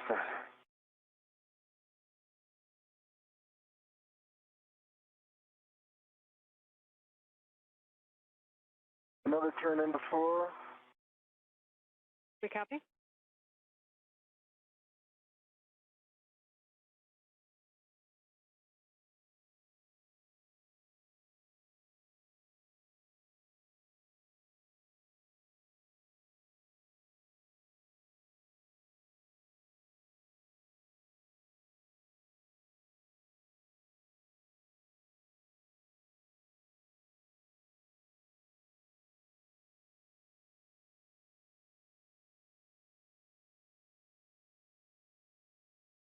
And 4 is released. Done. You want the ratchet? Yes. This is the ratchet. Copy, bolt 4 released. And so, Sophie, you can work the aft bolt number 2, and this is a good opportunity for Anil to take a look at the view. We just want to, we're just looking at your met rates. Okay.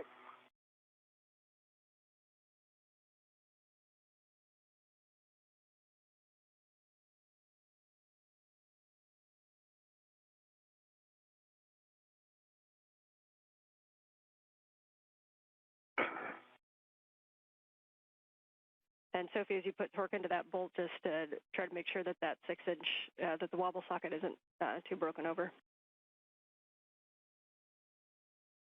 Okay.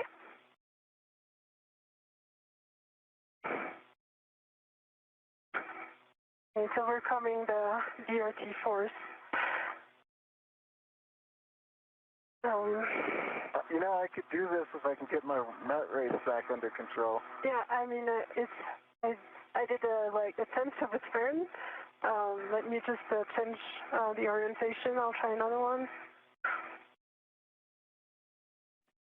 Yeah, it might also work sometimes if you put your hand right at the fulcrum at the 90-degree angle where the socket attaches to the ratchet wrench and counter against yourself.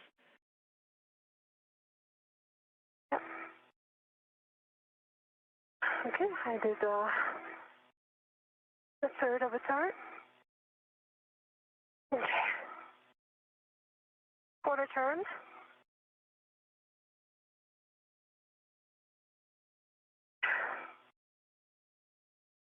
Another quarter turn.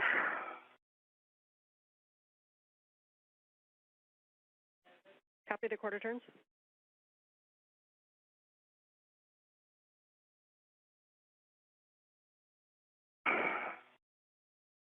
Okay.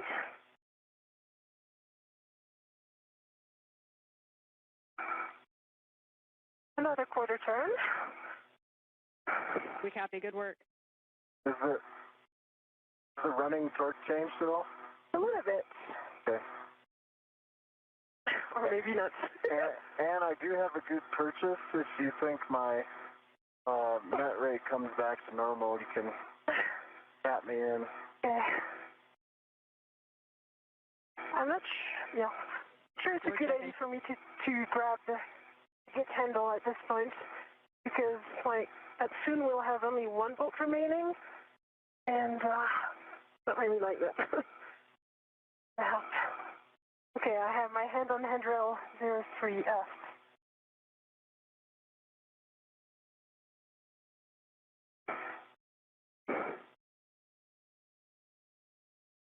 Another quarter turn. Nice. And Anil, we just need a few more minutes there in timeout. This is Mission Control Houston. We have now hit the 3-hour mark in today's spacewalk. Working it. Anil Menon, EV1, wearing the suit with the red stripes, and Sophie Adenot of the European Space Agency, wearing the unmarked suit, the first French woman ever to conduct a spacewalk. They are in the process of completing the fourth of 4 bolt releases that will free up the failed space-to-ground antenna from its boom on the Z1 truss in the middle of the station's truss structure. I hope you're counting, because I just announced the quarter turn. They're counting. They're counting.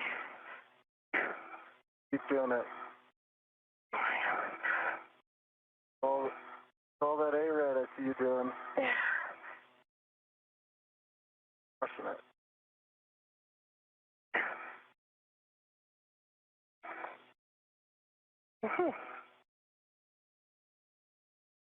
Okay, another house turn. I don't even think that we could try the PGT. It's still very high torque. Yeah. The plan currently calls for the failed antenna to be moved ultimately to a stowage location on a spare parts platform on the port truss of the International Space Station. Currently residing on that spare parts platform is the spare S-Gant, the replacement S-Gant that will be installed on that boom that you're looking at to restore full redundancy and functionality to the high data rate communications capability for the International Space Station. I suspect it is. It would be smart to swap, perhaps. It's easier now. When she starts the boat one. Interesting. Sometimes it's easier and sometimes not. So there was another half turn. A little increment.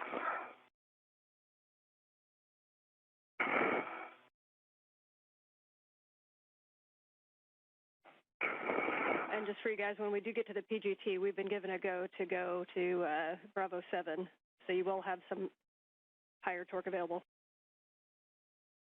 Okay. Do you want me to try to stick this bolt with Bravo 7 and see if it works? Yeah, let's do it. And is it okay if I try that? It's kind of low net rate. And that was another and half you're back turn. in the game if you'd like to assist. Okay, I'm going to go that Bravo 7. Yeah, I think it's easier now. If that does the trick. Yeah, you did all the hard work. You did it before. Hey, let me get it. Okay, I'm removing the ratchet. Ratchet is stuck. I got it. There you go. Okay. Holding the ratchet. Putting in your PGT. Thank you. Yep. Okay, here we go. Bravo Ready? 7, counter 2. It's working. You count? Beautiful Sophie? sight. Yep. 3. 4. You're telling me. 5. I think we're good. Yep. Bolt release. Oh, that was 4. Okay. The antenna is only on one bolt. And I see it wiggling, so now I know it's time to be super careful. Yep, so we can, we're going to be using Sophie's PGT for the last bolt, and we're going to make sure this is the one that's going to release the PGT, so we're going to get a nail ready. Your glove and hap check is already knocked out, and you want to ensure a good config before the final release. Double check that your tether is still on the T-handle. You want to make note of your hand position because you're going to reinstall in the same position. What do we do with the ratchet? Should I start with the ratchet? Put the ratchet away or leave it out? If you think you need to start with a ratchet on that bolt, you can. We did break the torque, and it shouldn't have it may have less side loading because the other 3 are released. But that is, if you want to test the ratchet and see how it feels, you can. Why don't you test the ratchet first, Sophie? Yeah. And then I'm going to... Can you stabilize the antenna? Okay. Can you stabilize the antenna? Because Stable. Oh, right. Oh, you really need to be careful because I see the side loading is going to be huge.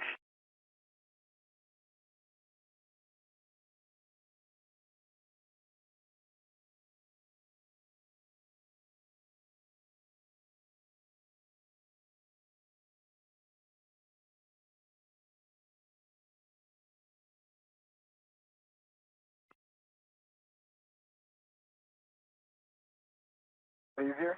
No. Are you pulling it towards me, Lucy?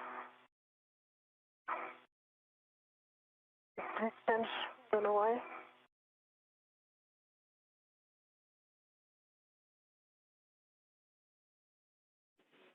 Back with you on comm and just waiting video. Uh-huh. And Anil, once you're in a good position and you're confident with your positioning on the S-Gant, you can give Sophie the go to release that bolt fully. Okay. She's testing the ratchet. It's huge. Huge amount of torque? Yes. Okay. Well, I've got a good grip on this. Wait. What kind of movements on the S-Gant will alleviate things for Sophie?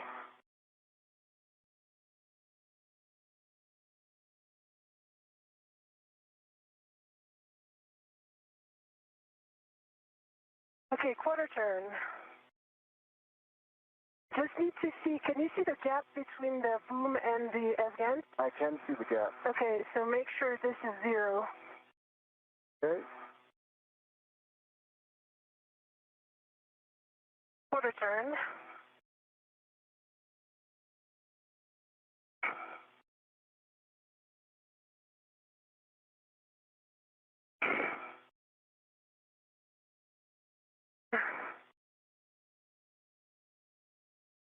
Okay, another quarter turn. Might try with a PGT. Maybe yeah, dude. Doesn't feel that bad. Okay. Can you stabilize the S-Gant so I can put the ratchet wrench away? Yes, and my one. If you get in good position. You can let go of the ratchet wrench. Okay. You can let go of it. Okay. Why don't we just leave it like this? Because I just want to try. It might not work with a PGT. Okay. But I'm going to have to put it away at some point. It's true. You can put it on my MWF. If you can just stabilize this. Okay, I stabilize this. Okay, ratchet wrench is going to go on.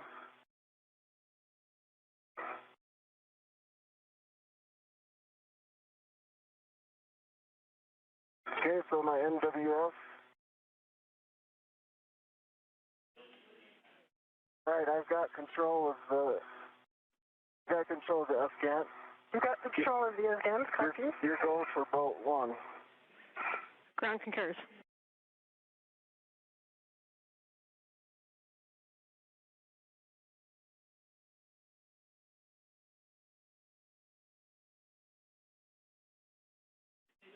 Standby 1 with the bolt drive. Copy, standing by.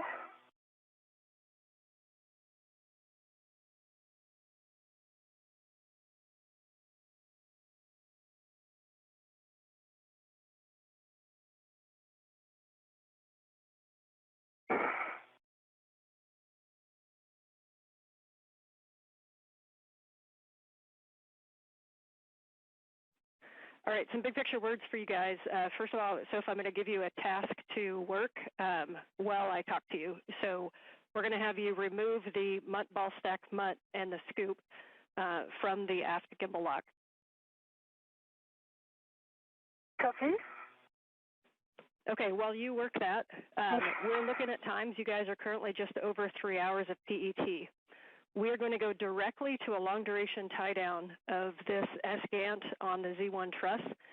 So we're going to remove that ball stack mutt and the scoop, and we're going to take it back to the medium ORU bag, and you can retrieve the long-duration tie-down tethers at the time.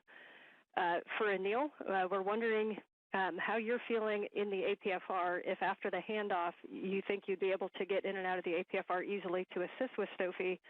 And if not, you may not be able to have that full assessment until we get you in the right position. But what we're thinking is we could do a two-person tie-down, which may be a little bit quicker. Or we've also tested it as a single-person tie-down, and we think Sophie can do it solo if you don't think get in and out of the arm. I say we do the two-person. I feel like APFR ninja at this point. Okay, we'll have Robo come up with the swiftest plan to get you towards structure. And in the meantime, we'll have you stow that ball stack mutt, and then you may want to pre-position that medium ORU bag in a spot that you can grab the long-duration tie-down tethers. Then we'll have you go back up and do the port bolt, and then we'll do the handoff as planned, and then we'll do the long-duration tie-down tether. Appeal, I'm working on the ball stack mutt.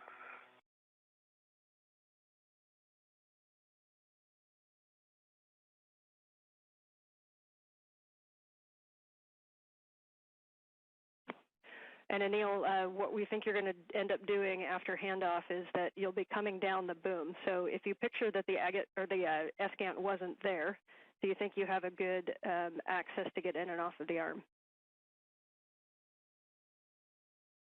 The agate wasn't there. Yeah, I think I need to go straight to the handle that Sophie's currently on, stay away from the waveguide and box.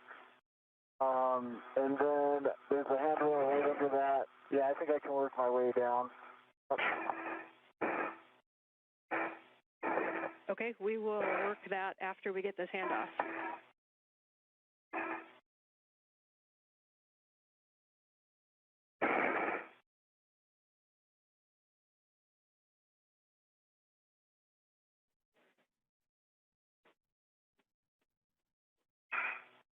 If you prefer to take off the scoop after the handoff down on Z1, you can. We think taking it off right now is going to make the handoff and the tie down easier, but we will take your suggestion if you think something different.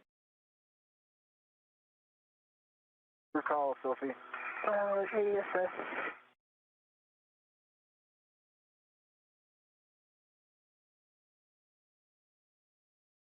What are you thinking, Sophie?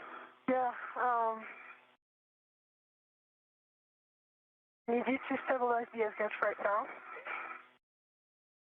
I think it's going to be better to remove the scoop now. Okay. I need to stabilize the S-gant because I see it moving with only one bolt. It's stable. Okay. I see a gap here.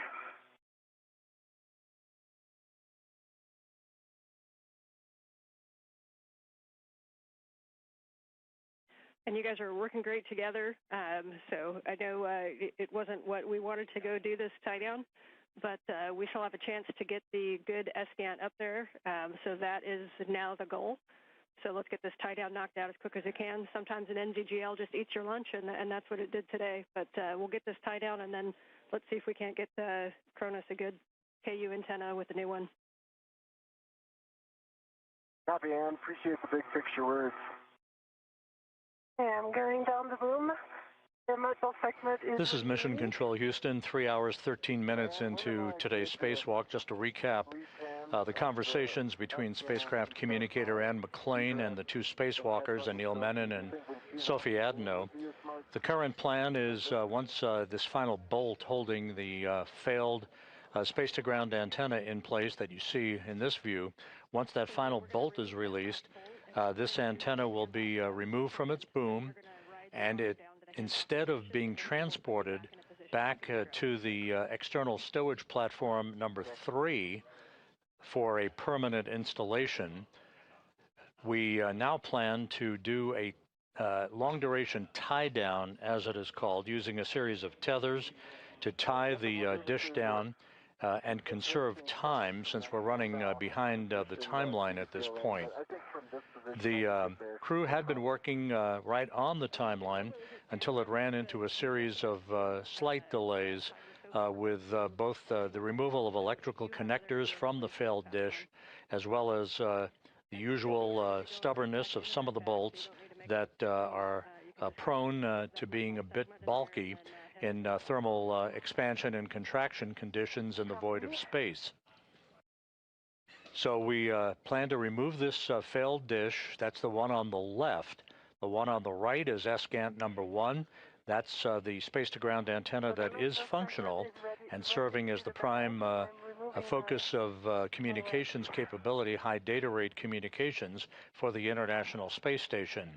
We're going to continue to press ahead in the hope of getting the replacement or spare space-to-ground antenna off of its location on ESP-3, the external stowage platform number 3, on the Port 3 truss of the International Space Station, and getting it installed, as Ann McClain pointed out to the crew just a moment ago, so that we have full redundancy on high data rate communications capability from the International Space Station. So you can head up and get in position for the port bolt number 1. Okay, getting back up for port bolt number 1.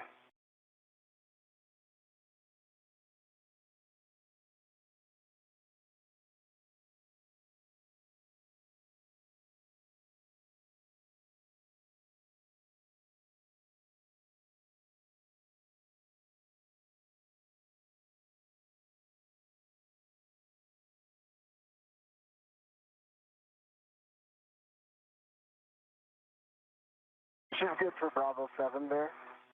Yeah. And we concur, Bravo 7 counter 2 with Sophie's PGT that has a 2-inch rigid. Yeah, let me just put my VRT down.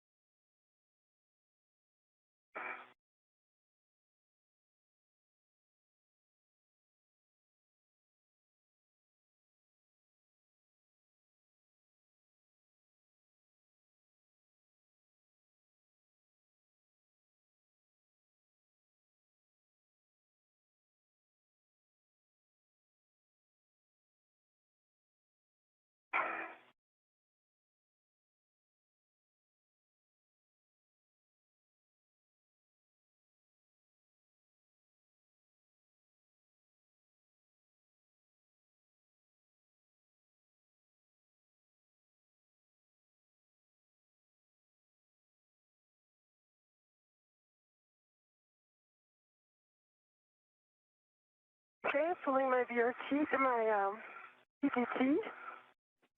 Copy.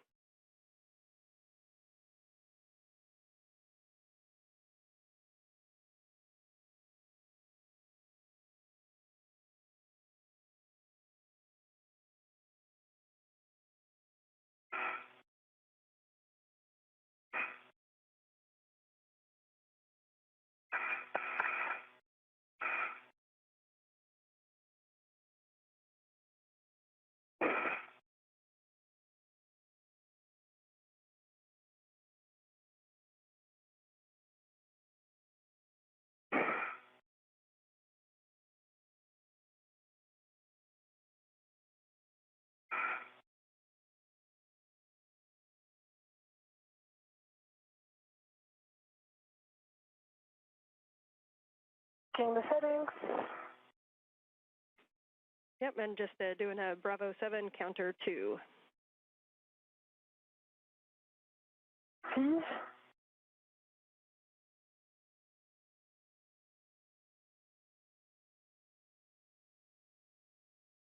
Bravo 7 counter 2 set. All right, and on Anil's go, you can release that bolt. Get my go, Sophie. Okay.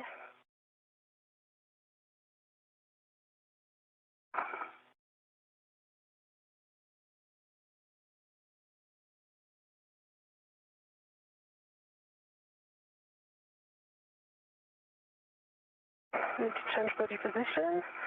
I think if you can move Up. more my way. Yeah. There you go. Have better leverage.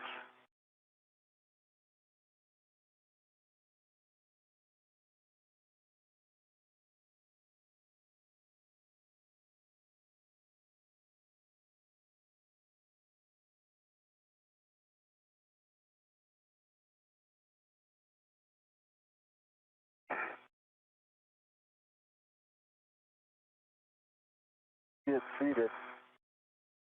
Seated as well. Okay, now seated. Face nice and hard. I saw it turn. Yep. One turn. I need to revise my VOT again. Take your shoulders joints here just to be sure. Did you And say? good job working that Your position, shoulder so joint. just remember Bravo 7 could come with a kick, although you're releasing, so it should be pretty nominal, hopefully. So like a quarter turn, like quarter turn. And you may be able to wiggle a little bit, Anil, if there's some side loading. Okay. And Oh, we're talking.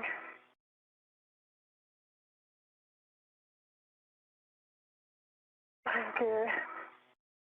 I do like tenths of a turn at a time. So it's over talking. and Okay, so I think I need to take the ratchet wrench. let's see if I can just flatten it again one more time, just so I can see if maybe this helps.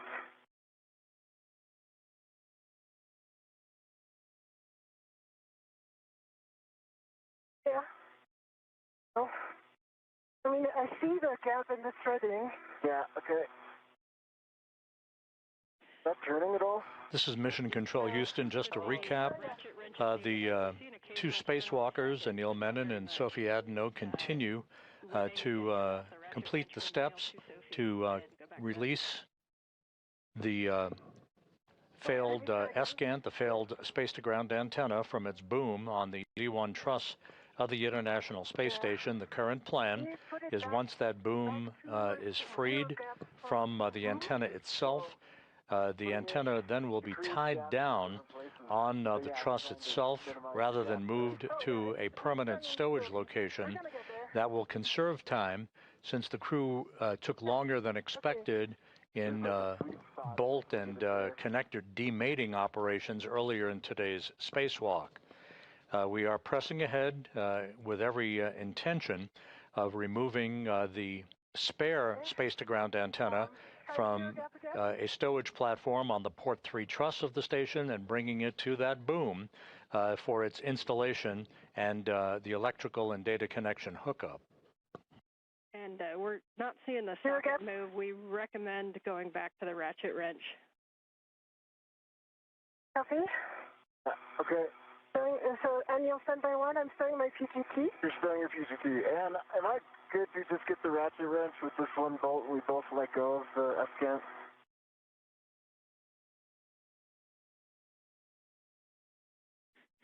Yes, with the bolt partially installed and you have a ret attached, so you're go to grab the ratchet wrench. Thanks for asking.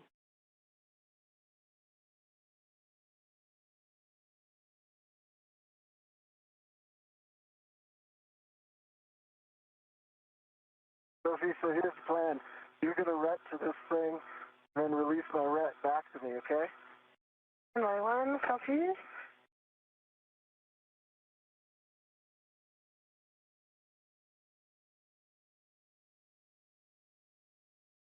Okay, PGT code.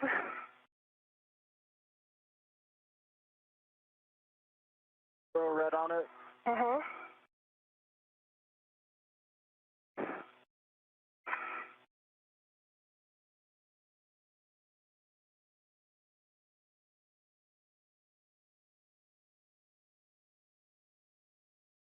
Okay. I can grab my ret.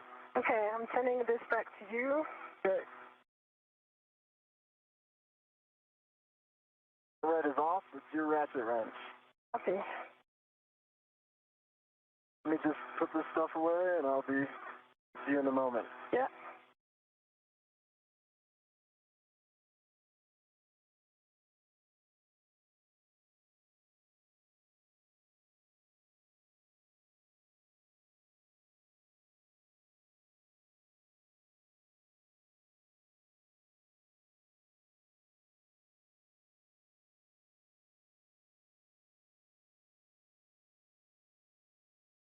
Okay.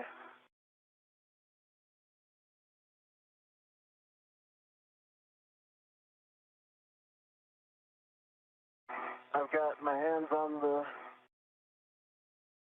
F-scan, and you are go to start on the bolt. Copy.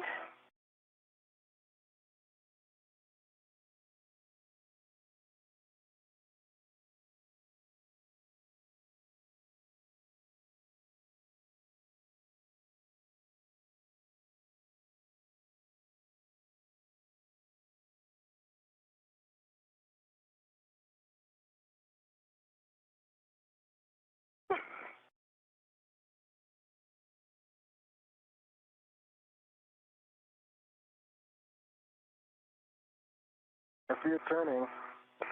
Okay, that was quarter time.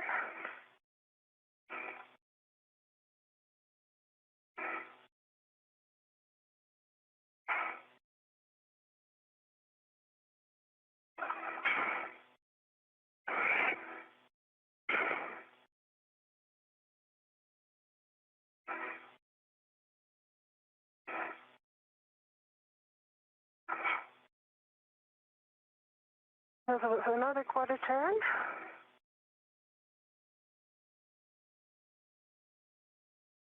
It's really overcoming the DRT, so I'm doing my best here, but...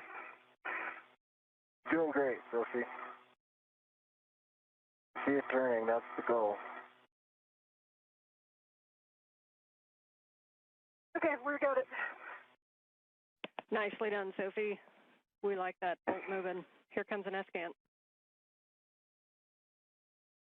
Okay, Anil, you got it. I've got it. I've got a good hold on it. Okay, and I have no red attached to it, so I'm good. I've got a red attached to the T-handle by me. Okay, I'm going to finish with hand, if you don't mind. Maybe quicker. By all means.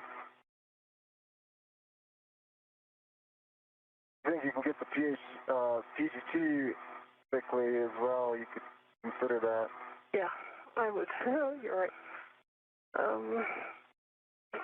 I put the ratchet on my MWS. It's the quick still location if you need. Yeah.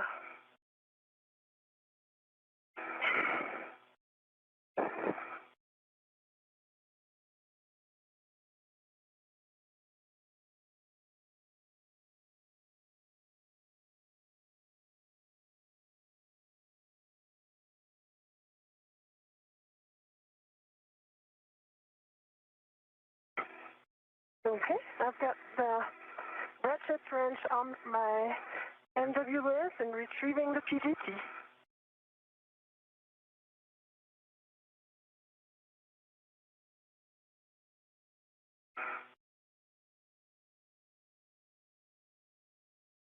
Okay, you still have good control? Good control. Copy.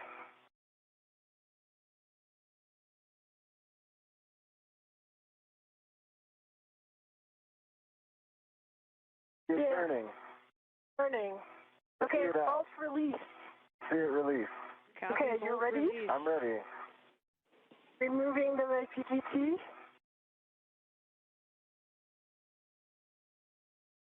I think you can put your PGT away if you want. Yeah. Yep, and so for Sophie, we're going to have you put your PGT away, and then we're going to get a glove and hap check. I'm going to give you some steps to work while Anil takes the comm to remove the SCANT and get down to the handoff position. So you're going to be translating down to the Z1 SCANT temp stow location, stopping at the medium ORU bag on your way and retrieving a long-duration tie-down tether. If you want to take the first tie-down tether, it's going to go to the port side of handrail 6050, and then you can get the other tie-down tether and get in the starboard handoff position. Copy. This is Mission Control Houston. We're at the 3.5-hour mark in today's spacewalk. The failed space-to-ground antenna is now free of its boom and will soon be removed from the boom itself and be brought to a nearby location to be tied down with a series of tethers. This will be an interim parking place for the failed antenna, thus conserving time for the rest of today's spacewalk. So it'll come off easily. It's a good time to observe so that we really understand the waveguides.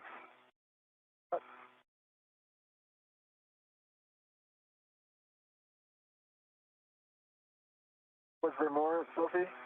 Right? Want me to release? No, I got it. You got it, yeah. Jessica, how copy you? We've got you loud and clear. We're in sync with you. Anil, are you ready for the GCA to the published handoff position? I'm ready for the GCA to the published. Almost. I'm going to get it off of these pins first.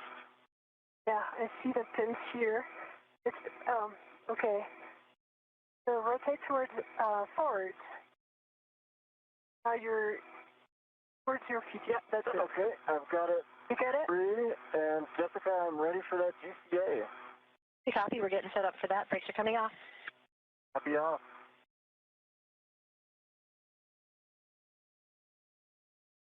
Anil, this is going to be that 3-part series. We're going to take you body out, followed by body left, followed by body in, and then we'll be taking you to your egress position. Anil, copy. Go. Got my go. All right, Anil, you're going to be coming body out, starting motion in 3, 2, 1.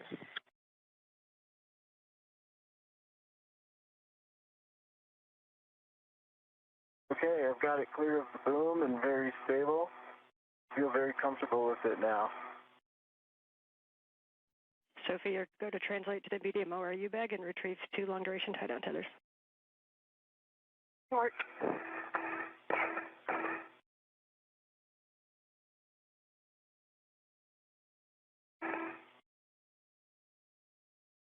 Really good clearances here.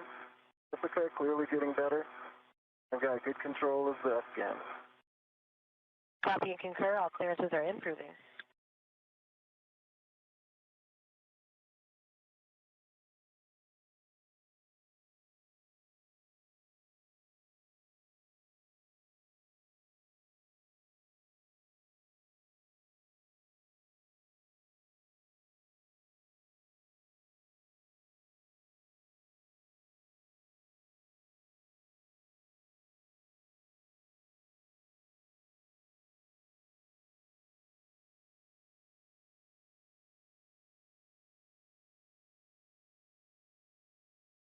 Now starting motion, body left. 3, 2, 1. Body left, and I'm watching the dish, keeping it clear of the boom. I'm putting a little lean back in. I've got primary eyes on clearances on this side.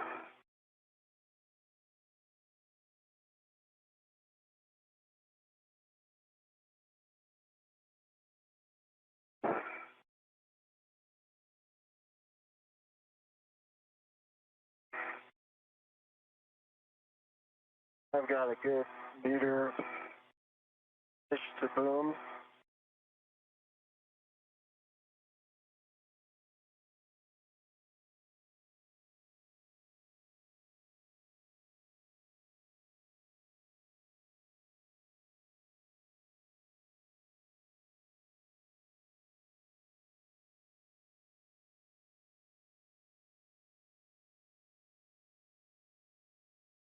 Nil starting motion body in 3, 2, 1. Okay, and I'm going to keep clearances from Sophie here. Sophie, I've got eyes on you. Okay. Keeping the dish in position for a handoff.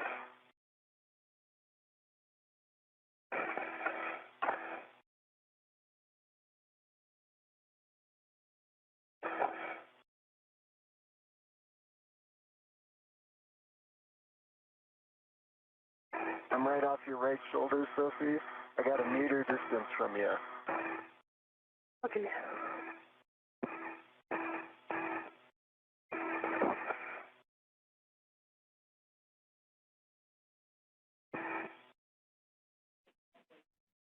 And for Sophie, if you're able to move to the nadir side of that handrail, that'll allow Emil to get in a little bit more. If you can slide down to the bottom of handrail 2. Can work. And I'm deconflicting with my body movement, and I think I've got good clearance of about a meter. Copy and good work. No, this is the published handoff position. Published, okay. Let's hold here for a second and see where Sophie lines up. I'm not, essentially not done yet. So let's stop GTA. Give comm back to people, and then I might re-hack this when she gets set up. Okay, reminder, this is the one that we are not putting the brakes on, so we will stop GCA for now, but we do have additional clearance we can give you if you need it. Copy.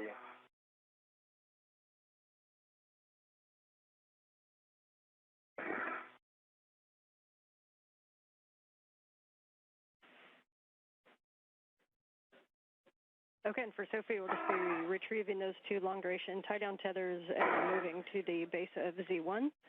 And between the 2 of you, just please maintain RET awareness on the S-scan as we hand it off. The final tie-down is with long-duration tie-down tethers, but in order to get it from Anil to Sophie, we probably would need to do a RET swap. Copy, RET swap.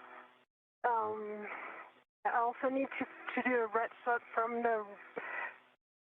I'm just checking the number of RETs that I have. One is taken for the ratchet wrench right now, which was not initially planned. So I'm just retrieving 1 long-duration tether right now, right? Correct? You will want to retrieve both of them. Both of them. Copy.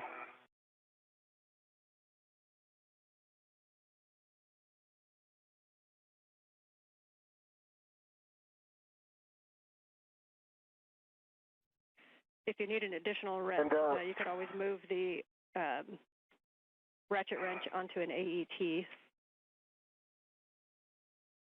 I think I'm good because I'm going to put my... Because we have 2 hooks on the LDTV, I'm going to put 1 hook on my mini workstation. Okay, copy. For Robo, Ann, and Jessica, a future egress position is potentially just body in, maybe a meter. Yeah, Neil, we can tell you what Robo had planned for you. It was coming body right and then going body in, and we think that would bring you to the handrail that we were talking about on the boom. Gotcha. Would a body in from here cause a conflict with the other things you're avoiding, like SASA, et cetera? No, we don't. I don't think so. This had you coming body in to about by like up to 300 centimeters, so that would be another 1.5 meters. Yeah. And then you can have the right as well if you needed to get down to that handrail. Yeah, I guess what I'm saying is the body right just brings me up zenith when I'm trying to go nadir, and so we could omit that and save time. We believe that will work. We will verify.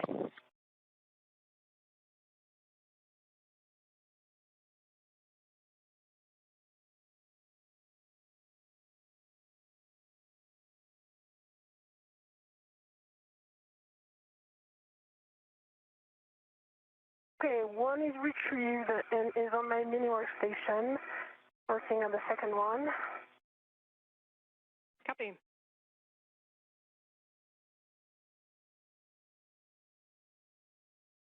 And just a reminder, as you ret to those, you want to ret to the D-ring on those so that the hooks are free for when we go to install. Yeah. I'll do the rets after. For now, I just put them on my mini workstation if it's okay for you, because I'm afraid I don't have enough rets.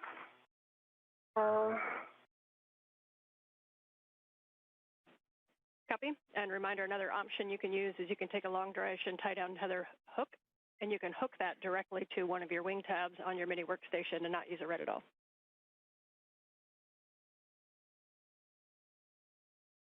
Yeah, that's what I'm doing right now with the first one.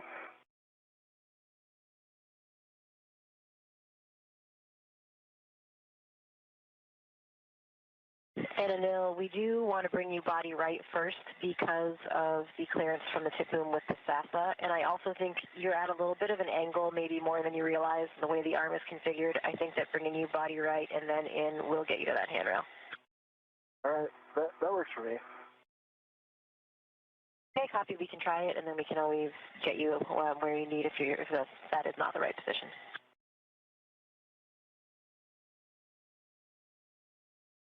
I am guessing for this handoff, I would benefit from some body in 30 to 50 centimeters.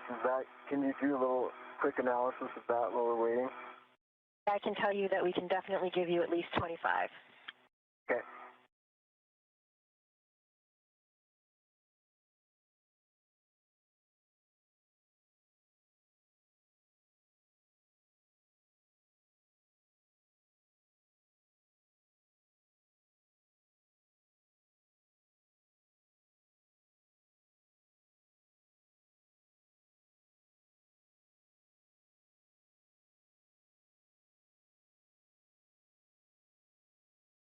And Ann, if there is comm bandwidth and it doesn't distract down there on the ground, can you give like a little verbal layout of how these long duration tie down tethers go?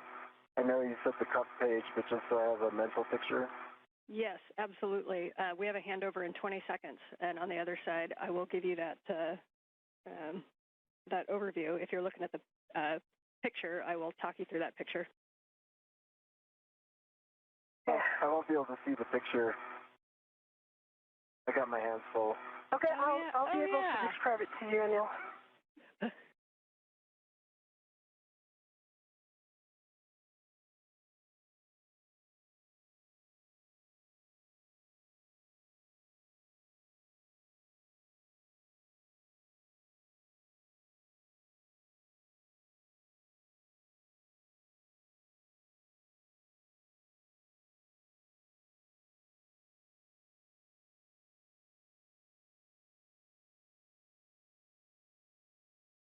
Handle and see if I can get this all the way to you without GCA. If that doesn't work, I'll ask for additional GCA.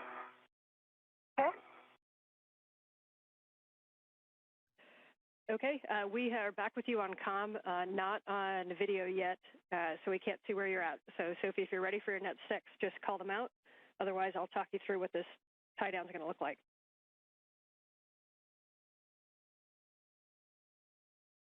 Translating, so I think we got some bandwidth here. Okay, awesome. Sophie, as you go to translate down, we want you to be on the starboard side. This is where you're going to position yourself on your left shoulder as if you're laying on the trunnion pin. And then your right arm is going to be the one that's going to come up and grab the escant from Anil. The dish is going to be facing aft, so you want to get yourself in a good position. And Anil, when you get off, we're going to have you on the port side of that. So Sophie, I'm going to have you set up on the starboard side. So keep both long duration tie-down tethers with you. Get on the starboard side on your left shoulder on the trunnion pin.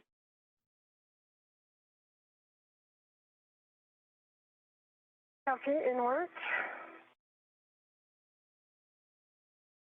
So try to have a clever plan for tethering myself.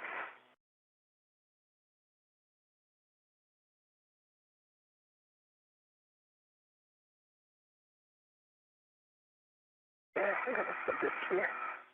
The sun's going down when you're set for your visor.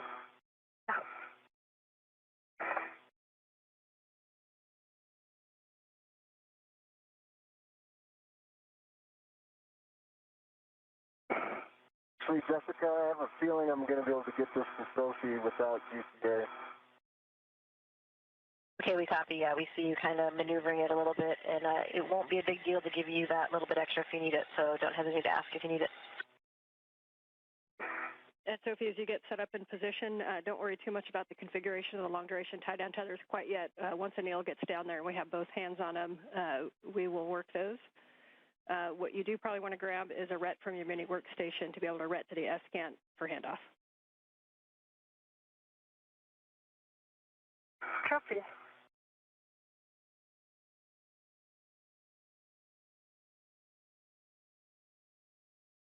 Hey, knuckle down. This is Mission Control Houston, 3 hours, 45 minutes into our spacewalk today. Just to recap where we're at, the spacewalk began at 7:29 a.m. Central Time, 8:29 a.m. Eastern Time. The objective was to remove a failed space-to-ground antenna from the location point at the Z1 truss on the International Space Station, the center of the truss structure.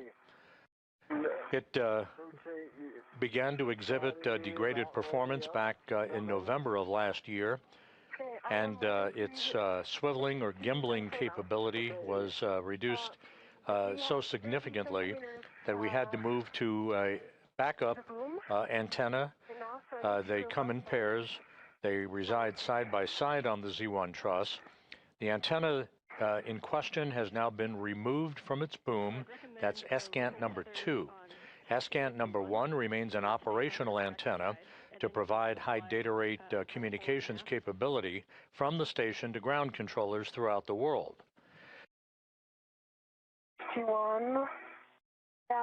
The two spacewalkers today, Anil Menon of NASA and ESA's Sophie Adenot, began the spacewalk working per the timeline, but ran into some difficulty loosening up bolts and electrical connectors along the way and fell behind on the timeline. So to try to create time efficiencies, the flight control team here, under the direction of Flight Director Chris Dobbins, elected to tie down, they call it a long-duration tie-down procedure, using a series of tethers to tie down the failed space-to-ground antenna to the truss on the International Space Station rather than spend the time to transport it all the way back to a flight support equipment stowage platform on the Port 3 truss of the complex. The one by your left hand there. With that in mind, we are continuing to press ahead with a plan to remove the spare space-to-ground antenna that does reside on a spare parts platform on the P3 truss and bring it over to the now empty boom on the Z1 truss, install it, and see how far we get in the timeline before we determine whether or not we can complete all of the work associated with the installation of the spare space-to-ground antenna. Time will tell. We're at the 3-hour, 47-minute mark, with the flight control team continuing to press ahead with the current plan of tying down the failed space-to-ground antenna onto the truss of the station. Use my legs as leverage, not up on the triangle, but kind of sideways. If you can stay there, I can get you this S-scan. Yeah, but how am I mean, I'm not stable right there, so it's not going to work. I agree. It looks a little tricky. That's why I was thinking if you can use that handrail by your left cheek. Yeah. To do a end effector, base tether, and then just BRT anywhere that will keep you stable. Yeah. I need to be BRT. Yeah, and the other if you can't, it's kind of an awkward angle to get to BRT on 6051 sometimes, but your stability is really going to come with your left hand on 6051 and your right hand up toward the S-scan. You'll be able to get a good purchase on 6051 if you can kind of turn a little bit, and then you'll kind of have your hand on that handrail the whole time during handoff, and then hold it until Anil gets down to assist with the tethers. And again, with your right hand, though, you're going to want to have a RET in your hand to reach up to RET to it.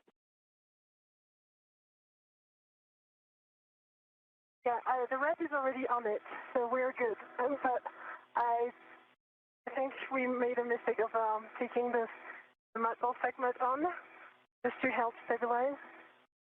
So I'm working on my VRT right now to be able to hold the position. Maybe this one. Okay, and you don't have to be able to get into a perfect position. If you can, if Anil can hand off the S-scan and then reposition, even if he hands you a T-handle, you could hold a T-handle and just hold it stable with one hand on a handrail and your right hand on a T-handle until Anil gets in position to be able to, it might take all four hands to get it fully down in position.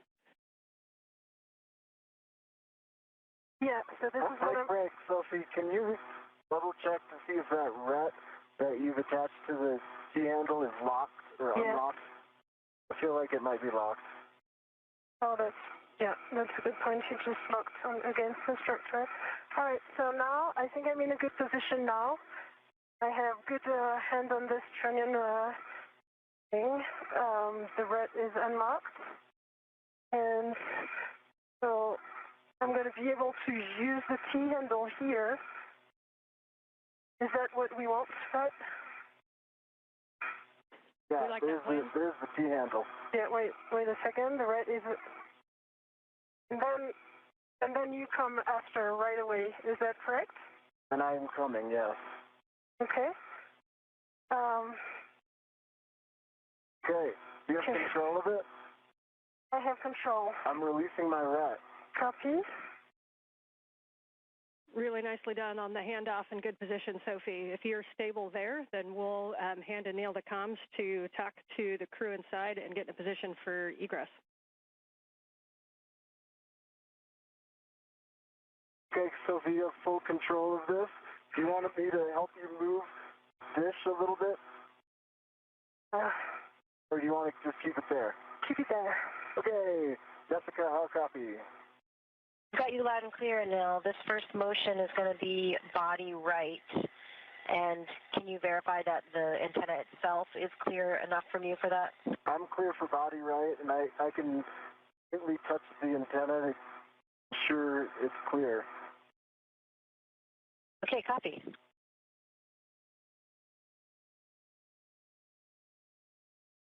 Okay, we're starting motion body right in 3, 2, 1. See motion, and it's good motion, and I've got clearance from the antenna. Sophie, good job keeping it stable. Yeah.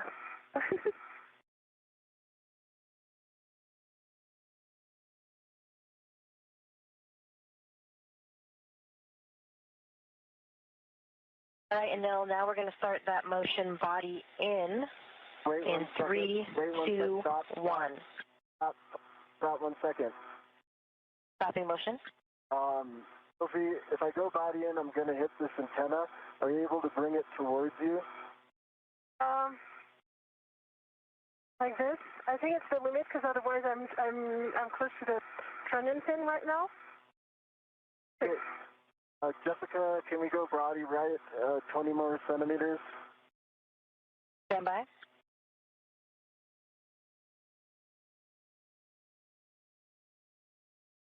All right, Anil, we'll bring you body right 20 more centimeters.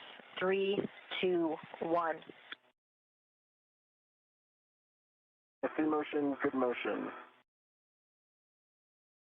It's going to give me clearances. Okay, Jessica, that's enough. We can go body forward. I don't know. We can come in up to 1.5 meters. Do you have an estimate, or do you want to call the stop? I will go 3, 2, 1 ramp out if I feel like we're close enough, but let's do the whole 1.5 meters. I think we might need it. Okay, we copy. Starting motion in 3, 2, 1. I've got clearances from the antenna.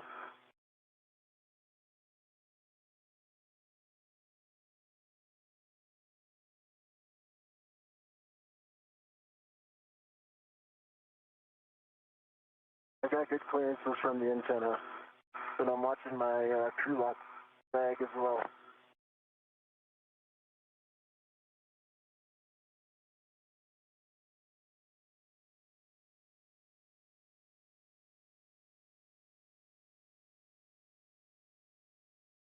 Ian, you're clearing the antenna now. I'm sorry, I cannot help with clearances. It's okay, you're doing great.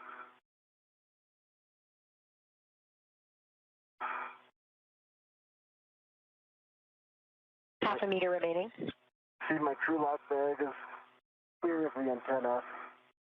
Ramp out in 3, 2, 1, ramp out. Okay, we've stopped motion. Stop GCA. GCA complete. All right, copy, GCA complete. So you ready for us to put brakes on so you can egress? Ready for brakes on and egress. Brakes are on, you go for egress. Go for egress. Okay, nice job. Sophie, nice job keeping the S-cant still. For Anil, you're going to be egressing and coming down the boom. As you come down the boom, a good position might be to go heads nadir and then go down handrail 2, which is the aft handrail, the long handrail. And then I'll talk you on to a good position when you get down there. But generally, you're going to stay port of the S-cant. Said head nadir. You want me to go head nadir? Yeah, I think as you move in position. Did I copy that? Yeah, I think as you move into position, obviously you decide, but as you move into position, if you go head nadir and come straight down the boom, the short handrails 3 and 4 where you're egressing, then you're going to go down handrail 2, which is on the aft side, and then we're going to walk you all the way down to Z1 into a position on the port side of the S-cant. Stand by. The antenna is moving. Anil, are you still ready? I am not ready. I think it's possible to head nadir. I put my crew lock bag into it. Okay, but now it's just becoming like tougher to control. So just try to be as close as you can to the boom. Yep, and Anil, if you need to reposition back and check what's coming in contact, you can also move over to the port side of the boom and try coming down on that side.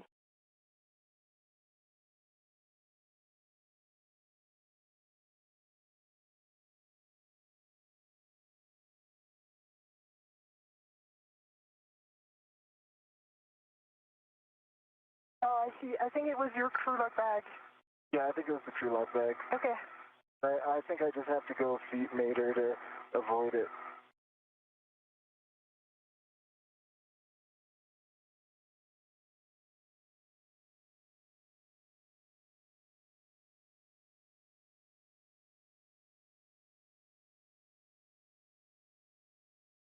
And I'm repositioning a little more aft. Slowly.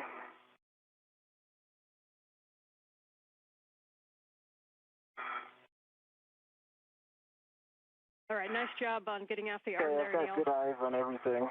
And I see your feet coming down. If you put your feet just forward, you're going to be staring at handrail 6058. That's a good one to hold on to. 6051 to orient you, or sorry, 6050 is the one that's pointing direct aft. That's where one of the long-duration tie-down tethers are going to go. We're going to do this tie-down very deliberately. As you know, when we do these tie-downs, we don't know if it's going to be weeks, months, or years. And so the biggest thing is we need to make sure that this is in a safe config. So if you can both be very deliberate on where things are going and calling out any issues that you see. Also be aware that Anil's tether is in a very non-standard config, so not something that we're used to. Make sure that we're not tacking him down alongside the S-cant. Right now I see your reel, Anil, going on your right shoulder. That's it, Sophie. Okay. And Anil, if you need to do a rich man's fair lead onto the boom, that might keep it clear of the S-cant, but your call.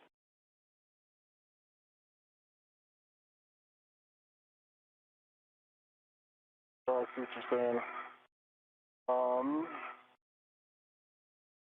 Yeah.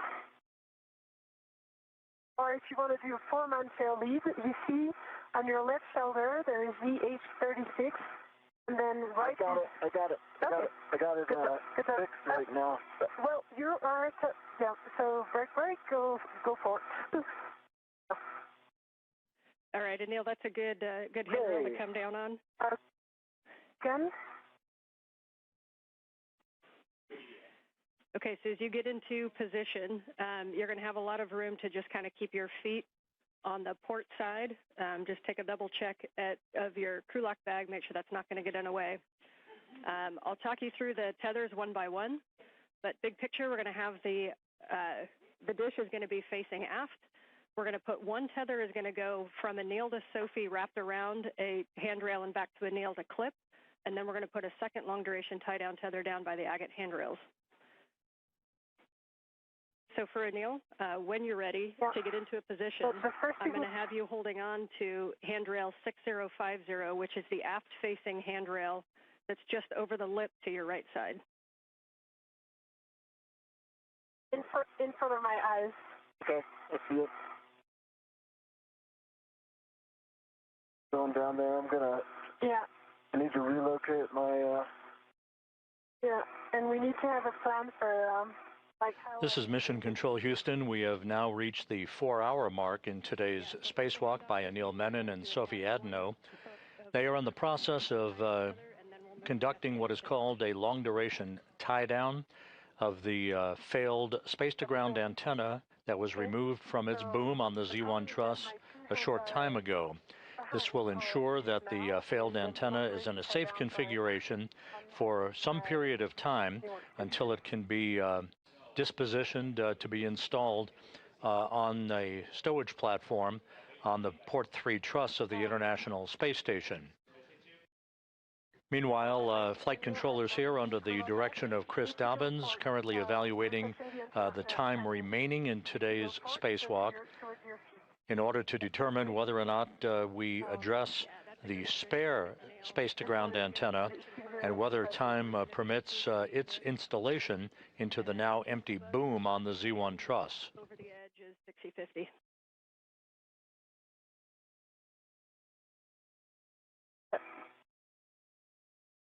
Yeah, I got 6050.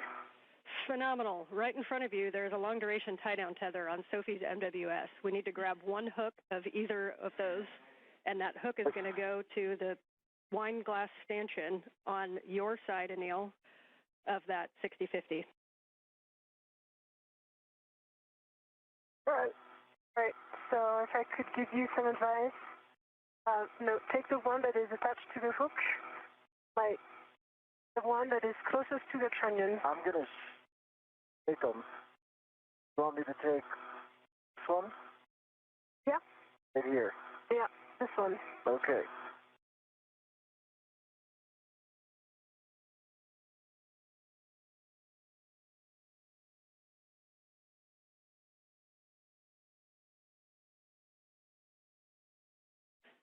And I'm not sure exactly how they're daisy chained, but if you end up with both, Anil, that's fine. You guys are going to be in the same place when you use the second one.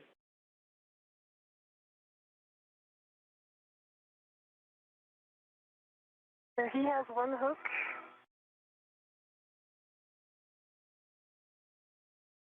Okay.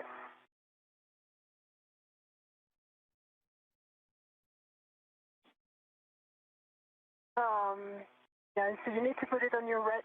I'm going for that right now. Yeah. Yep. Or the other thing you can do is release. We're going to end up using probably the max pull of this long duration tie down tether. So if you want to just right now undo that wire tie and release all the slack on that long duration tie down tether, and then put the other hook on the port stanchion, that works too.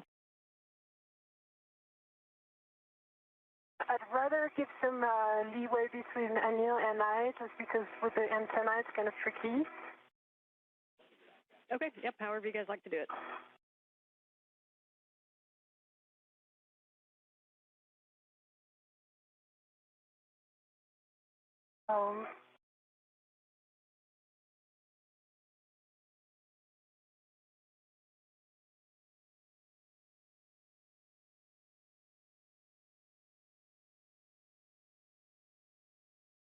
Up.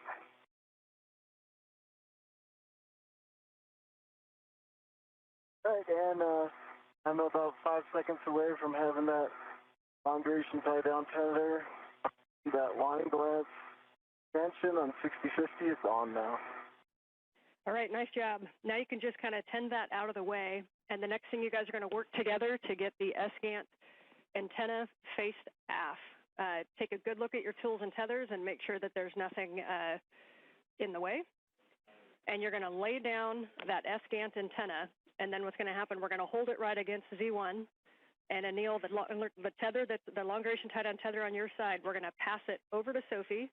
She's going to wrap it around 6051, and she's going to pass it back to you, and you're going to hook it back to that same stanchion or to itself. I should start loosening it now so I could pass it to her then. Do you agree? Yeah. Yeah, that's a good plan, because then once I give you the antenna, then you're going to stabilize the antenna. Okay, you should be able to pull that and it'll just come loose. Yes, I agree. Okay. All right.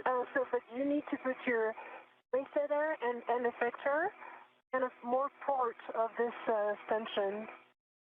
That, like, you're sure you're always saying port. I've got an idea. Yeah. Yeah, and Anil, you may lose access to 6050 once we move the antenna. Now, we can always move the antenna and grab it if you need to, but there is a handrail that should be by your right quad, which is handrail 6058 that you might be able to use. Okay, I think I'll relocate some air. That gives me a port movement plane. All right, I'll be there in 1 sec, Sophie. Yeah, no worries. Once I give you the antenna, I'm going to take a second to adjust my TCV.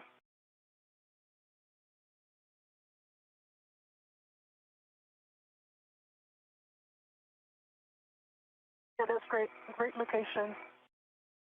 All right.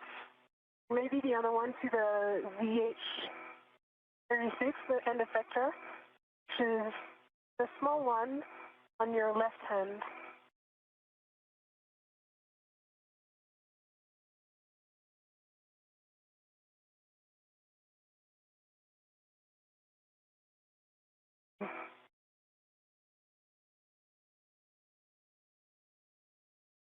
Job? I'm going to put it, see, the antenna's going exactly my way, so I'm going to move right here. I think I'm going no end effector, and we'll just, you can pass it to the, some point. Maybe I'll put it right here. Yeah, I think that's a great idea. Okay. All right, and Anil, I do recommend at this time to take off that wire tie and open up the long-duration tie-down tether and release all that slack. Wire tie is off, and slack is now released. I see it. Nice job. And at this point, you guys can talk to each other to get the S-GAN into the tie-down position. Cuff gauge 10 is basically it, but we're going to lay it as flat to Z1 as we can. And the one thing is that rears, that box right below the T-handles, the rears is also going to be just aft of Z1, and that'll enable the gimbals to be kind of flat on Z1 for the long-duration tie-down tethers. Copy that. That all makes sense to me. I got to get a hold of it, Sophie, and we've got to rotate it this way. Rotate it, and how, like, what's the plan? So the idea would be that you reach the other key handle. I think I could go low here, and by low I mean nadir. And then if I can get the T handle, I can stabilize and you can guide so we don't hit anything. I have control. You have control. Okay. And now I'm going to help rotate this. I think this is working. Yes. Okay. Okay. All you have to do is push that agate handle towards the boom. Yeah. I wonder if I should be wedded to this right now. You're tugging on it. Yeah. But it's going to be better because we will rotate this thing. So. You don't necessarily have to rotate it, do you?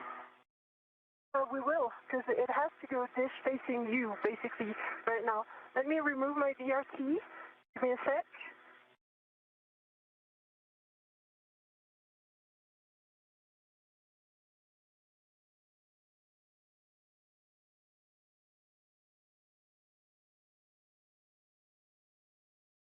Sorry, when you said rotate, I thought you meant turn it around to dish axis. Yeah, I'm on the same page as you. The dish needs to go aft. Yeah. So I'm going to take care of the exit handle. You might want to...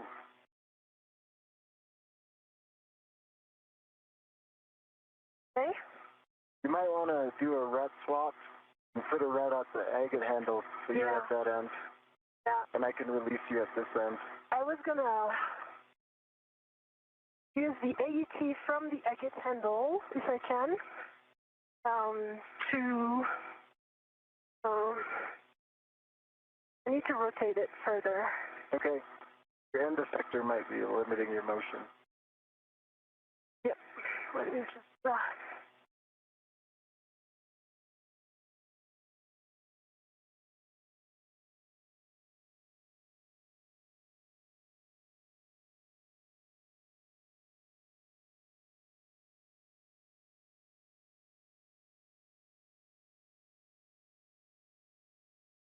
All right.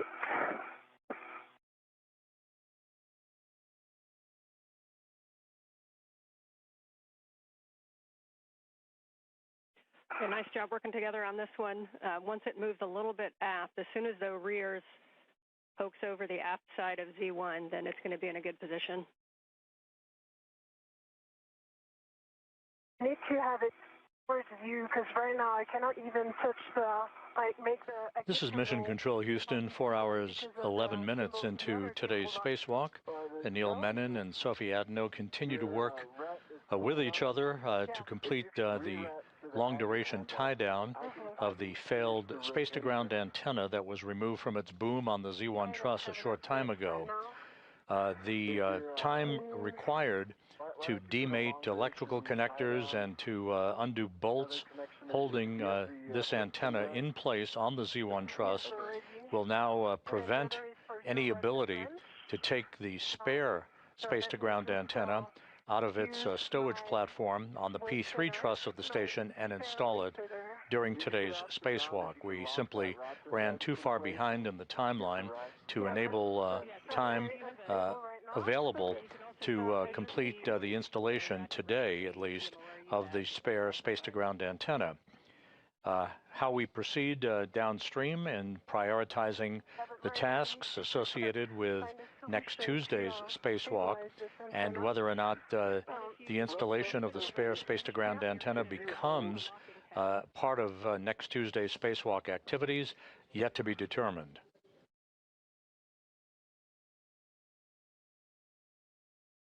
Yeah, it has a ratchet. It has a working tab right now. Okay, in that case, you can release your ret from that. That's a legal spot for your ratchet without a tether. Oh, wait, I have my VRT, sorry, ret. So I'm going to use my VRT ret, even easier. But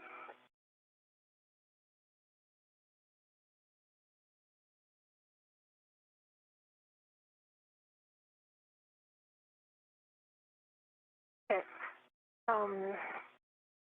I have a local, but I am very unstable where I am, so.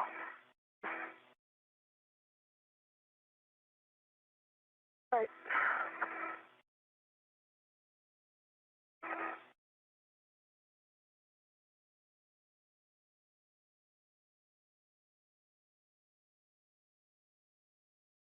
Doing great, Phil. Yeah.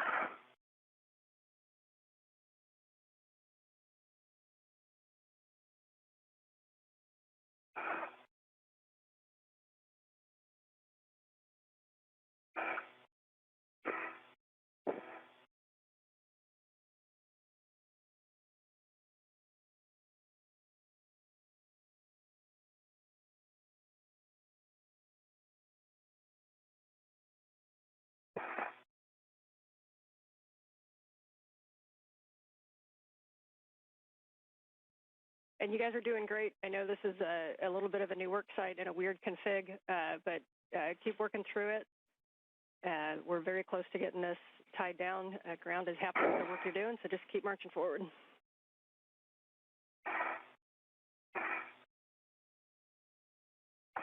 And well, Sophie's working that. I'll just give you what I think my plan is to get this dish facing aft. It's to rotate the agate handle towards the boom, and then I think I can go body nadir to get this dish in the rear part of it past the aft part of G1, and I think I can do that all from this particular position.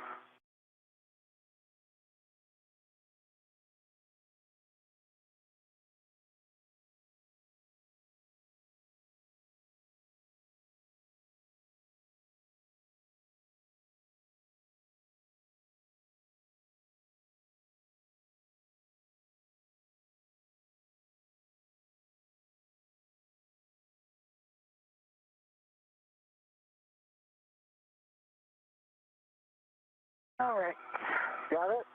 I've got a ret, which is on the AET of the agate handle. Is that good enough? I think it is to sure to end.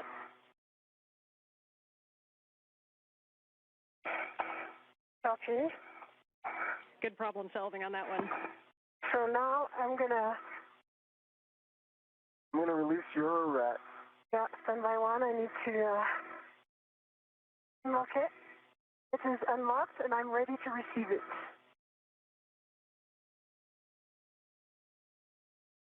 Coming. Got it.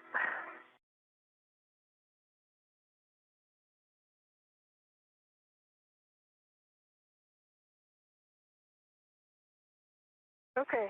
All right, if you're squared away, what we're going to do is move that boom, the agate handle zenith and port. Copy. Zenith and port. I'm in march. That's the right direction. Good direction. Now a little port. That thing port. There you go. Good direction. Now we just need to lay it flat. I'm going to get out of the way here. And the rear is past the aft side of and V1, for orientation, so all I need to do is get out of the way. The one thing that matters is that the gimbal locks are, either one of them is faced zenith up.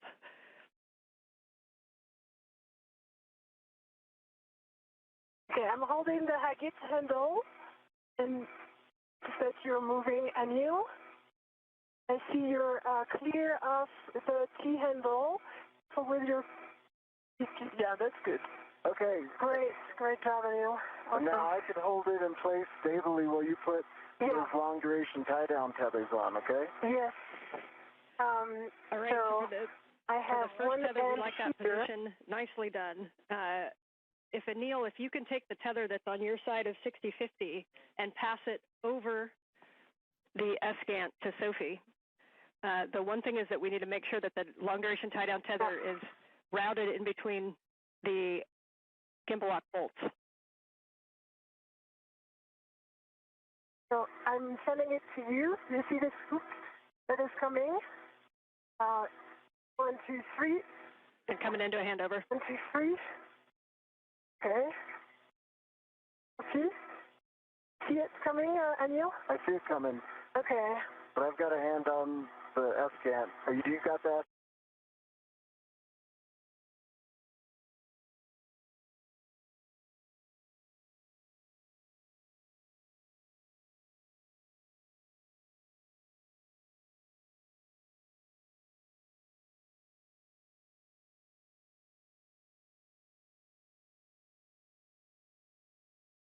I'm going to relocate my end effector, okay? Copy. This one is a good spot. And we're back with you after handover. See? And can you guys give us some words on where the long-duration tie-down tether is routed, what you guys are working right now? You give her those words and I'll get my end effector. Yeah, sure. So right now, Anil is just repositioning that he can give me this long-duration tie-down. And for now, there's no long duration tie down. It is only stabilized by my hands and the red that is on my mini workstation. That's all we got for now. Okay, and I'm seeing bolts, Fox, and Gulf. They look like they're facing you. When you do the long duration tie down tethers, just make sure that those are facing zenith. Either one of them can be facing zenith. Copy. Fox and Gulf facing zenith. That's the plan because it's the only one. It would be like slick on the like. Yeah, and it doesn't have to be that one. It could be the one on the other side. We just need a gimbal lock facing zenith. Yep, that's going to be the case. Okay, I've got the long duration tie down tether. I'm in a good position. Yeah. Sophie, I was working, so I didn't track all that, but just tell me what to do next.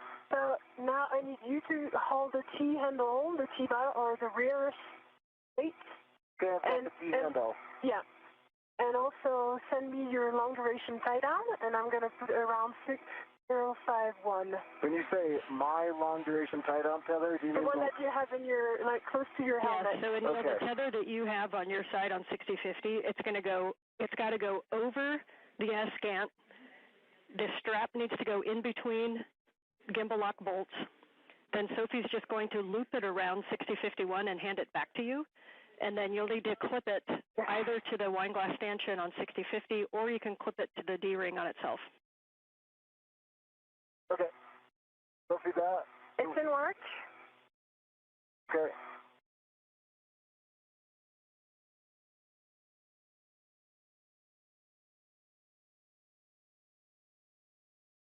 Okay, it is right now looped around 6051. Or some twists on the cape on the long duration tie down, but does it reach? Yes, it will reach. Yep, it should reach all the way back as long as it's all the way released. It'll reach back, and you may need to kind of move the S-scant so that it can fully reach. Twists are okay. The one thing you want to think about is if you're twisting next to where we're going to tighten it, you don't want to get a twist into the actual mechanism of the long duration tie down tether. Yeah, sure. Okay, so now we need to put both straps above Fox and Gulf. Yeah, I'm supposed to put this on the handrail, though, right? Yeah, it can go back to the handrail or it can go back to itself. Itself. The hook, but there is not enough. Okay. Oh, okay, I see why. Because it was looped around once. See that? Okay, maybe take a look under the S-scant to see if it's caught on something, and make sure that the full rears is aft of the Z1 platform. Full rears is aft.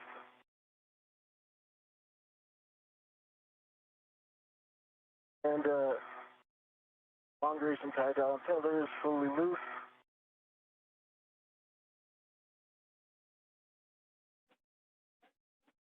Yeah, that's better. I can give you more. The one thing is that we want to be above Fox and Gulf. One of the wire ties is in a... Yep. So you guys mentioned that the rears was aft of the Z1 platform. Make sure that it's not very aft. Like the rear should almost be up against 6050 on the aft side of Z1. Yeah, it is on the aft side of 6051, so that is really good. One thing that we need to correct right now is that it would need to go above and Gulf, but in work.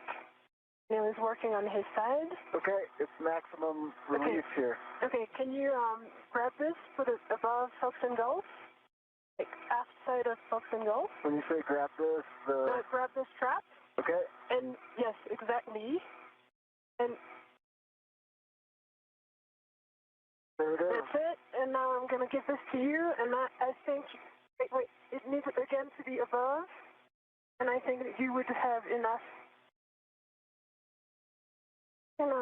Thanks. To go back. That did the trick, and I think we're going to just done.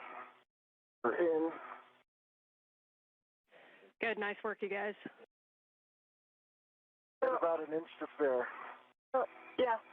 Just for your information, it goes to Z8. This is Mission Control Houston, 4 hours, 24 minutes into today's spacewalk. Menon and Adenot wrapping up the long-duration tie-down of the failed space-to-ground antenna near its original parking place on the Z1 truss of the International Space Station.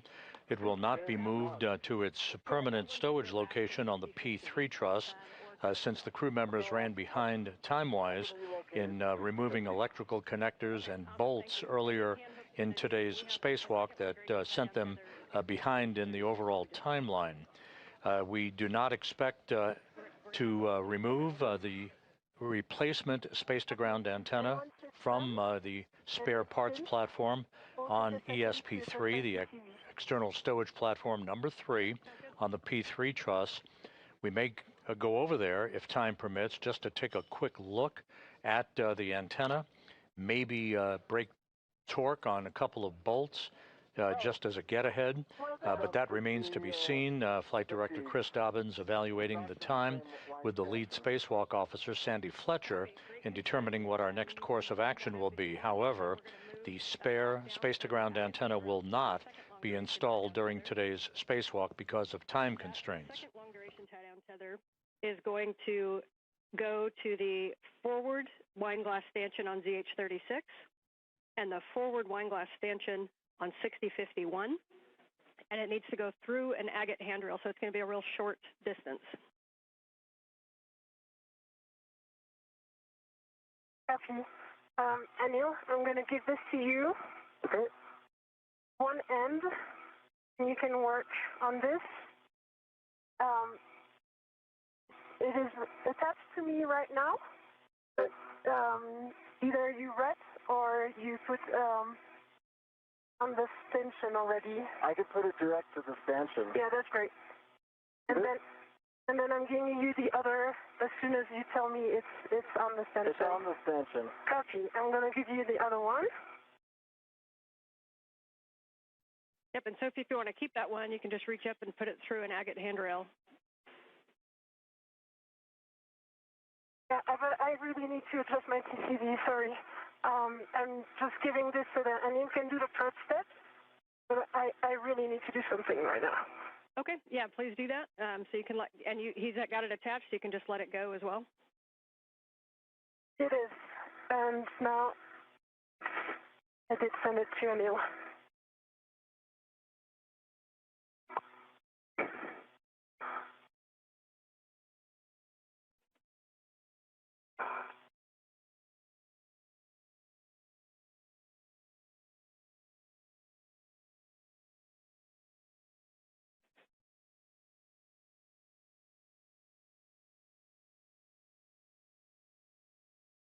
Okay, and want to talk me through this? Before Sophie's getting set up? Yeah, definitely. Just a couple words for Sophie. Reminder that if you're trying to go warmer, go to lower numbers. If you're trying to go colder, go to higher numbers. If you're cold, reminder that you've got glove heaters as well.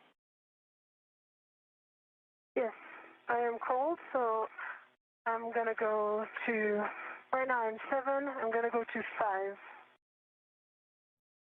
Okay, that's a good plan, and if you'd like your glove heaters, you have those available to you too.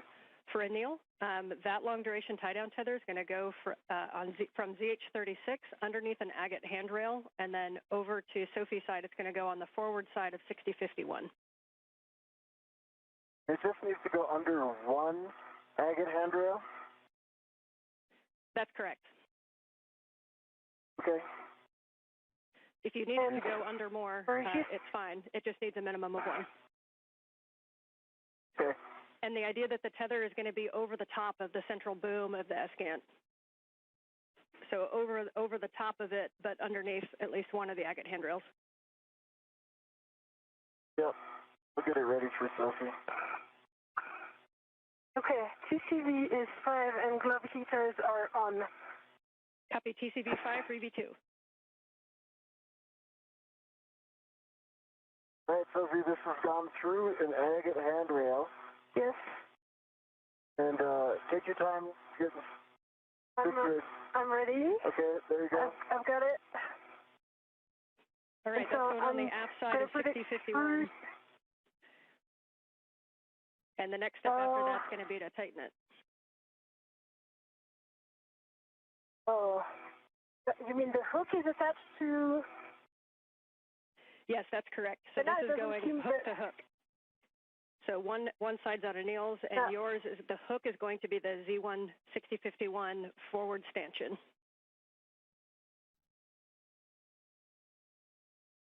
And just want to check that long duration tie down tether. It looks like it's going underneath the S-gant. We want that to actually go over the S-gant, but underneath one agate handrail. Yeah. Oh, I got that. This is what I thought it was. Yeah. So. Got it. I understand. I can grab it from here if you pass it through. Yep. Yeah, we like that config. Two agate handrails. But I hold it right here, Sophie. Yeah.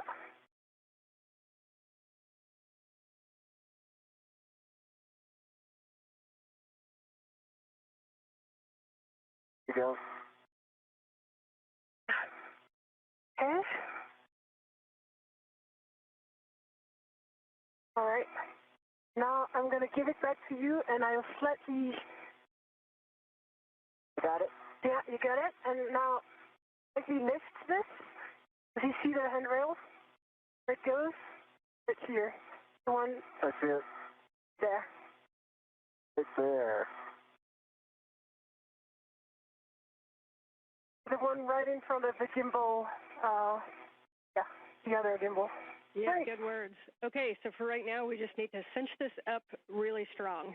So first, we want to really double check those hooks to make sure that the gates are fully closed on those wine glass stanchions.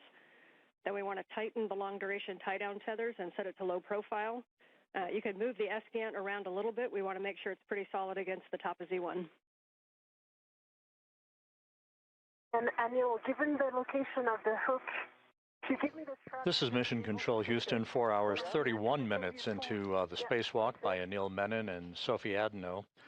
The failed space-to-ground antenna, which began to exhibit degraded performance in being able to track NASA's Tracking and Data Relay Satellites constellation of satellites late last year, that failed antenna has been removed from its boom on the Z1 truss of the station as Menon and Adenot are in the home stretch of tying it down, what is called a long-duration tie-down, using a series of tethers. It is being tied down on the truss of the station near its operational point at the Z1 truss. What we will not be performing today is the installation of the spare space-to-ground antenna because the crew members ran behind earlier in today's spacewalk due to the time that was required to remove electrical connectors and bolts regarding the failed antenna that held the antenna in place on the boom. Okay, here it is. The team is currently looking at perhaps one or two get-ahead tasks just to take advantage of the time outside of the void of space today. But the work to install the replacement space-to-ground antenna to restore full redundancy in the high data rate communications capability for the International Space Station will wait for another day. There will be some meetings that will be held to determine the priorities and the further course of action coming up on next Tuesday's spacewalk and other activities associated with downstream spacewalks.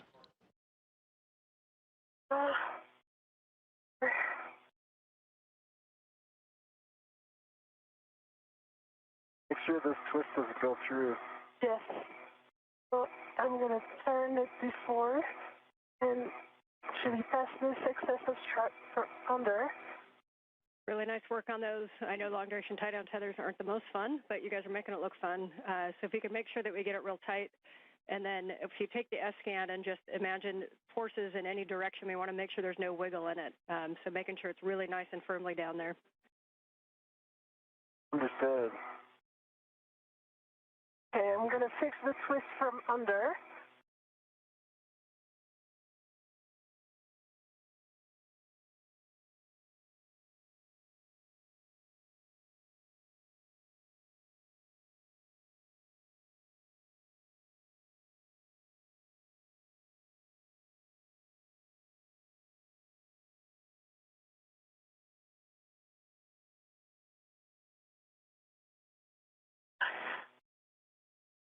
Okay, pulling again.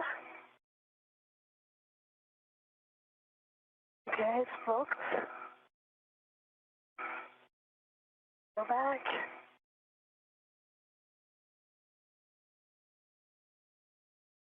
Okay, it's not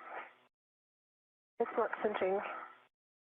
Can you open the Velcro stuff? Yep.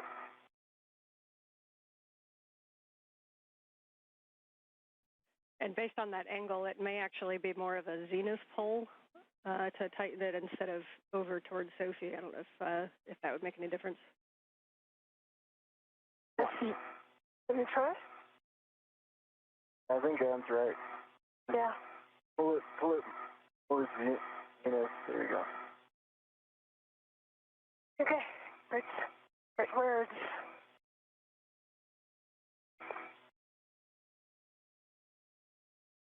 Done. Okay. Got a little bit of a turn in it. But it's pretty tight, actually. Yeah. Like, when I look at this side, it's got, like, quarter-inch play in it, maybe, on the agate side. Do you want this Anne, like, immovable, or? I think if we tighten this one, it's going to be enough. Well, that's pretty tight on that end. Yeah, that end is really tight. Yeah, we're looking and listening. You may want to also iteratively tighten with the other one, and then keep doing those wiggle tests. Best effort, but if you really want to make sure that this is secure and won't twist or pull with forces. Okay, I can help by just cinching like this, and you... We need to untwist it first. I think that's lesson learned. This one right here. Yes. See if you can rotate it. Yeah. This one is going to be... Yeah, okay. I see what you mean. There you go. Yeah. You can start pulling right there, or do you want me to pull my direction? Let me see. I'll pull as much as I can.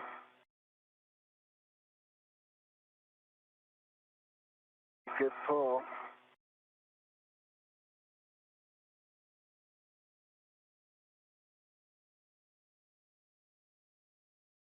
Good pull. Yeah. Maybe I can cinch this one again. Or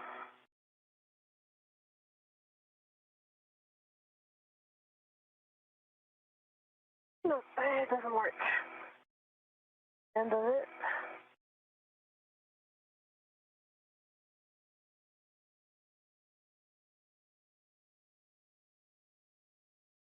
Okay. 10 seconds to a handover. What you guys are doing is great. It's pretty secure, Sophie. What do you think? Yeah, I think.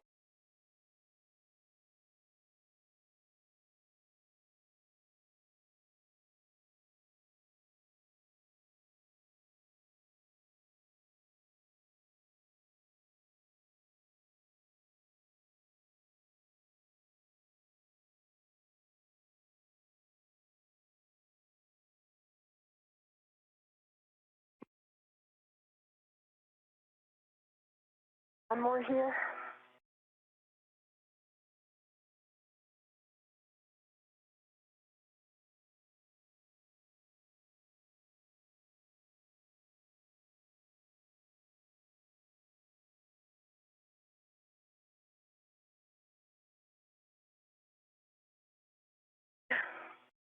What do you think?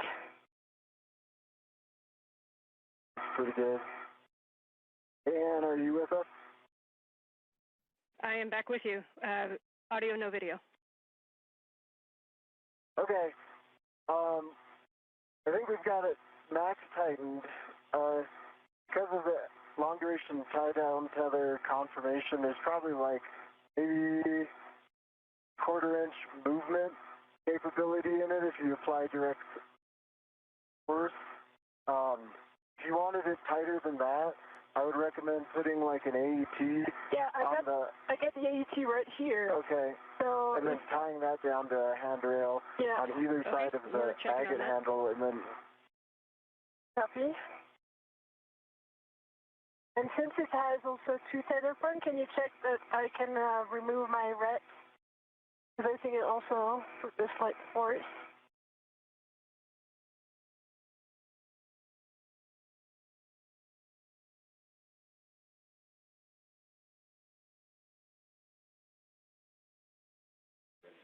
And also the report. Yeah, go ahead. All right, you guys can stand by for 1 second while we talk about it, so you can give your hands a rest. Copy.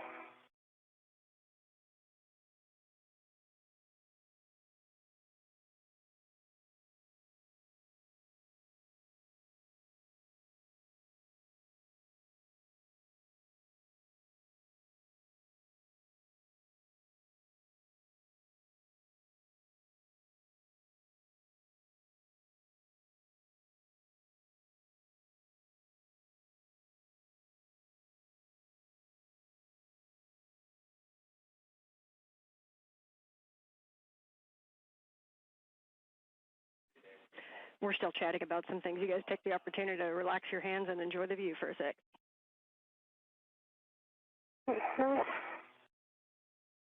The view is Anil. I enjoy. See if I can get my camera for you. Oh yeah, I can do that too.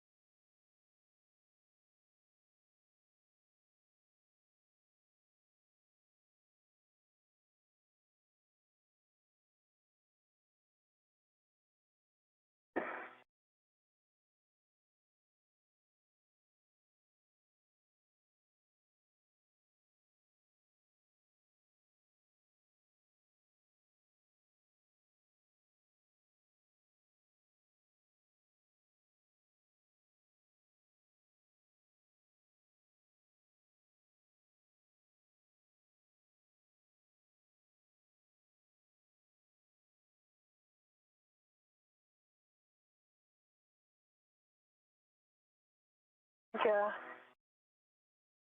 Sure.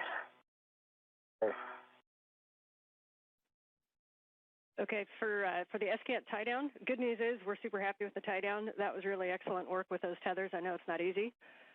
One of the NZGLs looks like it popped off on that failed SCANT. We're wondering if you can take a look and attempt to reattach it. I'll do that. Okay. By the way, I'm going to go to release my ret. And do you want us to put the extra AET to... We do not need the extra AET, and you are go to release your ret. Okay.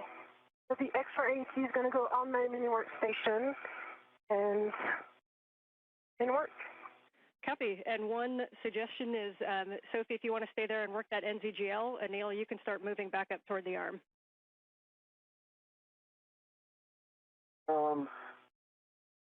Okay.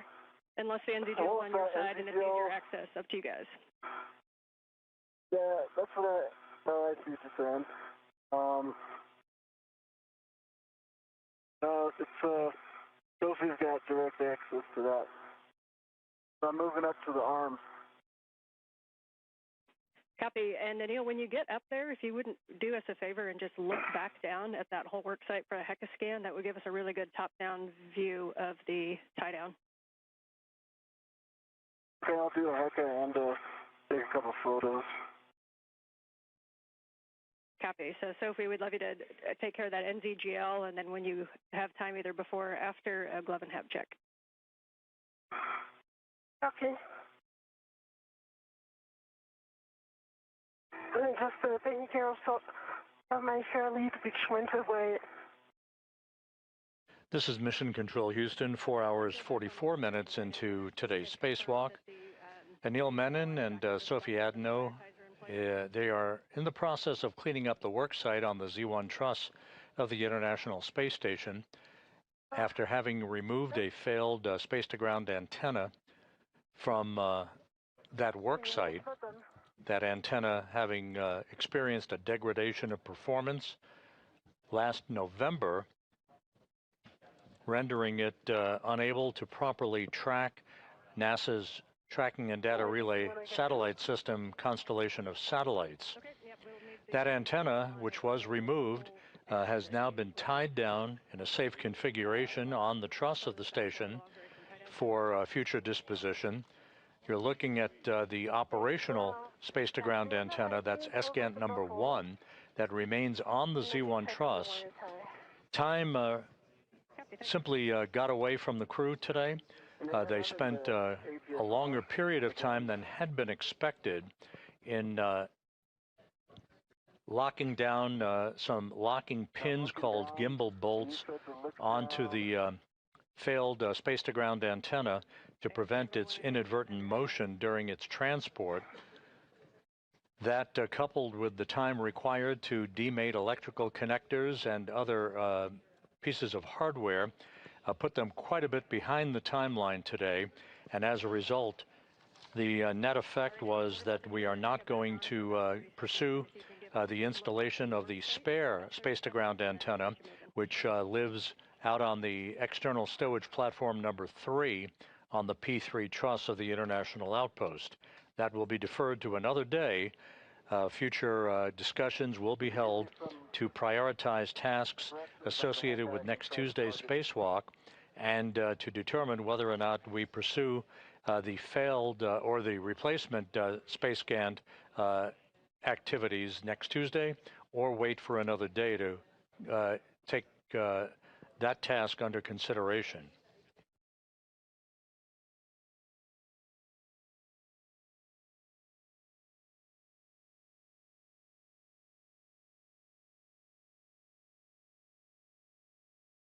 So it was not unexpected that the crew might run into a longer period of time required to get that failed space-to-ground antenna off of the boom. That had been anticipated all along, and it did turn out to be the case today. The operational antenna is there very clearly in the field of view. A series of radiators that dispel heat from the station systems serving as a backdrop for Menon and Adenot as they complete a few additional steps in tying down the systems associated with the boom that the failed antenna resided on. And the MLI on the buckle.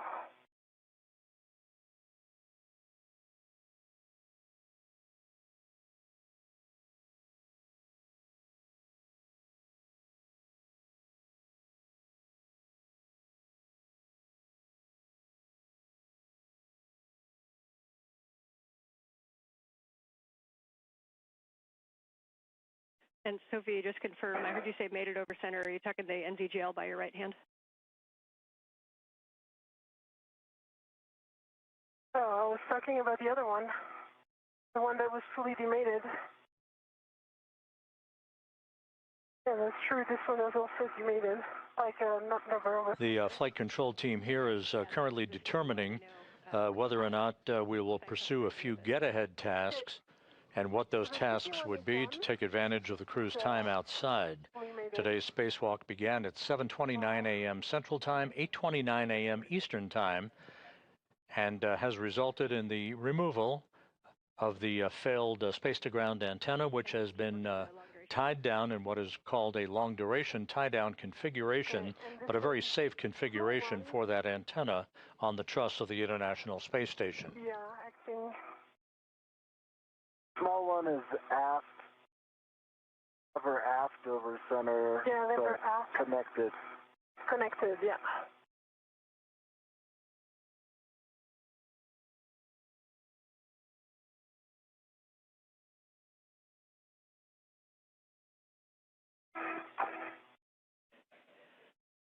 Okay, for Sophie, please continue the long-duration tie-down tether cleanup. We're still talking about the NZGLs, and then a nice slow HECA scans as you move around, cleaning up those tethers, and we'll hand the comm back to Anil. And Anil, you are back to the Space One to get out of the arm.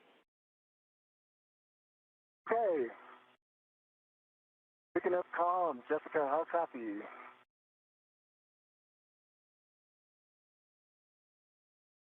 With you, Anil. We are ready to get the arm back in motion. We're going to take brakes off and get set up. Sounds great.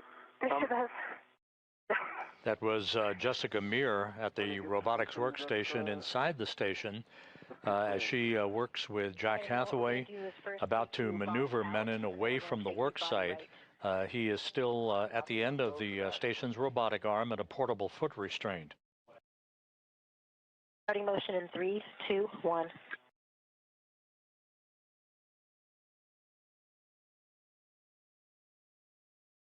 Good motion, good motion.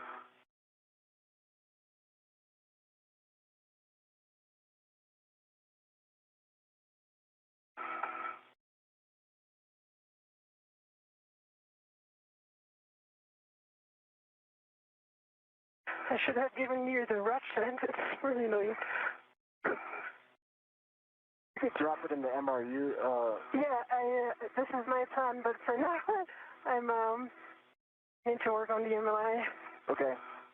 And I did see a long duration tie down tether that wasn't closed on the on my side, and you can go over the top of the edge to get it.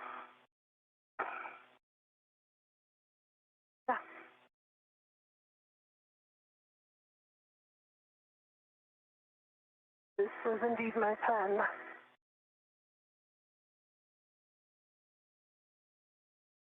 Right, and now we're going to start motion body right in 3, 2, 1. Motion, good motion, Jessica.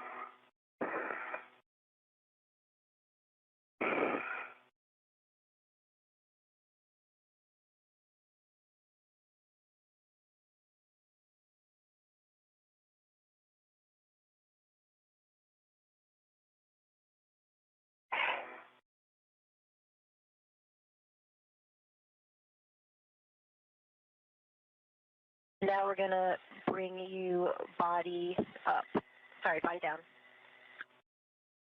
Copy.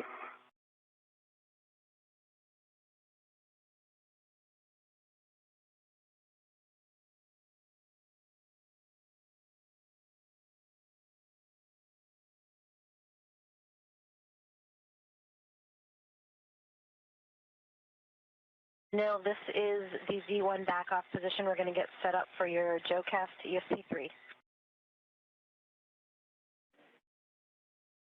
And for all crew, we are going back to phase 1, so we're going to the APFR egress position. Copy egress. Okay, we copy. We're going to the APFR egress position.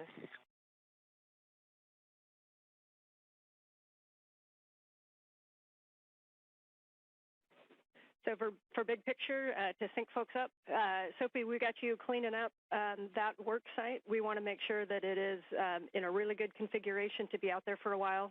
So what you're doing is really important. We need those straps tied down. We need the MLI over the buckles and the wire ties on. We need a really good HECA scan, and then we'll be having you scan, including the dish, as much as you can. And then we'll be having you clean up the bag. For Anil, we're going to be GCAing you over to the APFR egress position and doing a swap back onto your regular tether and cleaning up the arm. And from there, we'll make a call on get-aheads. Copy, and thank you.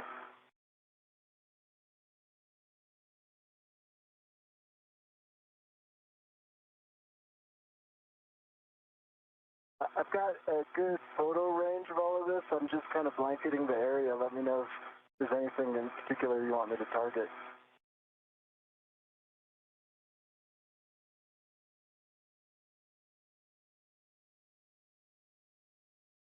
And Anil, we appreciate those scans. We got what we need from that. We're actually going to power it down just for heat.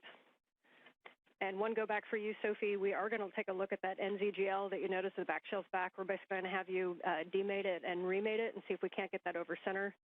And then we may need to do a wire tie. Copy.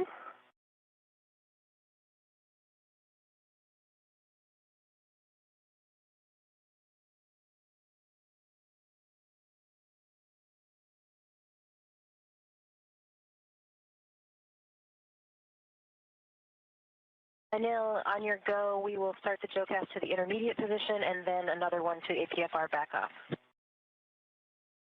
Here we go for me. Be starting motion in 3, 2, 1.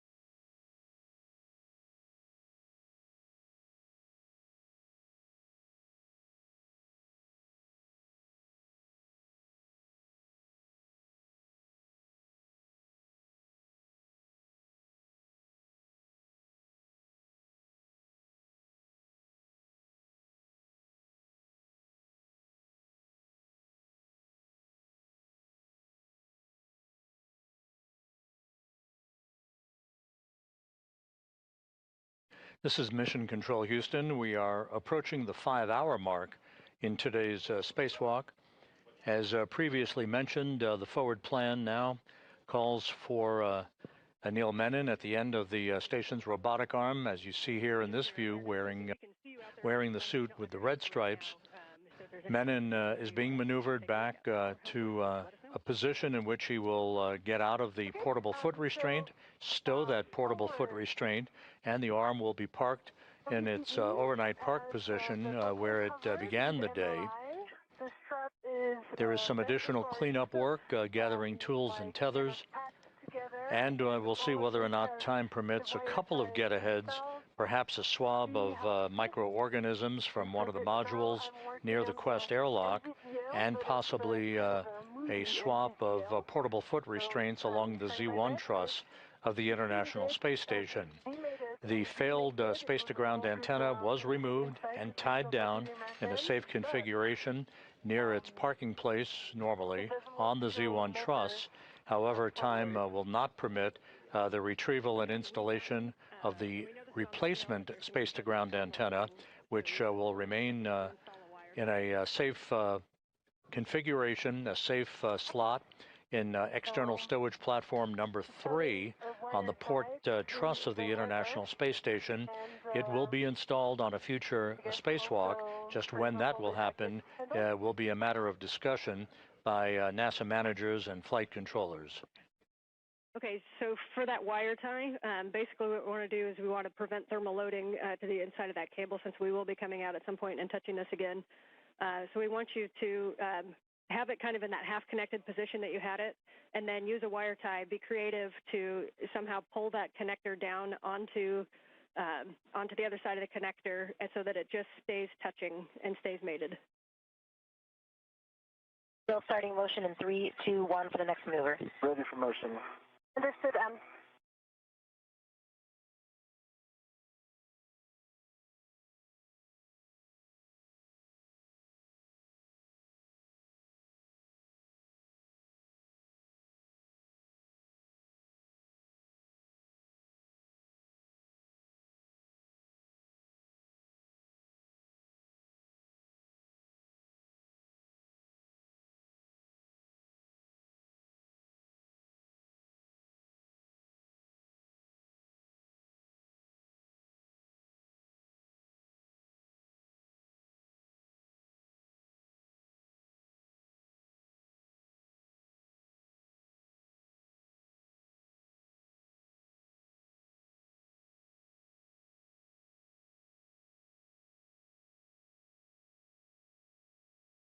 Now retrieving the wire tie from my BRT to start wire tie ups on the NVGL.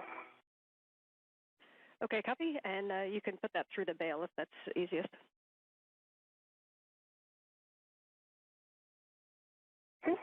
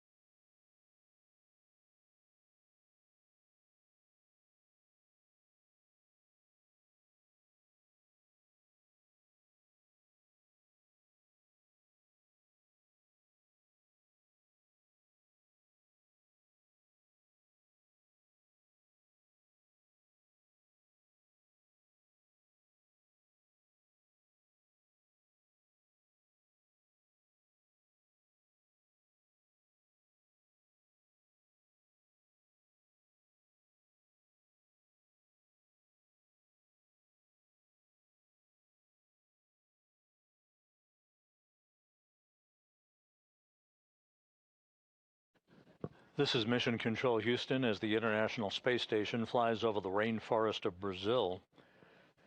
A good view of Anil Menon riding at the end of the Canadarm2 robotic arm with Sophie Adenot not far behind as they make their way back toward the final work site of today's spacewalk.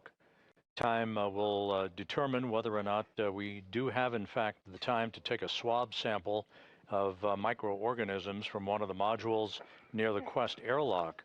On the left side of your screen is the SpaceX Dragon spacecraft that will return the Crew 12 crew on board the station, Jessica Meir, Jack Hathaway, Andrei Fedyaev, and Sophie Adenot. They'll be returning to Earth in the next several weeks to complete their long-duration mission on board the International Space Station.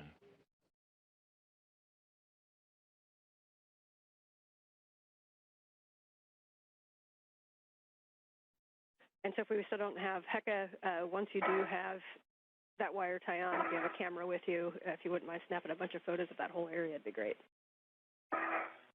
Copy, will do. I'm just adjusting my body position right now. Working on the wire tie. So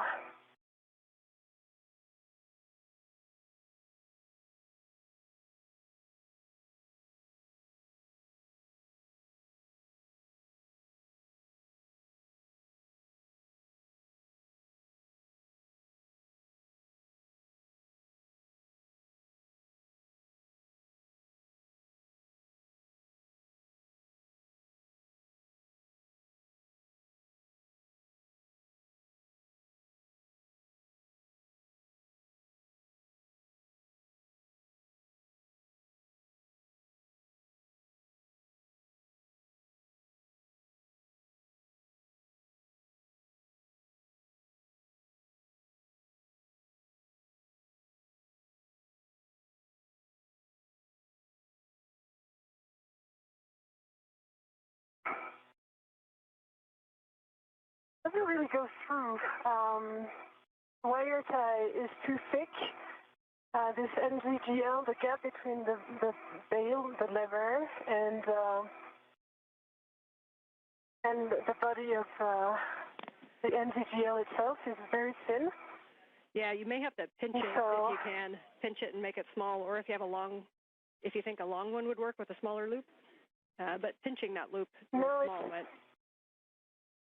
Yeah, it's not the loop. The loop is already in. It's a white plastic thing that is kind of protecting the free end. And this one doesn't go through, so I'm trying again. So yeah, the risk is that this white thing is going to go apart, and then once it's apart, then it's going to expose one sharp edge. Okay, yeah, just best effort on however you think it can hold it to not disconnect. Okay. Yeah, I've got an idea, and that will be good.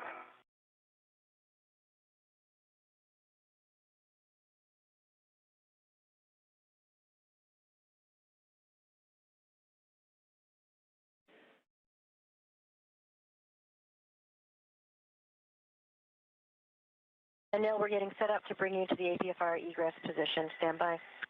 Stand by. And Sophie, if you can take the free end of that wire tie around the agate handrail with free twist, then we're happy with that config. Copy, in work. That was exactly my plan. Copy and thanks. And that AET that was on the agate handrail, did you pick that up? Or is that still on the handrail? No, I did pick that up. According to what I understood, was the plan, right? Yep, no, that's exactly correct. We're just making sure. Okay.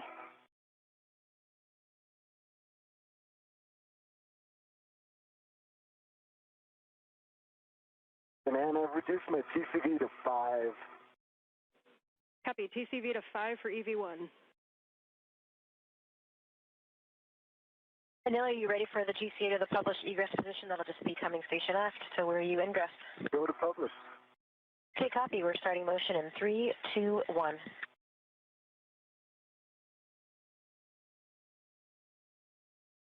I see motion, good motion. Got good clearances here, and I know you have an orthogonal view, but I can also give you.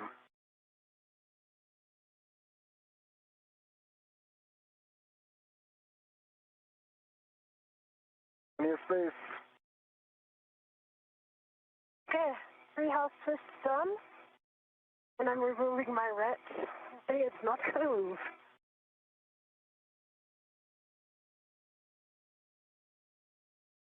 Okay, we copy. All right, you have happy people down here. Well done, Sophie. Okay, I need to work on the other MLI though, and take a few pictures before I change location.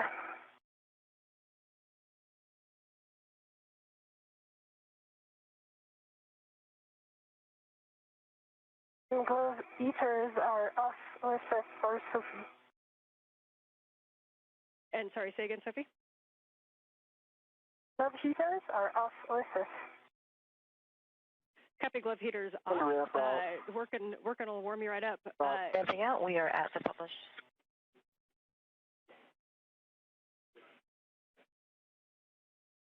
Good, Ann. I believe the NG stop GCA complete.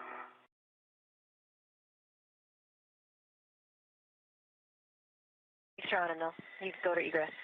Go to egress. All right, Anil, you will egress and then temp stow the bag as desired. And then we're going to be cleaning up the arm with your safety tether swap being the first thing. For Sophie, I see you doing some pictures. Definitely need some pictures of that area. And then can you confirm for us the configuration of the buckle on the aft long duration tie down tether, the one that was on Anil's side? Did we get the MLI and the wire tie on that one?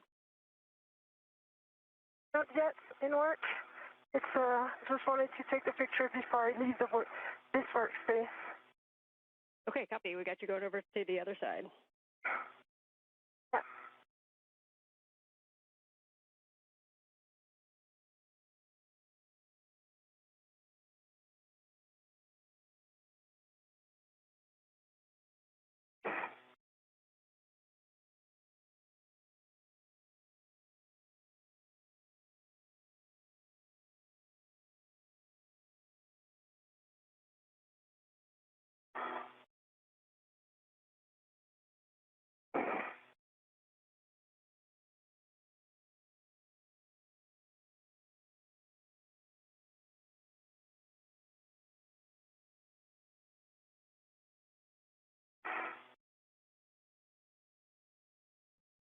And Anil, once you're in a good position and ready to work the tether steps, we'll take the comm over and I'll walk you through that, including when you have your waist tether down.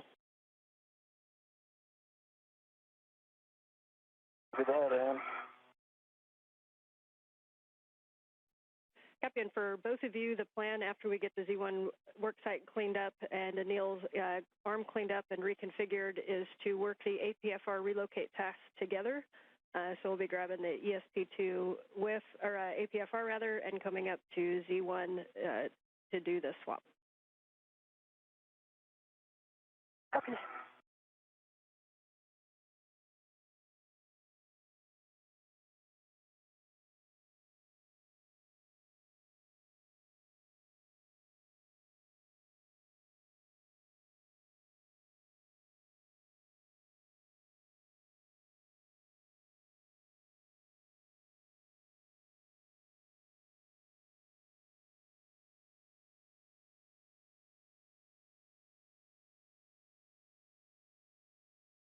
And you said to put the bag down. Did you want me to leave the crew lock bag on the truck?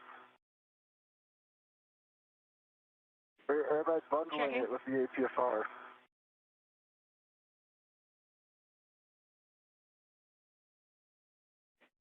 Yes, bundling it to the APFR is fine. Where is it going next? Because if it's going close by, I'll do the quick bundle that we discussed. If it's going far, I'll do a really solid bundle. Yeah, so you're going to be taking that APFR to the port CETA cart. So you can look over to your left and see it right there. So it's up to you if you want to do the bundle on the APFR and take it with you and then bring it back, or if you want to just temp stow it on the truss. Okay, I'm going to temp stow it. Copy.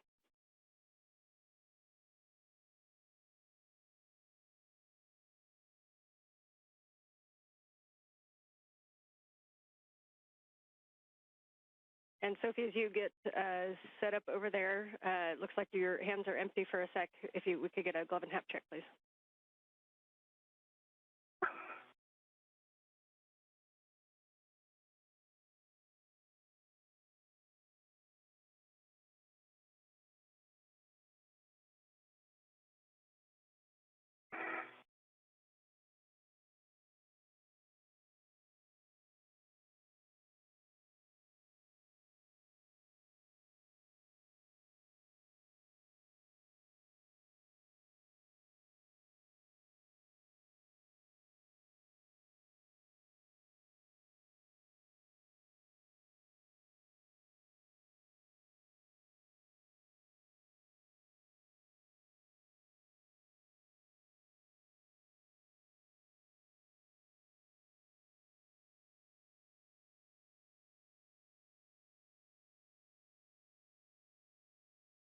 Okay, and crew lock bag is on the truck.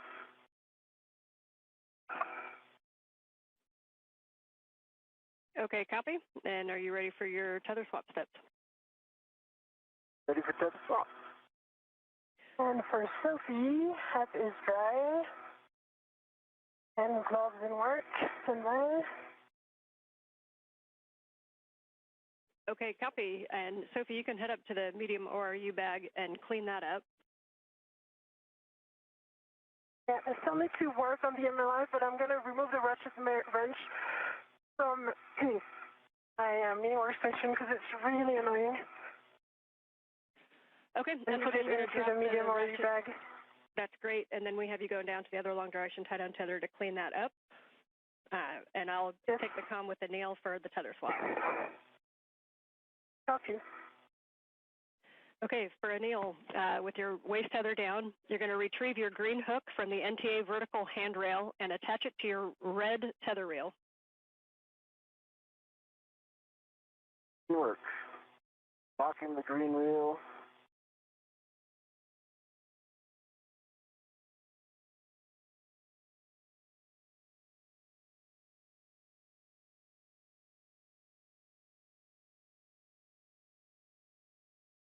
Green hook is on the red reel and locked. I'm unlocking the green reel. Copy. The green hook is on the red reel, and the green reel is unlocked. You can then release your yellow hook. You can release your yellow hook from the SSRMS and attach it to the green tether reel, also checking gate and hook.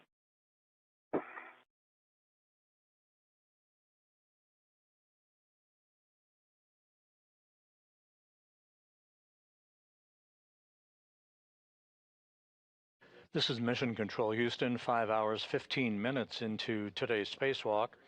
Anil Menon and Sophie Adenot are in the home stretch of today's excursion, the 282nd spacewalk in support of ISS assembly, maintenance, and upgrades. This was the 5th spacewalk conducted out of the International Space Station this year, the 2nd for Expedition 75 crew members, the 2nd for Menon, and the 1st for Adenot, who today became the first French woman to conduct an extravehicular activity. You see Menon with the suit and the red stripes there in the field of view. He has conducted the work today as EV1, or extravehicular crew member number 1. Adenot, alongside him, has been EV2, the unmarked suit, with no visible markings on that suit. Extravehicular crew member number 2. The crew began their spacewalk placing their suits on battery power at 7:29 a.m. Central Time, 8:29 a.m. Eastern Time. Copy, thanks. And if that long duration tie down, the major activity for today was the removal of a failed space-to-ground antenna on the Z1 truss of the station. There are 2 such antennas that sit side by side to provide redundancy for high data rate communications through NASA's Tracking and Data Relay Satellite System. The crew ran into some time constraints. It took longer than expected for them to install locking pins on the failed antenna that first encountered swiveling or gimbaling problems to track the TDRS network satellites last November. They also spent more time than had been anticipated in demating electrical connectors on the boom that the failed antenna resided on the Z1 truss. Because it took much more time than had been expected to get the failed antenna removed, the decision was made to tie the antenna down with tethers right there on the truss of the space station in a safe configuration, but not to pursue the installation of the spare antenna that is housed on an external spare parts platform on the Port 3 truss of the International Space Station. Both reels are unlocked. So with the failed antenna tied down, future meetings are to be conducted to determine the next set of priorities for the upcoming spacewalk that is planned for next Tuesday. Gonna rent to the APSR, then remove it. That'll be the 3rd spacewalk of the month of August, the 3rd to be conducted in a 19-day period. We are expecting a couple of get-aheads for the crew as they make their way back to the Quest airlock, the swabbing of surfaces on the outside of the station to collect microorganism data, and an exchange of portable foot restraints out near the Quest airlock.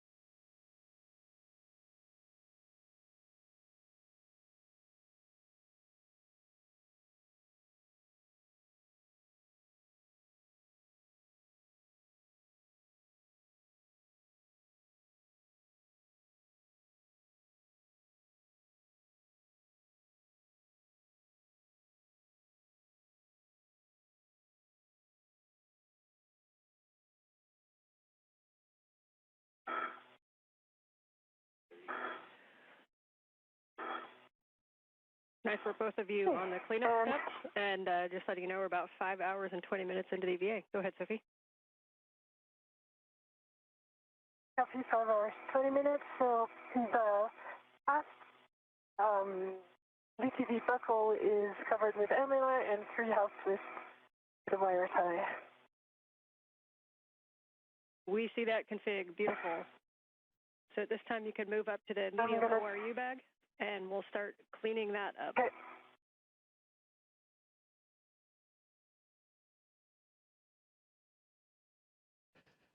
So the bottom line of today's spacewalk is that Menon and Adenot were able to remove the failed space-to-ground antenna. It is in a safe configuration in what is called the long-duration tie-down configuration with tethers on the truss of the station. However, as occurs from time to time during these spacewalks, there were bolts and electrical connectors that proved to be more bulky than had been planned.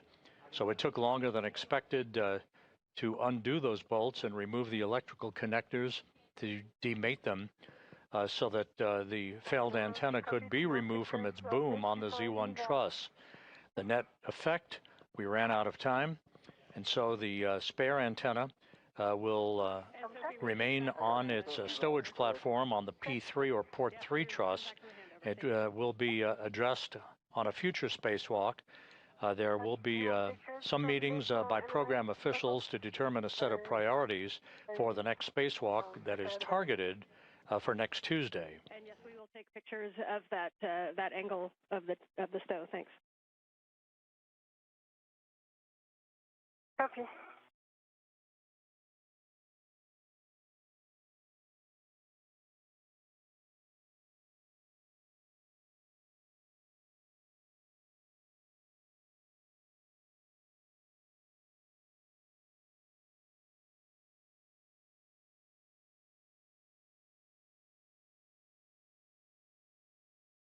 And the excess strap of the forward LVTV, I was not able to put it inside the MLI of the buckle because it was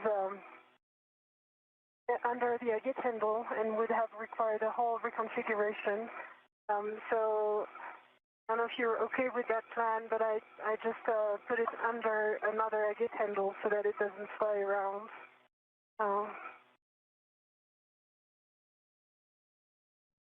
Okay, that is a good config. We're happy with that. Thanks. Okay.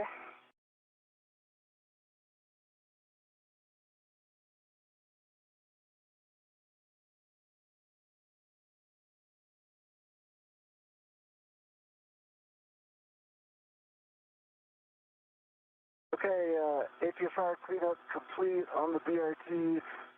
That would be go for the back off. Okay, we agree. If you just give one We more copy. scan We'll get to set make up for sure, that. and I'll pass you off to Jessica.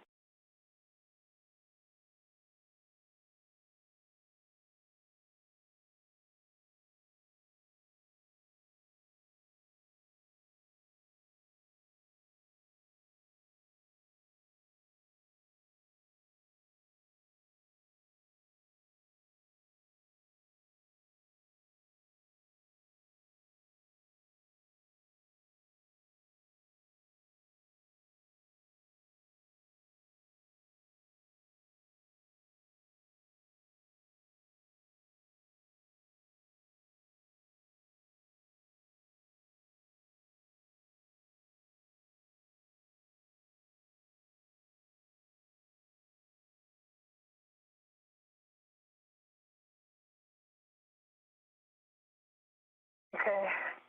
Nighttime is not the best time to do the pictures, but I did my best. Now starting motion in 3, 2, 1 with the arm coming station forward away from you. Copy, starting motion.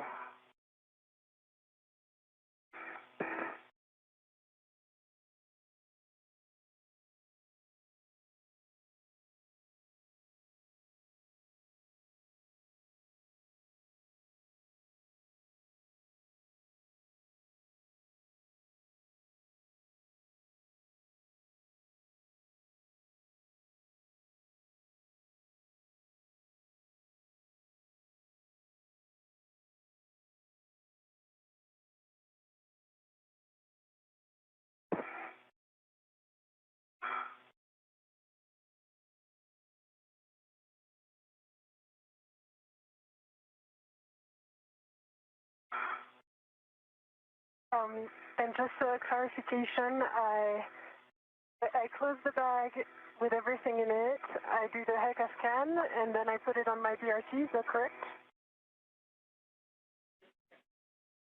That is correct. Yep, we're happy with that. So you can put that on your BRT.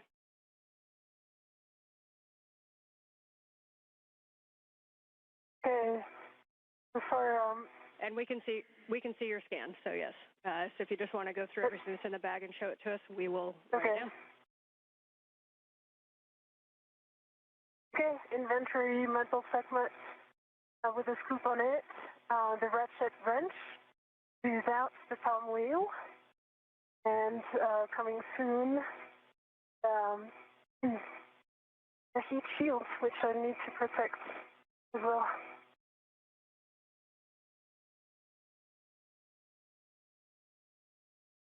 That's a good inventory, so you can pack that one up and get it on your BRT.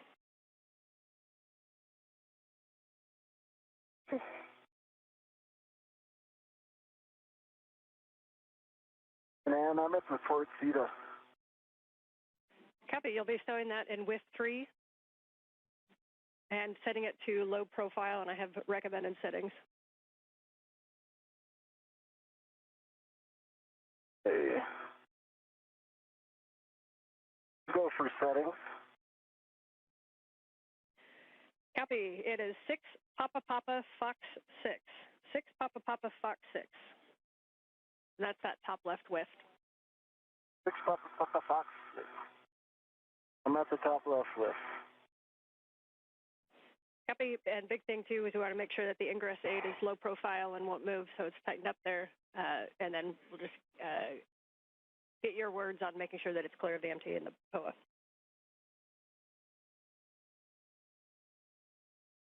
Copy all.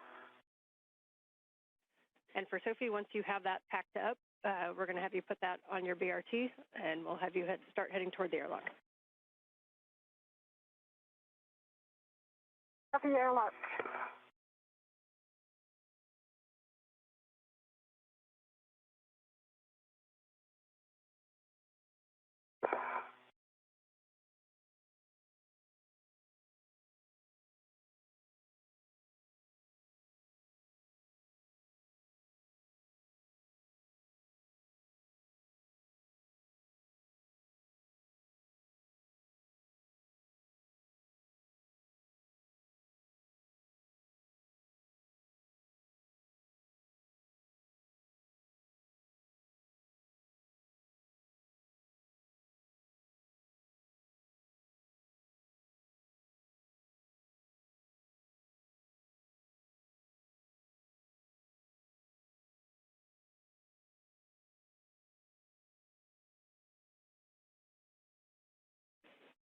Big picture for both of you as you're working your tasks.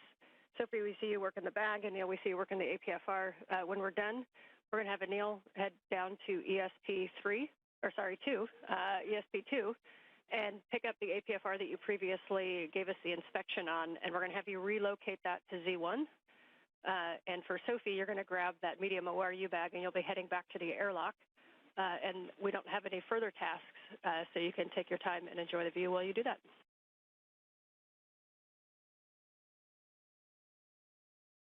Copy, working on the bag and airlock. And can you repeat those APFR settings again? Yes, 6 Papa Papa Fox 6. 6 Papa Papa Fox 6. Copy, 6 Papa Papa Fox 6.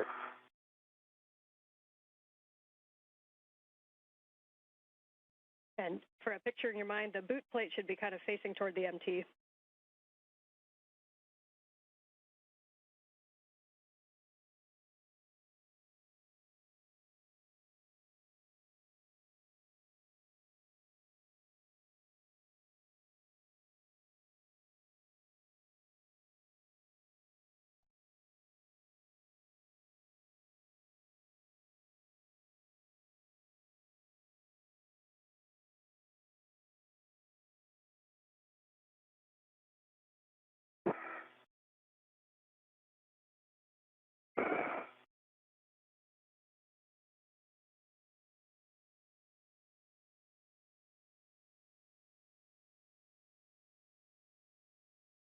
This is Mission Control Houston, now 5 hours 31 minutes into today's spacewalk. Sophie Adenot is cleaning up her part of the spacewalk paraphernalia that she has operated with throughout the course of today's excursion outside of the Quest airlock. Anil Menon will relocate an articulating portable foot restraint from one of the stowage platforms right outside of the Quest airlock to the Z1 truss nearby, and will join Adenot back in the airlock. We will not pursue a get-ahead task involving ISS microorganism swabs today. That'll be deferred to another day. Once again, the spacewalk today highlighted by the removal of a failed space-to-ground communications antenna that provided high data rate communications through NASA's Tracking and Data Relay satellite system. It has been tied down in a safe configuration known as a long-duration tie-down with a number of tethers on the truss of the station, but time ran out, not permitting the removal and installation of a spare space-to-ground antenna to provide redundancy for the high data rate communications capability on the International Space Station. That work is going to be deferred to an upcoming spacewalk, although the priorities for the next spacewalk targeted for next Tuesday and then other spacewalks to follow have yet to be determined by program management and the flight controllers.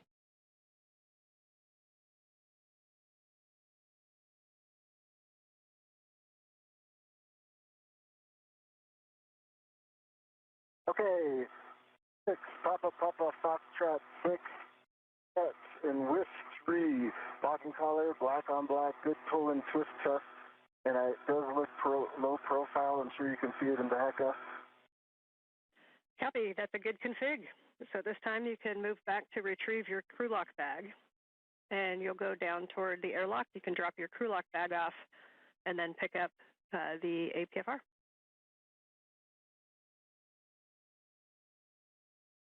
Hey, going for crew lock, then APFR.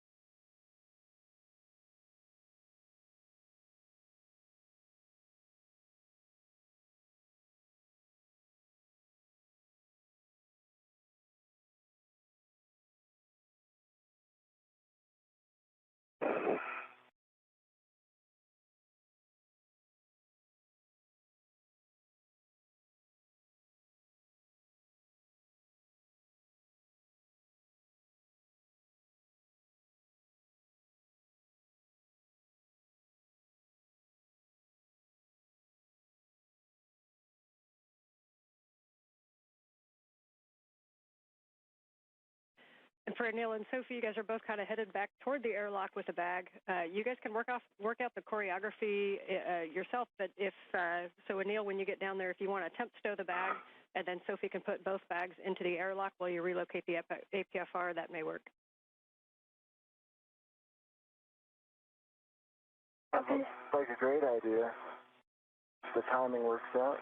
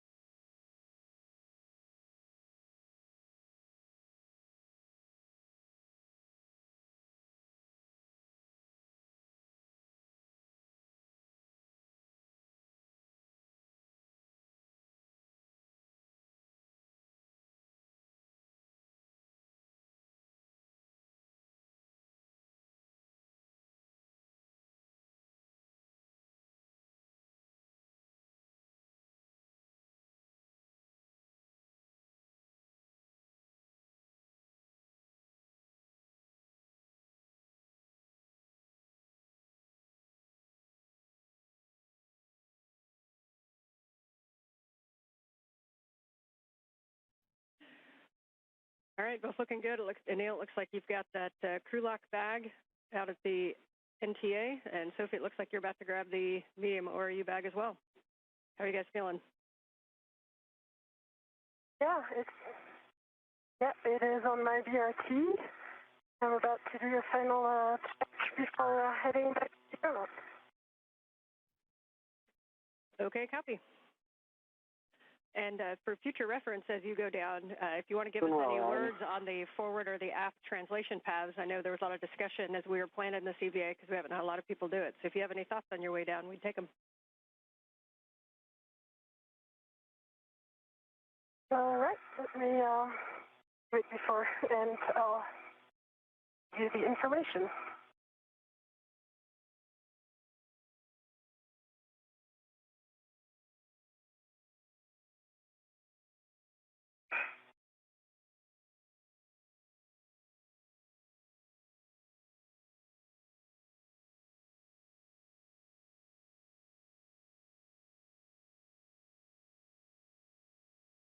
On the seat of spur.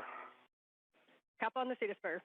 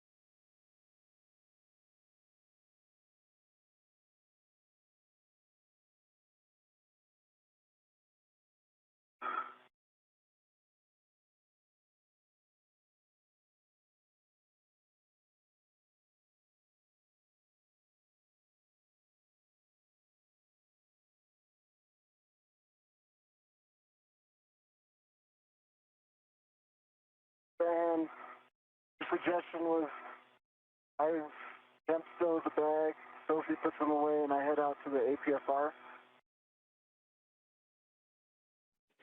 And Anil, can you tell us where you temp stowed that? Oh, it was a question. Well, the question was, were you suggesting, Sophie, I temp stow it on the circular handrail or ring, and then Sophie puts them inside the airlock, and then I head to the APFR, or we both temp stow? Yes, that outside was, the airlock. If that works for you guys, you can temp stow. You can temp stow the crew lock bag right there at the circular handrail or somewhere in that area, and then go forward on ESP2. Sophie has just headed that way with the medium ORU bag, and she can stow both bags inside of the airlock. Sophie, are you good with that plan? Yeah. I have a little gun sleep right now because I'm working on my translation. But it's okay. Anne can repeat it when you get here. Yeah.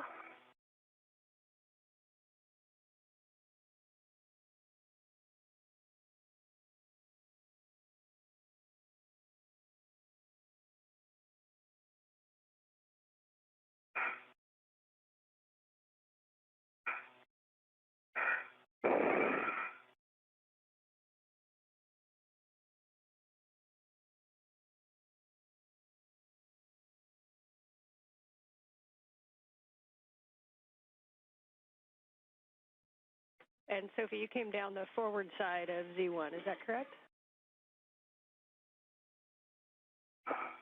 Yes, because the antenna was on the aft side, and so now I'm still working on it. Okay, yeah, so you'll come down, as you get down to the bottom there, you'll see 6024 and then WIF 9, and at that point you could either kind of reach over to the high pressure gas tanks, or you can go more zenith and you'll see handrail 6005 and you can get the high pressure gas tanks from there. Yeah, I have 6024 in hand. Just Okay. this ORU bag is a giant thing. Yeah, so 6042, getting down to 6052, you can either go, or sorry, you said 6024. So from there you can kind of go starboard to the gas tank, or if you go down nadir to 6005, then it's a little bit of a shorter reach over to the gas tanks. Yeah, I'm trying that.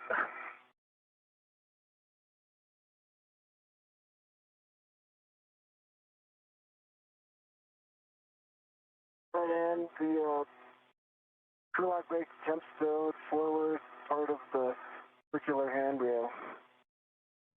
Copy temp stow. So you are going to translate to ESP2 F4, which is the one that you passed before, that's on the most starboard side of the forward side of ESP2.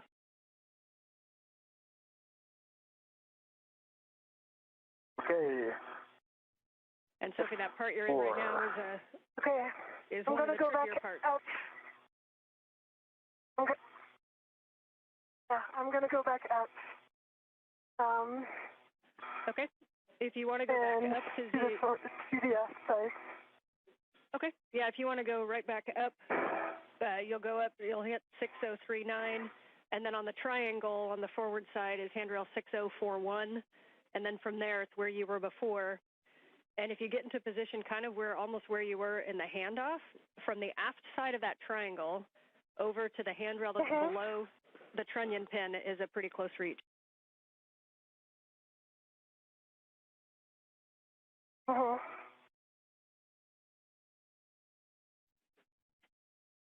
Yeah, nicely done. So from the... I'm over the triangle, it's just Yeah, so that in your left hand is 6040. If you reach from that down below the trunnion pin, you'll see handrail 6003, and that'll take you right down the aft path.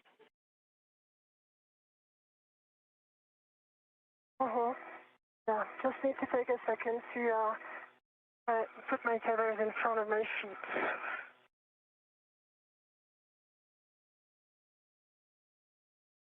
Good call, slow and careful.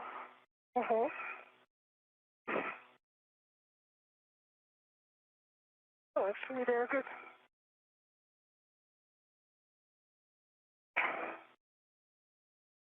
Okay, mindful also about the antenna.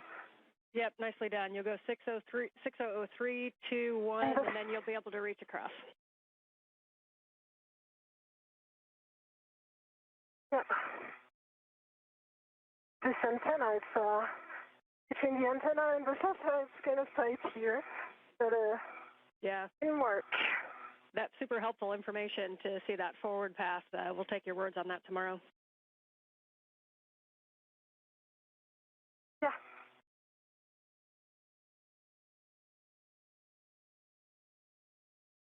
This is Mission Control Houston, 5 hours and 47 minutes into today's spacewalk. Anil Menon and Sophie Adenot are making their way back toward the Quest airlock.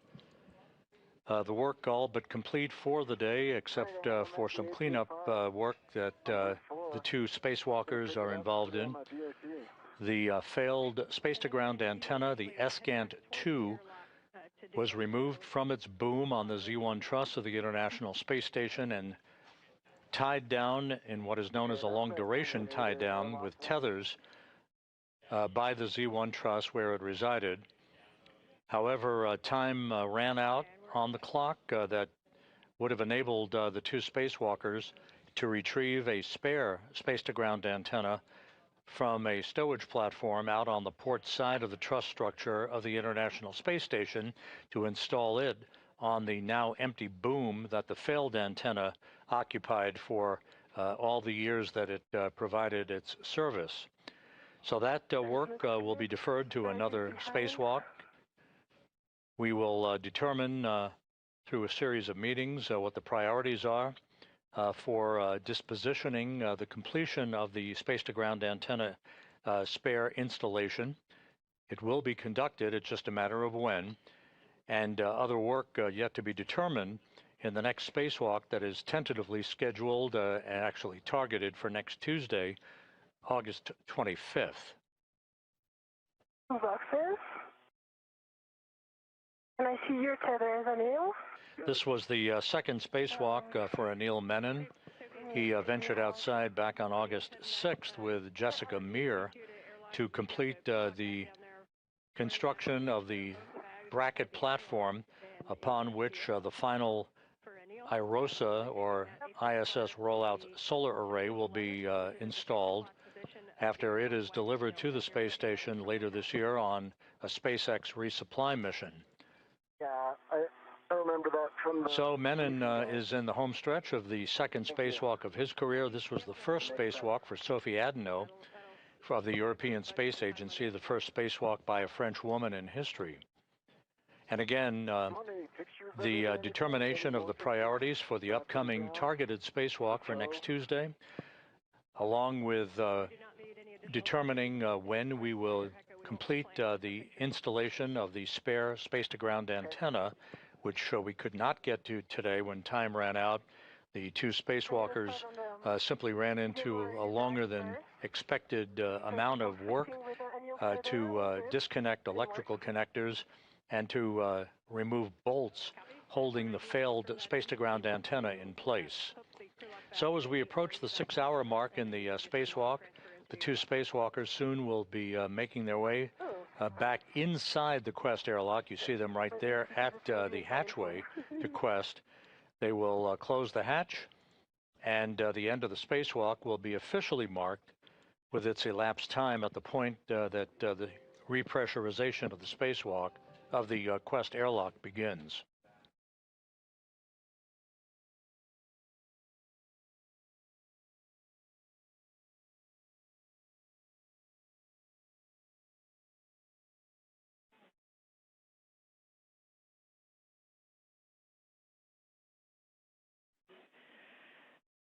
Anil, question for you when you came off the port seat cart. Did you happen to tap the brake pedals?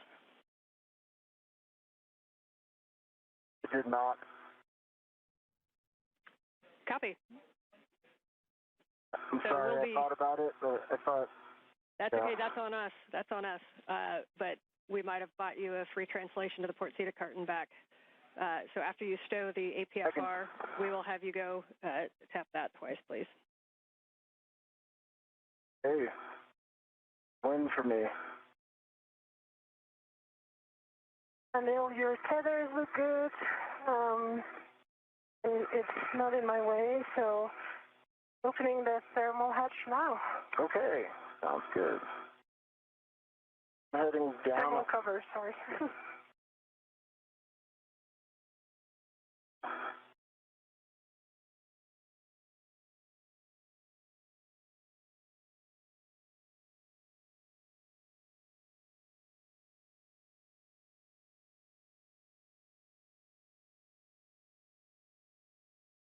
So once again, to recap, the failed space-to-ground antenna was removed, albeit with a longer period of time to disconnect electrical connectors and remove bolts holding the failed antenna in place on the Z1 truss. It is now in a safe configuration, securely tied down to the truss on the International Space Station. Ultimately, it will be moved to the external stowage platform number 3 on the port truss of the International Space Station. That slot is currently occupied by the spare space-to-ground antenna that was first delivered to the International Space Station on the STS-127 mission in the summer of 2009. Time ran out for the 2 spacewalkers to be able to accomplish that task today. It will be deferred to a future spacewalk. The next spacewalk is scheduled for next Tuesday, August 25th. Whether or not the space-to-ground antenna installation of the spare makes it to that spacewalk next Tuesday or not is going to be the subject of some discussions over the next several hours. 11, I'm going to just get situated and then I'll be ready for those settings. Copy. And Sophie, you are go to open the thermal cover when you need to. Yeah, I just verbalized it. Did you get it? Like, it was like 5 minutes ago? Yes, we see that now. Yep. Okay, great news. And then you will see your tethers.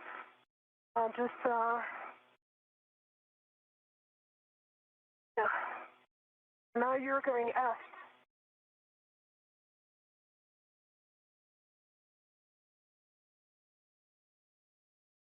Okay, ready for those settings, Van. Your settings are 12, Papa Papa, Fox 9. 12, Papa Papa, Fox 9.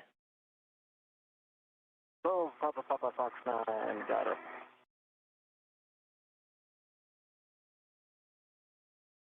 All of the bags are bundled together and ready to my DRT rep. Okay, we copy the bags are ready together, and you'll go to transfer those in the airlock. Uh-huh.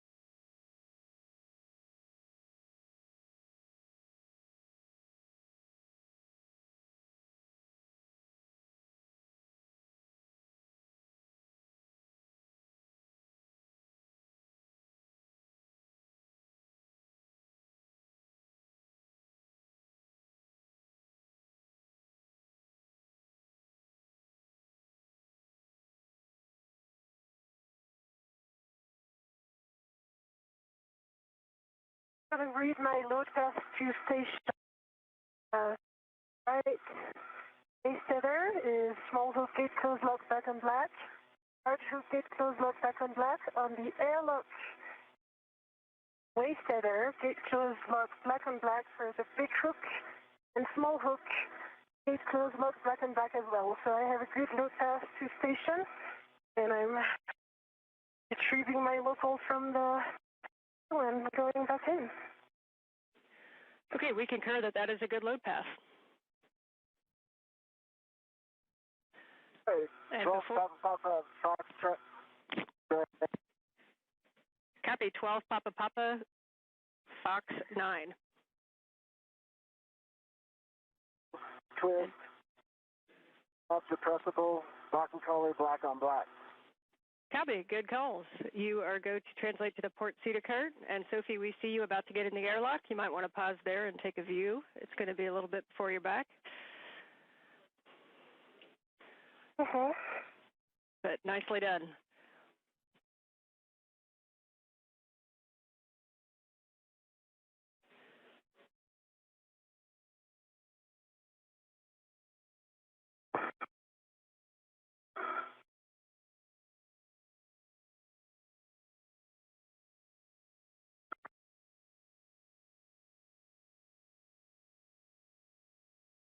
Okay, Ed and Neil, before you start your translation, we'll take a glove and a hap check, and then we'll send you back out there. Okay. Anything I can help with, Anil? Oh, I'm in a good spot. Right glove, right index finger has a few small marks. And looks nominal. And copy for Neil, thanks. And for some pretty small, some small dark spots in not bigger than a fingernail. And there's also another on the left thumb.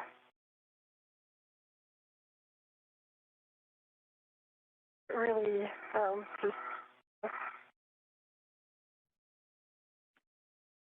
Okay, we copy, Sophie. Your comms are coming in a little bit broken, so we didn't quite catch that. Copy. Some for the gloves, I can observe is dark markings on the fingertips of both hands.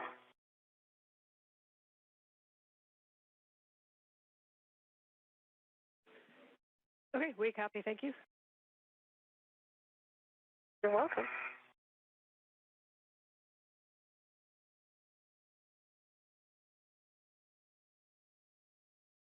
Right, and I'm headed to the feeder cart. Copy, we appreciate your extra work and overtime today. Oh, any day.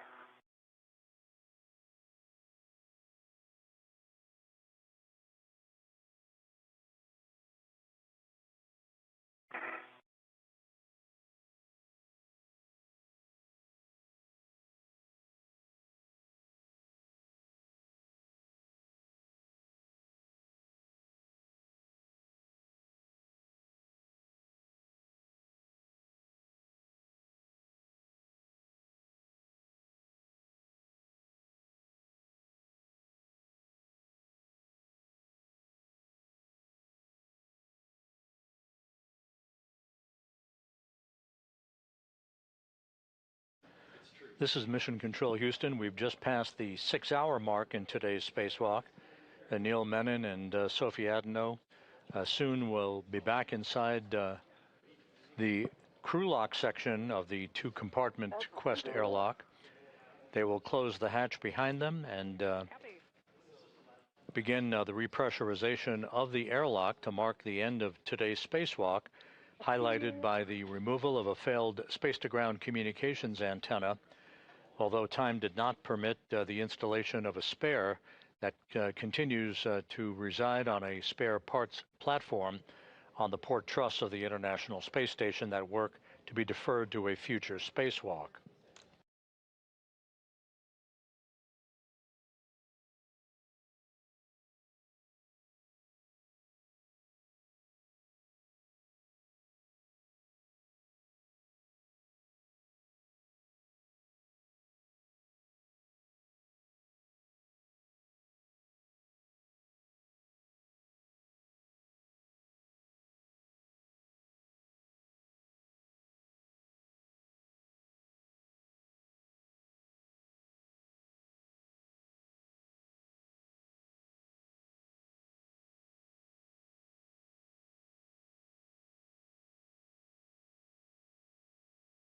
I'm hitting the brakes on the outboard side, right? Inboard. Yes, that pedal that's right in front of you, that's correct. 2 pumps a day keeps the myrrh away. Pumped it. Unfortunately, on this one, the myrrh won. Oh, I thought you were going to say, unfortunately, go back and do it again. We appreciate that. I don't mind. Anil, with that, you are going to return to the airlock, and Sophie, you're going to ingress the airlock. Copy.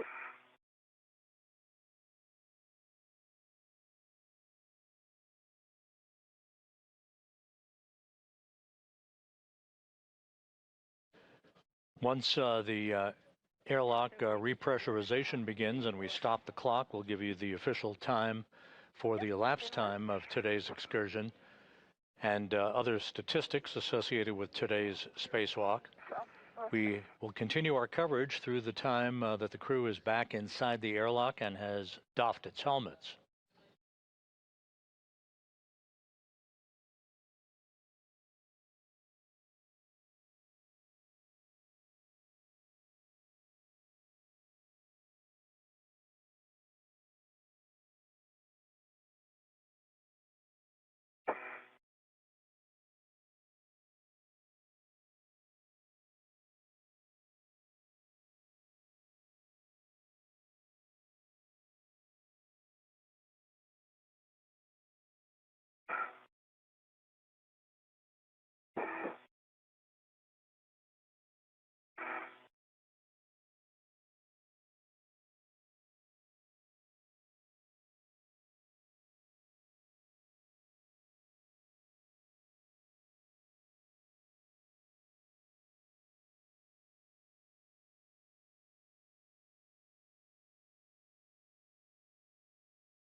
And at the end of the feeder spur.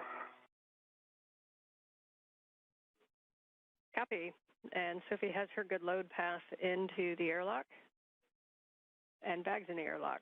So as you get down, once you get her go, you retrieve anchor hook. Sure, bag 1 and 2 are in the airlock.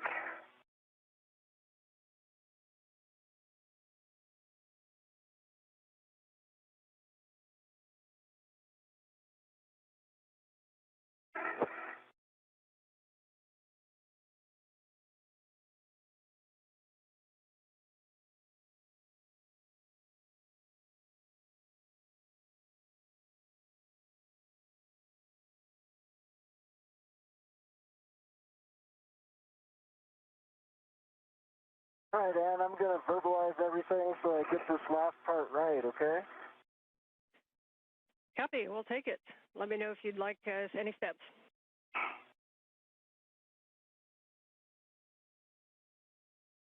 All right. My load path is through forward anchor hook, so I believe Sophie's got a load path to station, so I believe I'm go to take off the aft airlock D-ring, which is her anchor hook, EV2, and put that on my red reel. Anil, we concur with that plan. Hey, Sophie? Yes, I concur. And I prepared all the bags really aft so that you can ingress.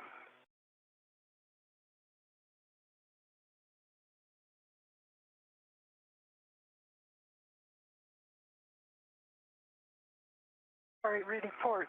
All right, your anchor hook is on EV1's red reel, closed lock, black on black. Now I have a load path through you, Sophie. Yes. So I'm going to pick up my anchor hook and put it on my NWS. We concur. Agree? Yeah, concur.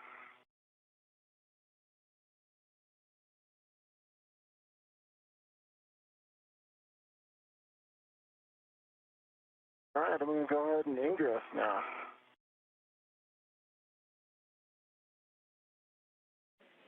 Copy, you go to ingress, and if you want an end effector on your thermal cover, you can. I'm going to do the feet first ingress, and then come back for the thermal cover. And I'm ready to guide your feet.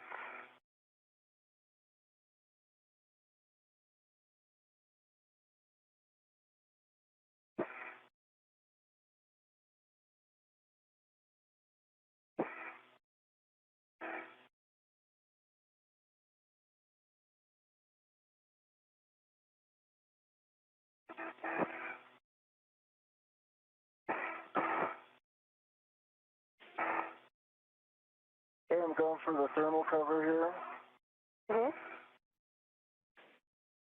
Copy, you can close the airlock thermal cover, and we'll be attaching the integral strap to the magnetic plate D-ring and cinching until snug.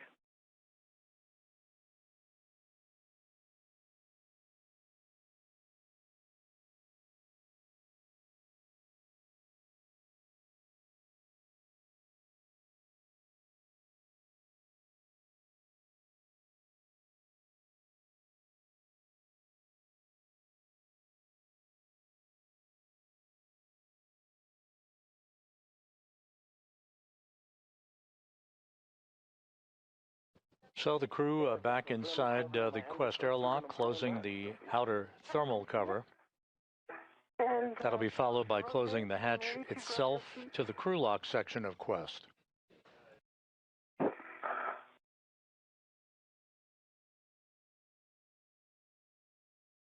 My cover is closed. I'm in. I'm going to do the strap now.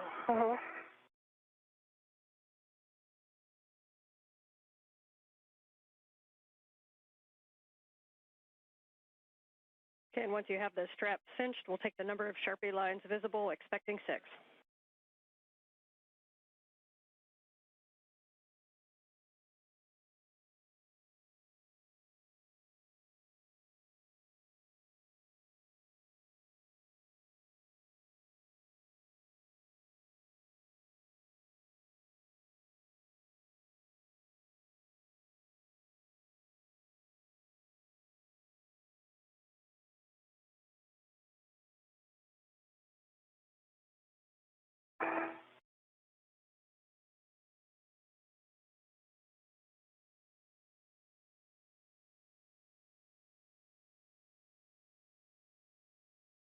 Hey, the map is on, and I'm cinching it. Okay. I'm pulling your feet towards... All right, 6 Sharpies. Copy, 6 Sharpies. You are both go to remove the SCU from the stowage pouches, remove your DCM cover, and connect your SCU to DCM and check locked. Copy.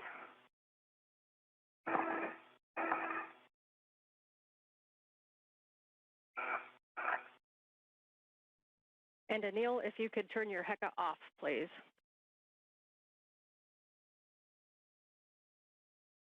HECA is off.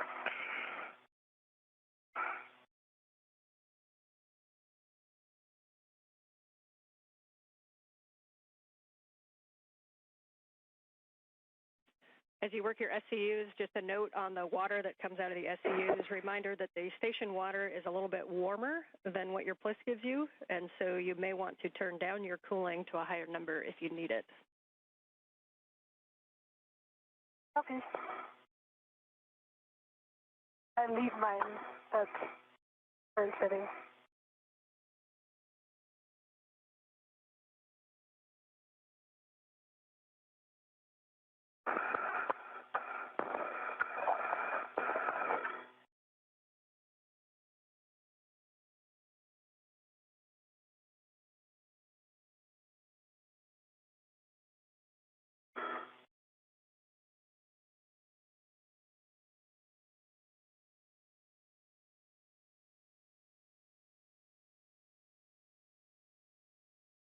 Hey, EV1's SCU on.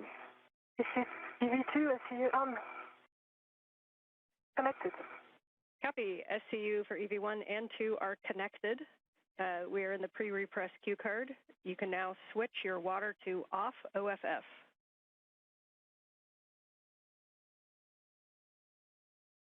Everyone, water is off. DV2, very up. Copy. We have a 2-minute wait here. Today definitely showed how well you guys can adapt. The strength of the plan is in the planning.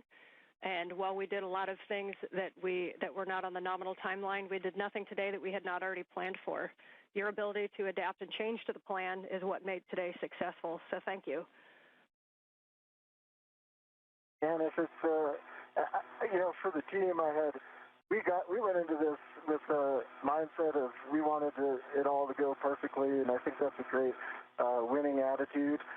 Things were a lot different than expected, but I would say that what I'm really impressed with is that all of those contingencies were well thought out, and I heard those plans by the ground team, Sandy Fletcher, Chris Dobbins, Lucas, the whole team had thought through all those scenarios.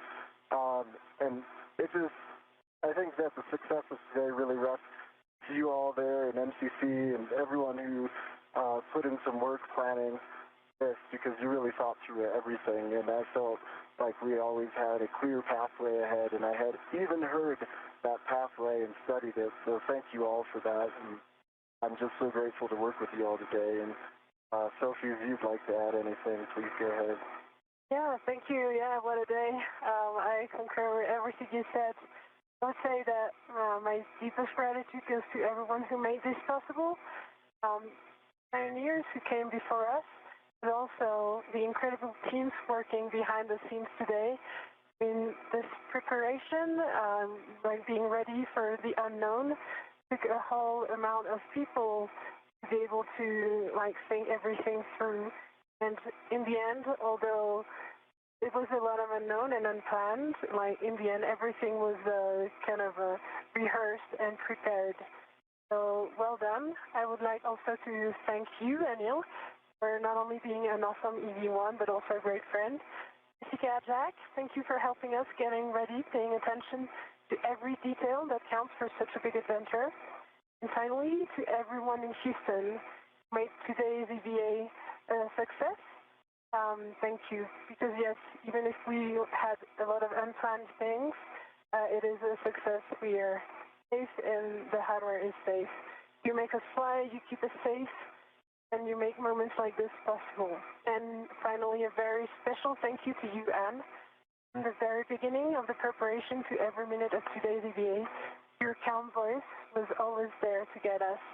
You are simply outstanding, so thank you.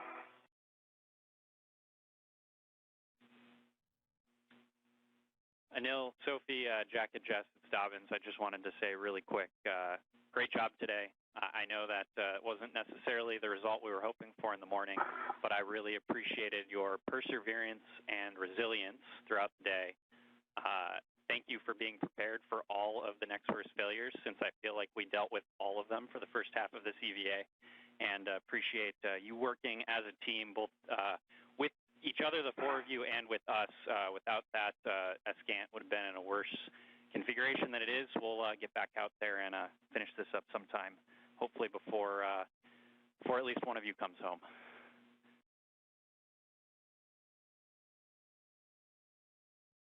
Okay, for Anil.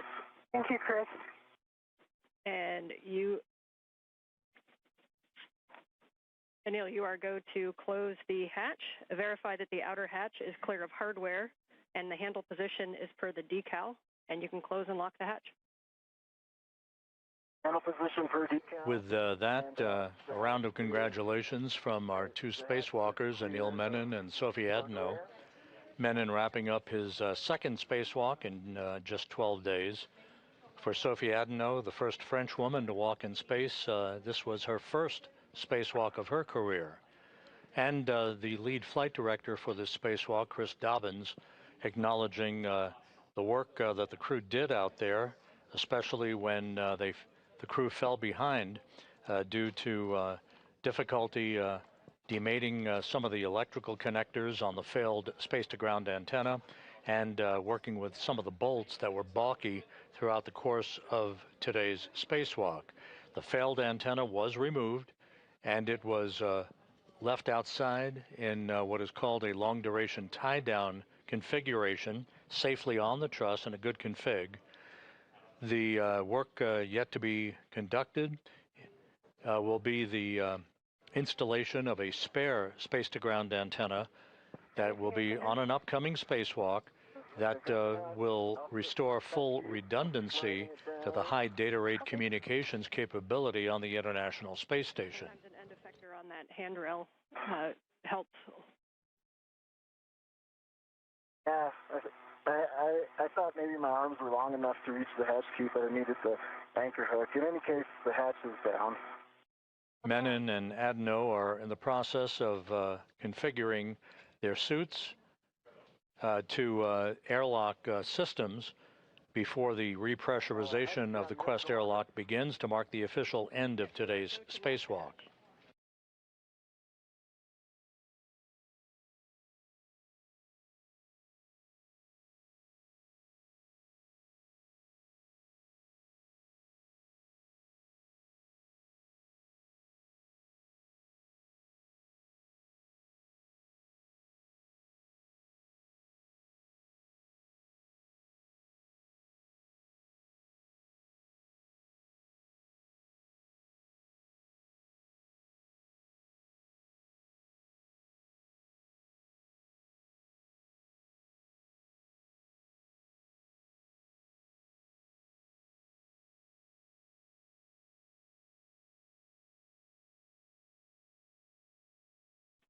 Ten seconds from a 20-second handover.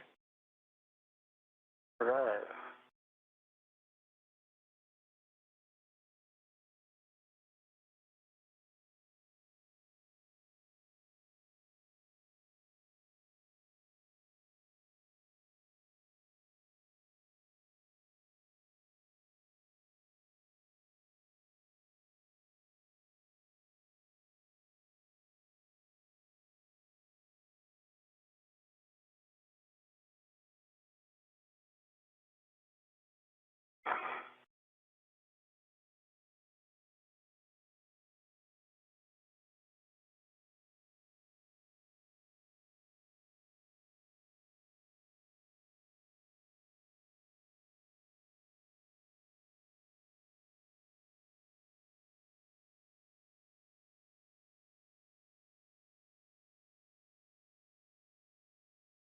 Looks like we got S-band again. You can repeat it now.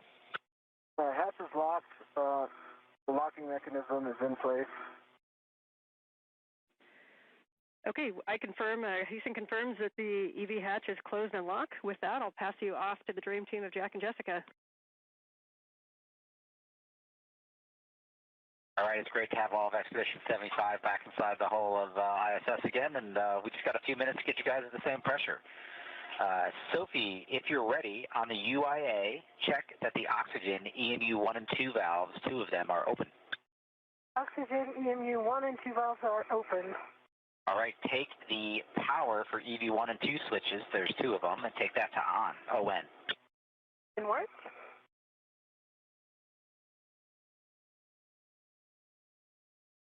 Power EV1 and 2 on, ON.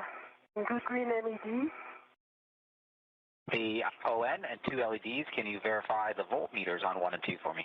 18.8 and 18.6. So that's great. EV1 and EV1 only, take your power switch to SCU. Expect a warning tone. EV1, pushing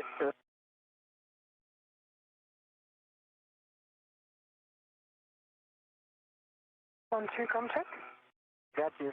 I'm on it. Yeah. It sounds good. EV2, you can now take your power switch to SCU. EV2.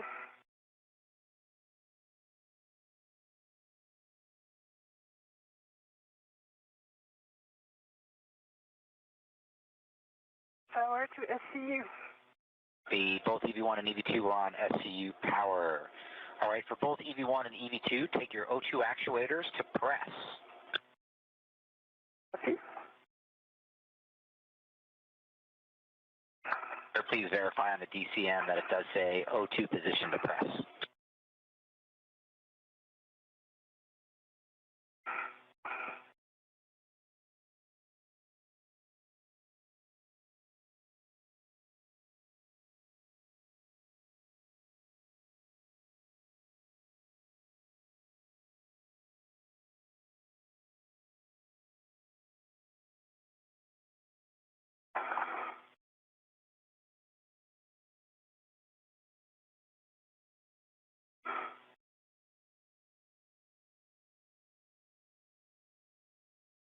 EV2 press.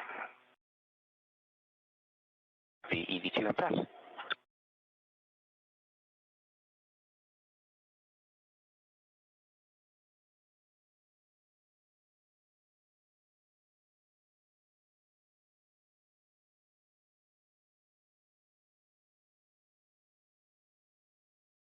EV1 press.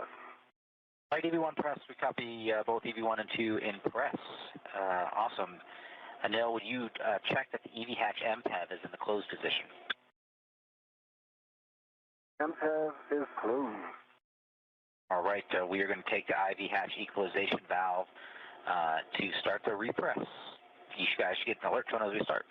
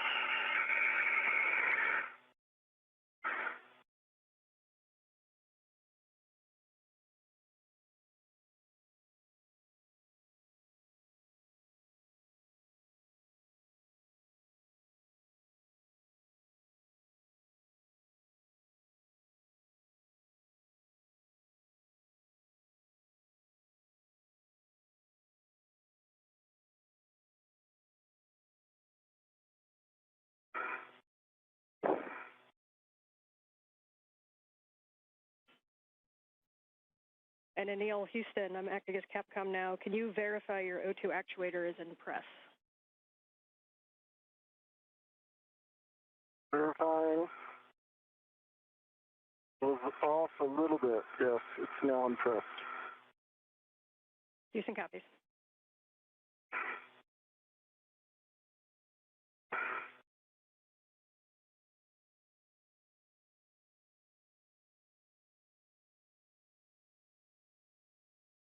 Jack, can you go down the rate? Going down the rate.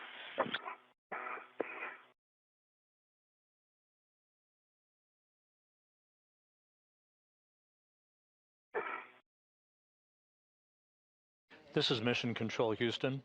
The repressurization of the Quest airlock is now underway. The official end time for today's spacewalk, 1:52 p.m. Central Time, 2:52 p.m. Eastern Time, giving us an elapsed time of 6 hours and 23 minutes for today's spacewalk. Again, today's spacewalk ending at 1:52 p.m. Central Time, 2:52 p.m. Eastern Time, for an elapsed time of 6 hours and 23 minutes. With the repressurization of Quest underway, we will now gather some additional statistics and have those for you momentarily.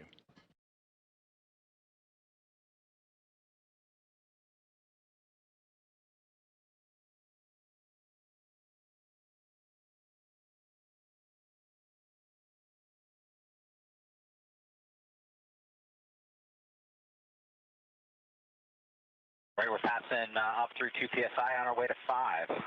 Copy.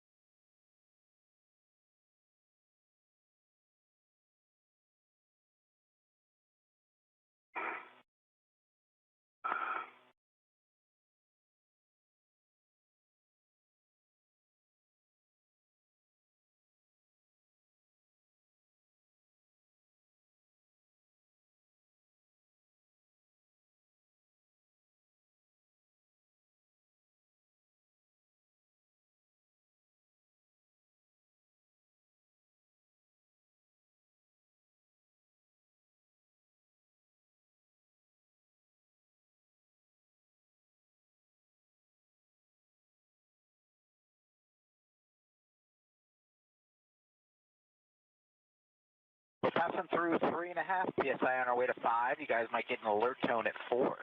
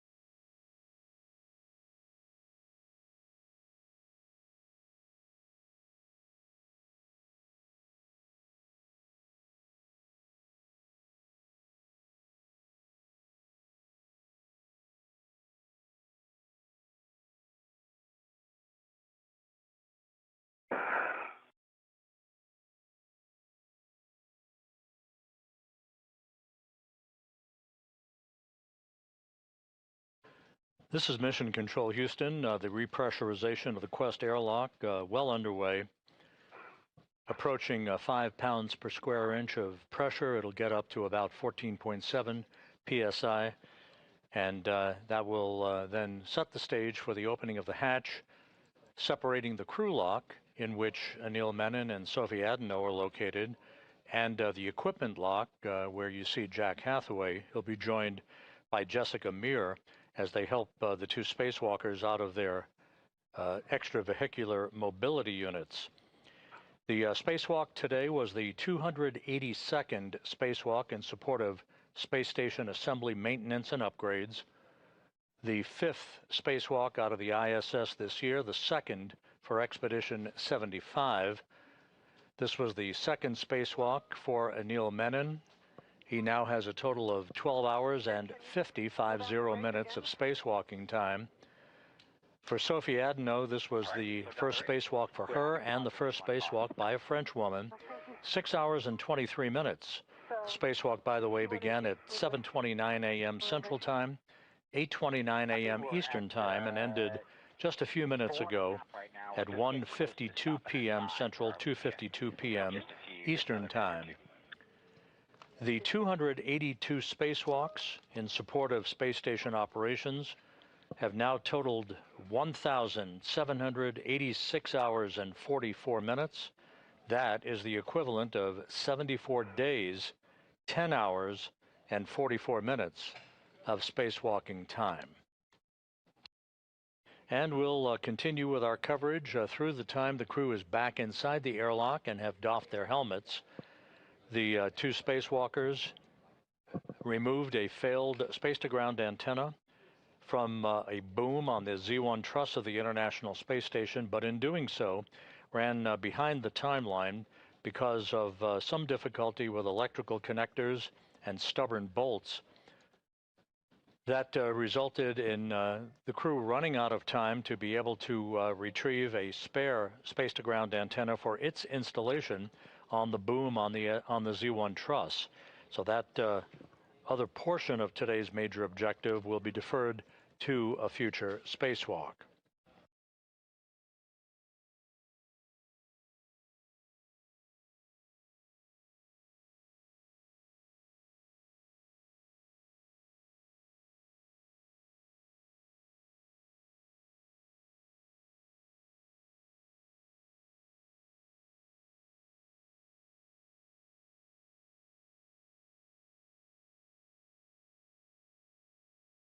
Welcome to 5 PSI. I've paused it, and we're going to pause for 2 minutes, allow the pressure stabilize before we do a 1-minute leak check. Copy. Copy.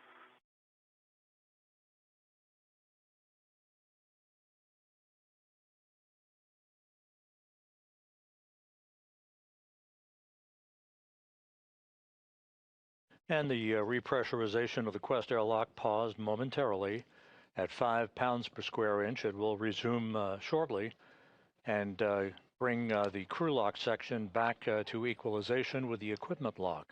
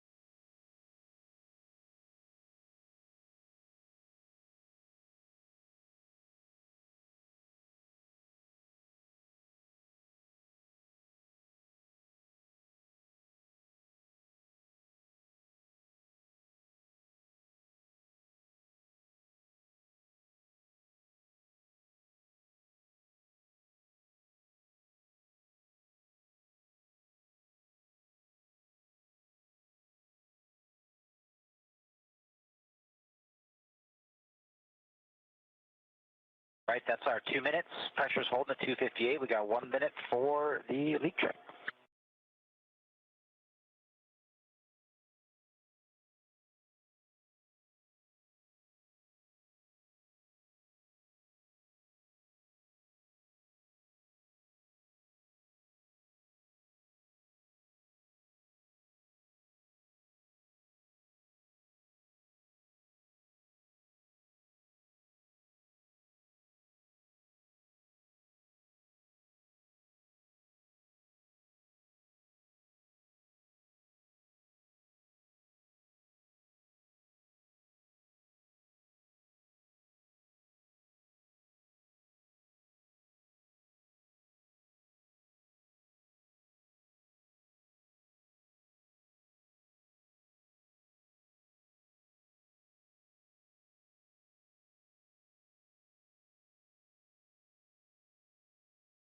Right, that is our minute wait, and the pressure is held steady, so that's a good leak check. All right. EV1 and EV2, will you check your gloves? Heater switches are in off, OFF position. One is off. And 2 is off. All right, copy. Glove heaters are off, OFF for EV1 and EV2. Next, check your gloves for any contamination. I know you guys gave a glove report earlier. Is there anything you guys are worried about? Nothing worried about for EV1. Nothing I'm worried about for EV2. All right, copy. Sounds good. For step 9 into step 10, both EV1 and EV2, take your O2 actuators to IV. Good work. Good work.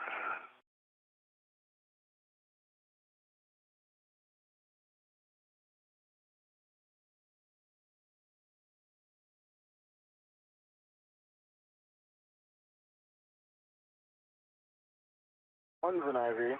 2 IV. Great work, guys. I hear EV1 and EV2 O2 actuators and IV. All right, next up, I'm going to take the equalization valve back up to start repressing, and we'll continue at the nice flow rate we've been at. Thank you. One copy.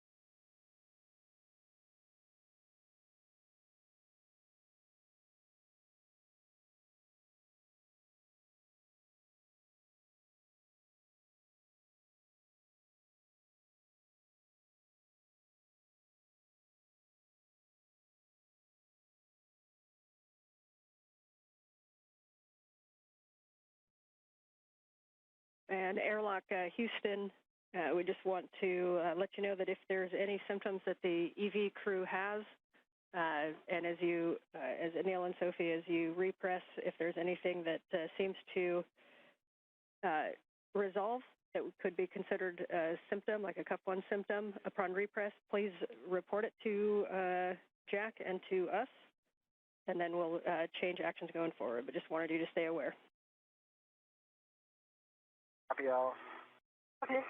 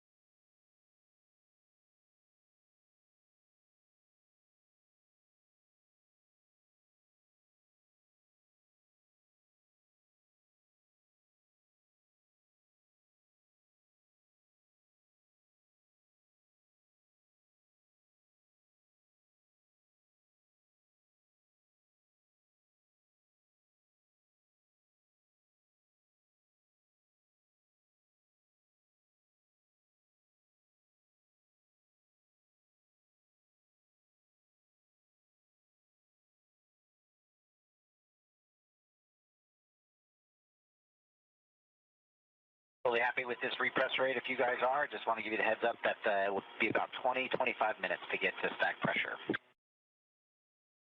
Okay. I think I'm happy with this rate. Sorry, Anil. No problem. I don't have anywhere to go. I got 8 more months here. I'm sure you would love to go outside again. Nice.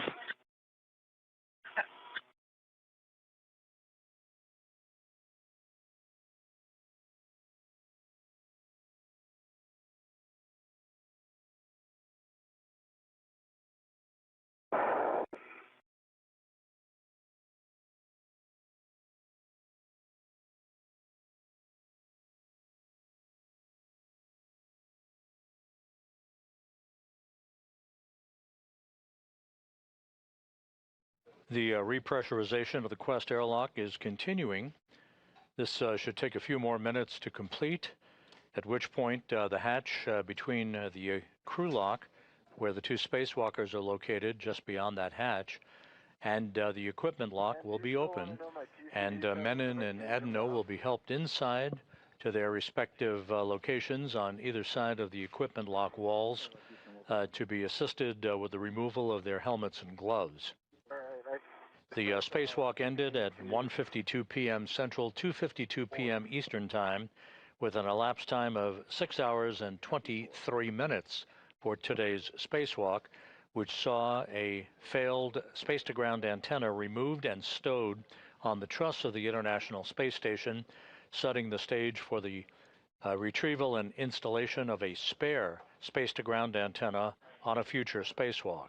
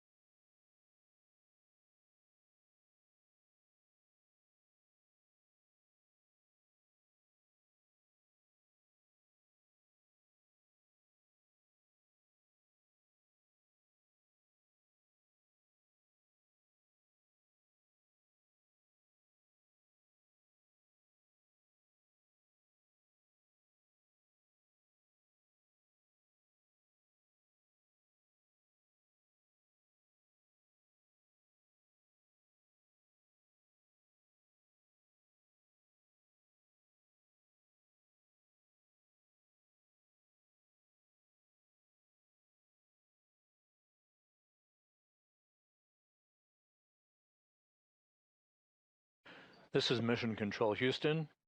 Once again, monitoring the slow and steady repressurization of the Quest airlock. You see Jessica Meir in the equipment lock section of Quest.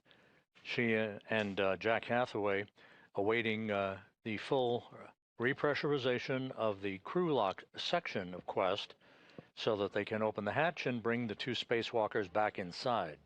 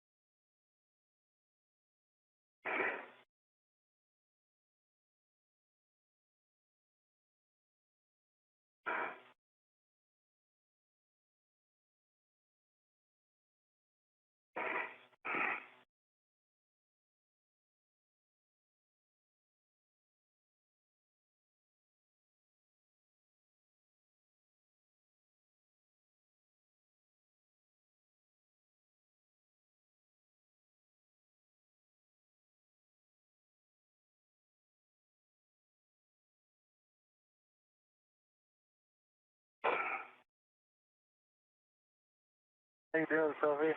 Yeah, good. Sorry, I think this is really the max rate I can handle. Oh, no, I'm just checking in, that's all. Yeah, thanks. Thanks for checking in.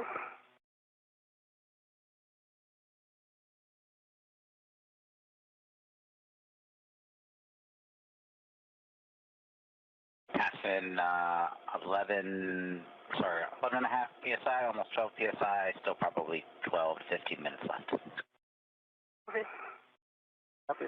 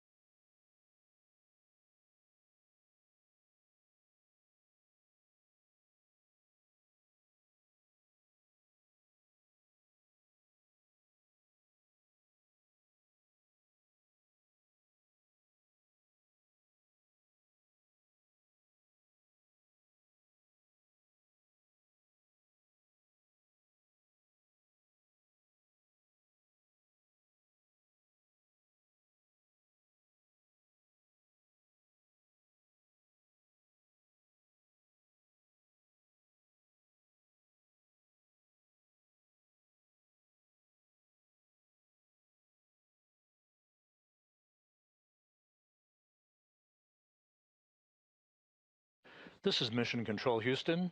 You're looking at Jack Hathaway at the hatchway of the Quest airlock's equipment lock, separating it from the crew lock section of Quest.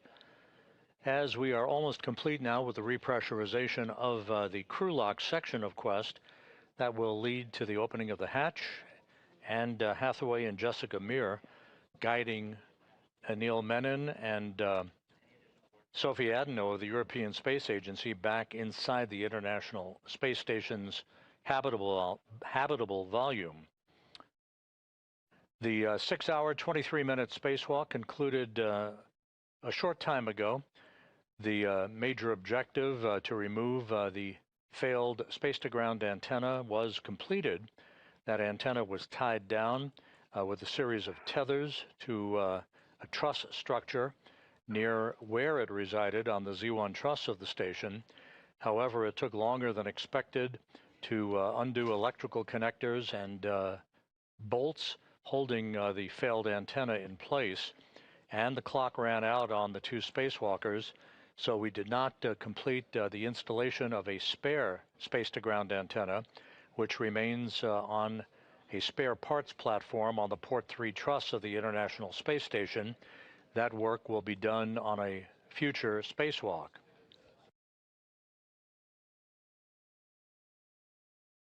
This was the second of 3 August spacewalks for Expedition 75.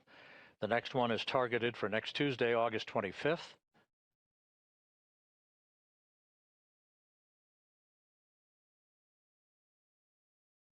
That will then in turn lead to the mid-September launch, targeted for September 12th, of the Crew 13 crew on a SpaceX Dragon spacecraft. Crew 13 to be commanded by Jessica Watkins. Associated with that flight, pilot Luke Delaney, Canadian Space Agency astronaut Joshua Kutrick, and Roscosmos cosmonaut Sergei Tetryanikov.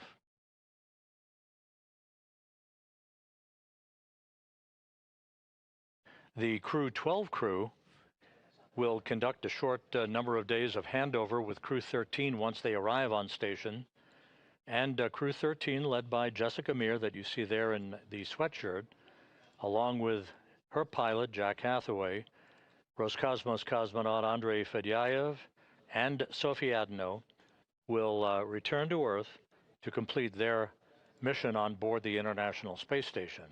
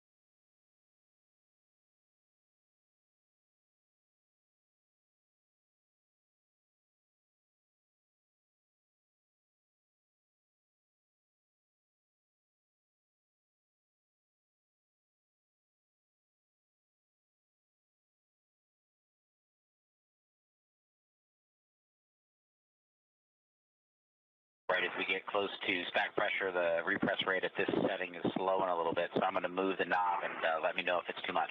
Okay.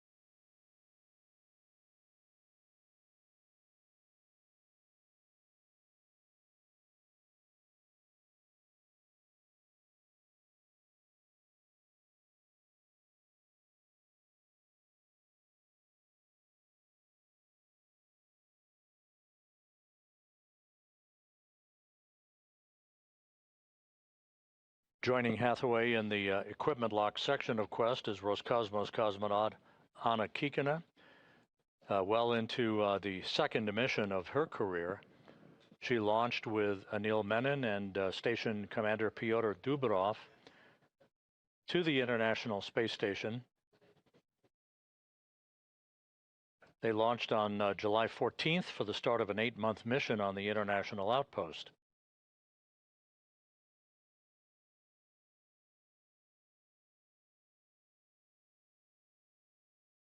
We're just moments away from the completion of the repressurization of Quest. The repress has been conducted in a deliberately slow fashion, and once pressure is equalized across the hatchway, that hatch will be opened and the 2 spacewalkers will be back inside the equipment lock.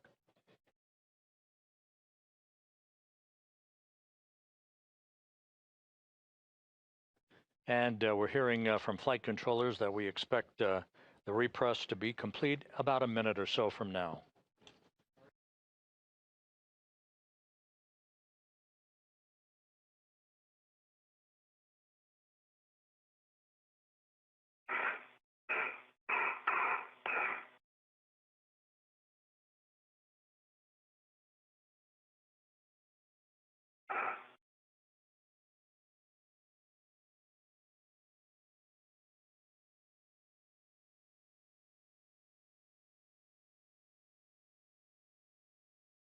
All right, we're passing 740 millimeters on our way to 750. You guys will get alert tone when we level off. Copy.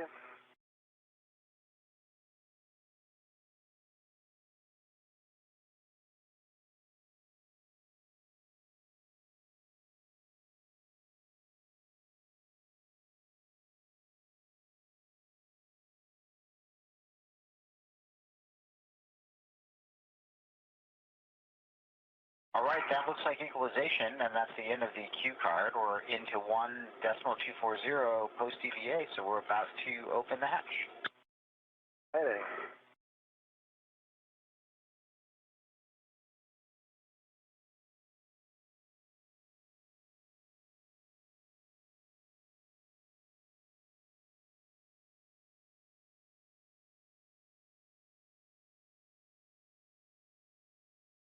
Hathaway now opening the hatch. Jessica Meir and Anna Kikina awaiting the entrance of the two spacewalkers back inside.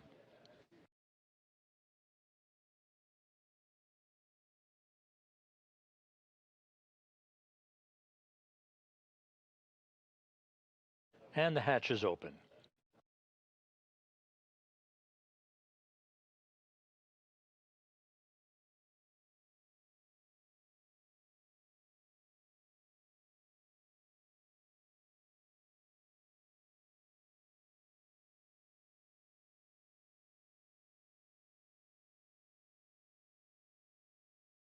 Airlock, listen.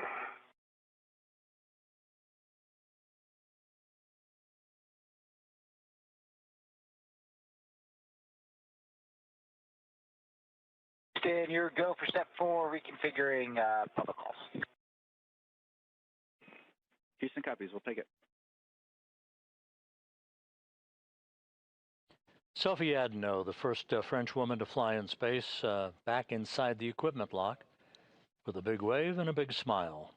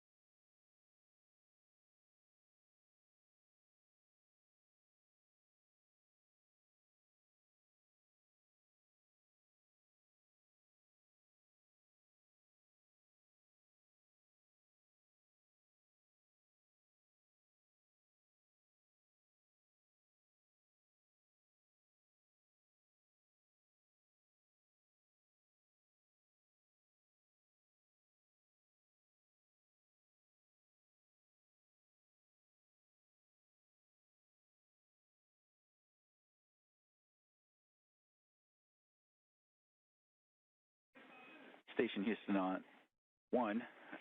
Just a heads up that we have configured comm back to nominal, and you are no longer hot mic.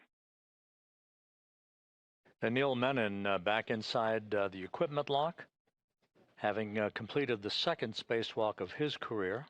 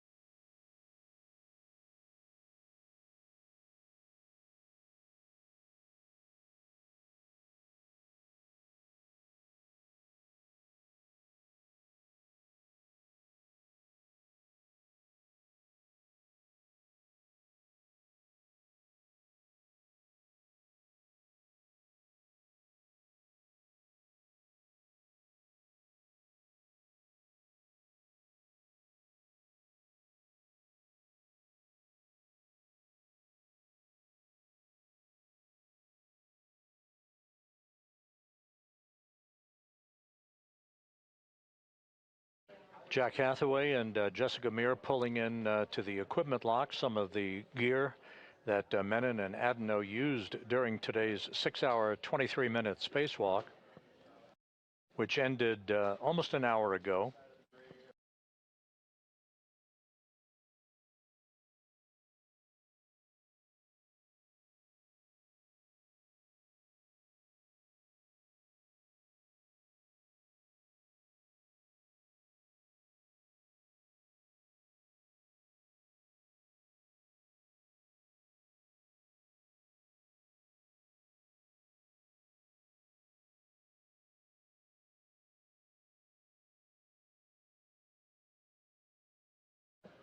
We're in a handover between satellites on our tracking and data relay satellite system.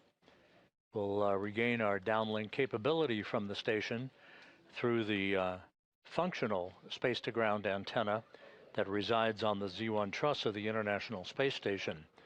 The other antenna that failed was removed by Menon and Adenot and stowed, tied down in what is called the long-duration tie-down configuration. It was stowed on the truss. The crew ran out of time, however, before it could get to the installation of a spare that resides on the external stowage platform number 3 on the port 3 truss of the complex.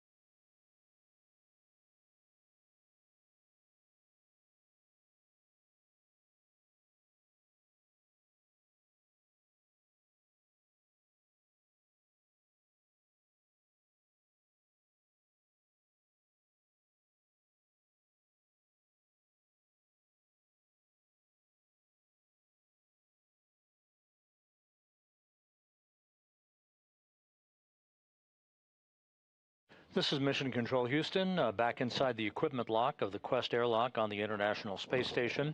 Sophie Adenot on the left, Anil Menon partially obscured by a laptop computer on the right. Their helmets now doffed, their work for the day complete. A 6-hour, 23-minute spacewalk to remove a failed space-to-ground antenna from the boom it resided on the Z1 truss of the complex. The installation of a spare that has resided on a spare parts platform on the station since 2009 is forward work that was originally intended to be completed today. It will be deferred to a future spacewalk as officials will gather to determine the exact complement of work that lies ahead for the next scheduled spacewalk that is targeted for this coming Tuesday. In the meantime, the two spacewalkers, Adenot from the European Space Agency and Menon from NASA, their work complete for the day. They completed a 6-hour, 23-minute spacewalk, the 282nd in support of space station assembly, maintenance, and upgrades. We appreciate your attention throughout the day. Thank you for joining us, and for now, we'll sign off. This is Mission Control Houston.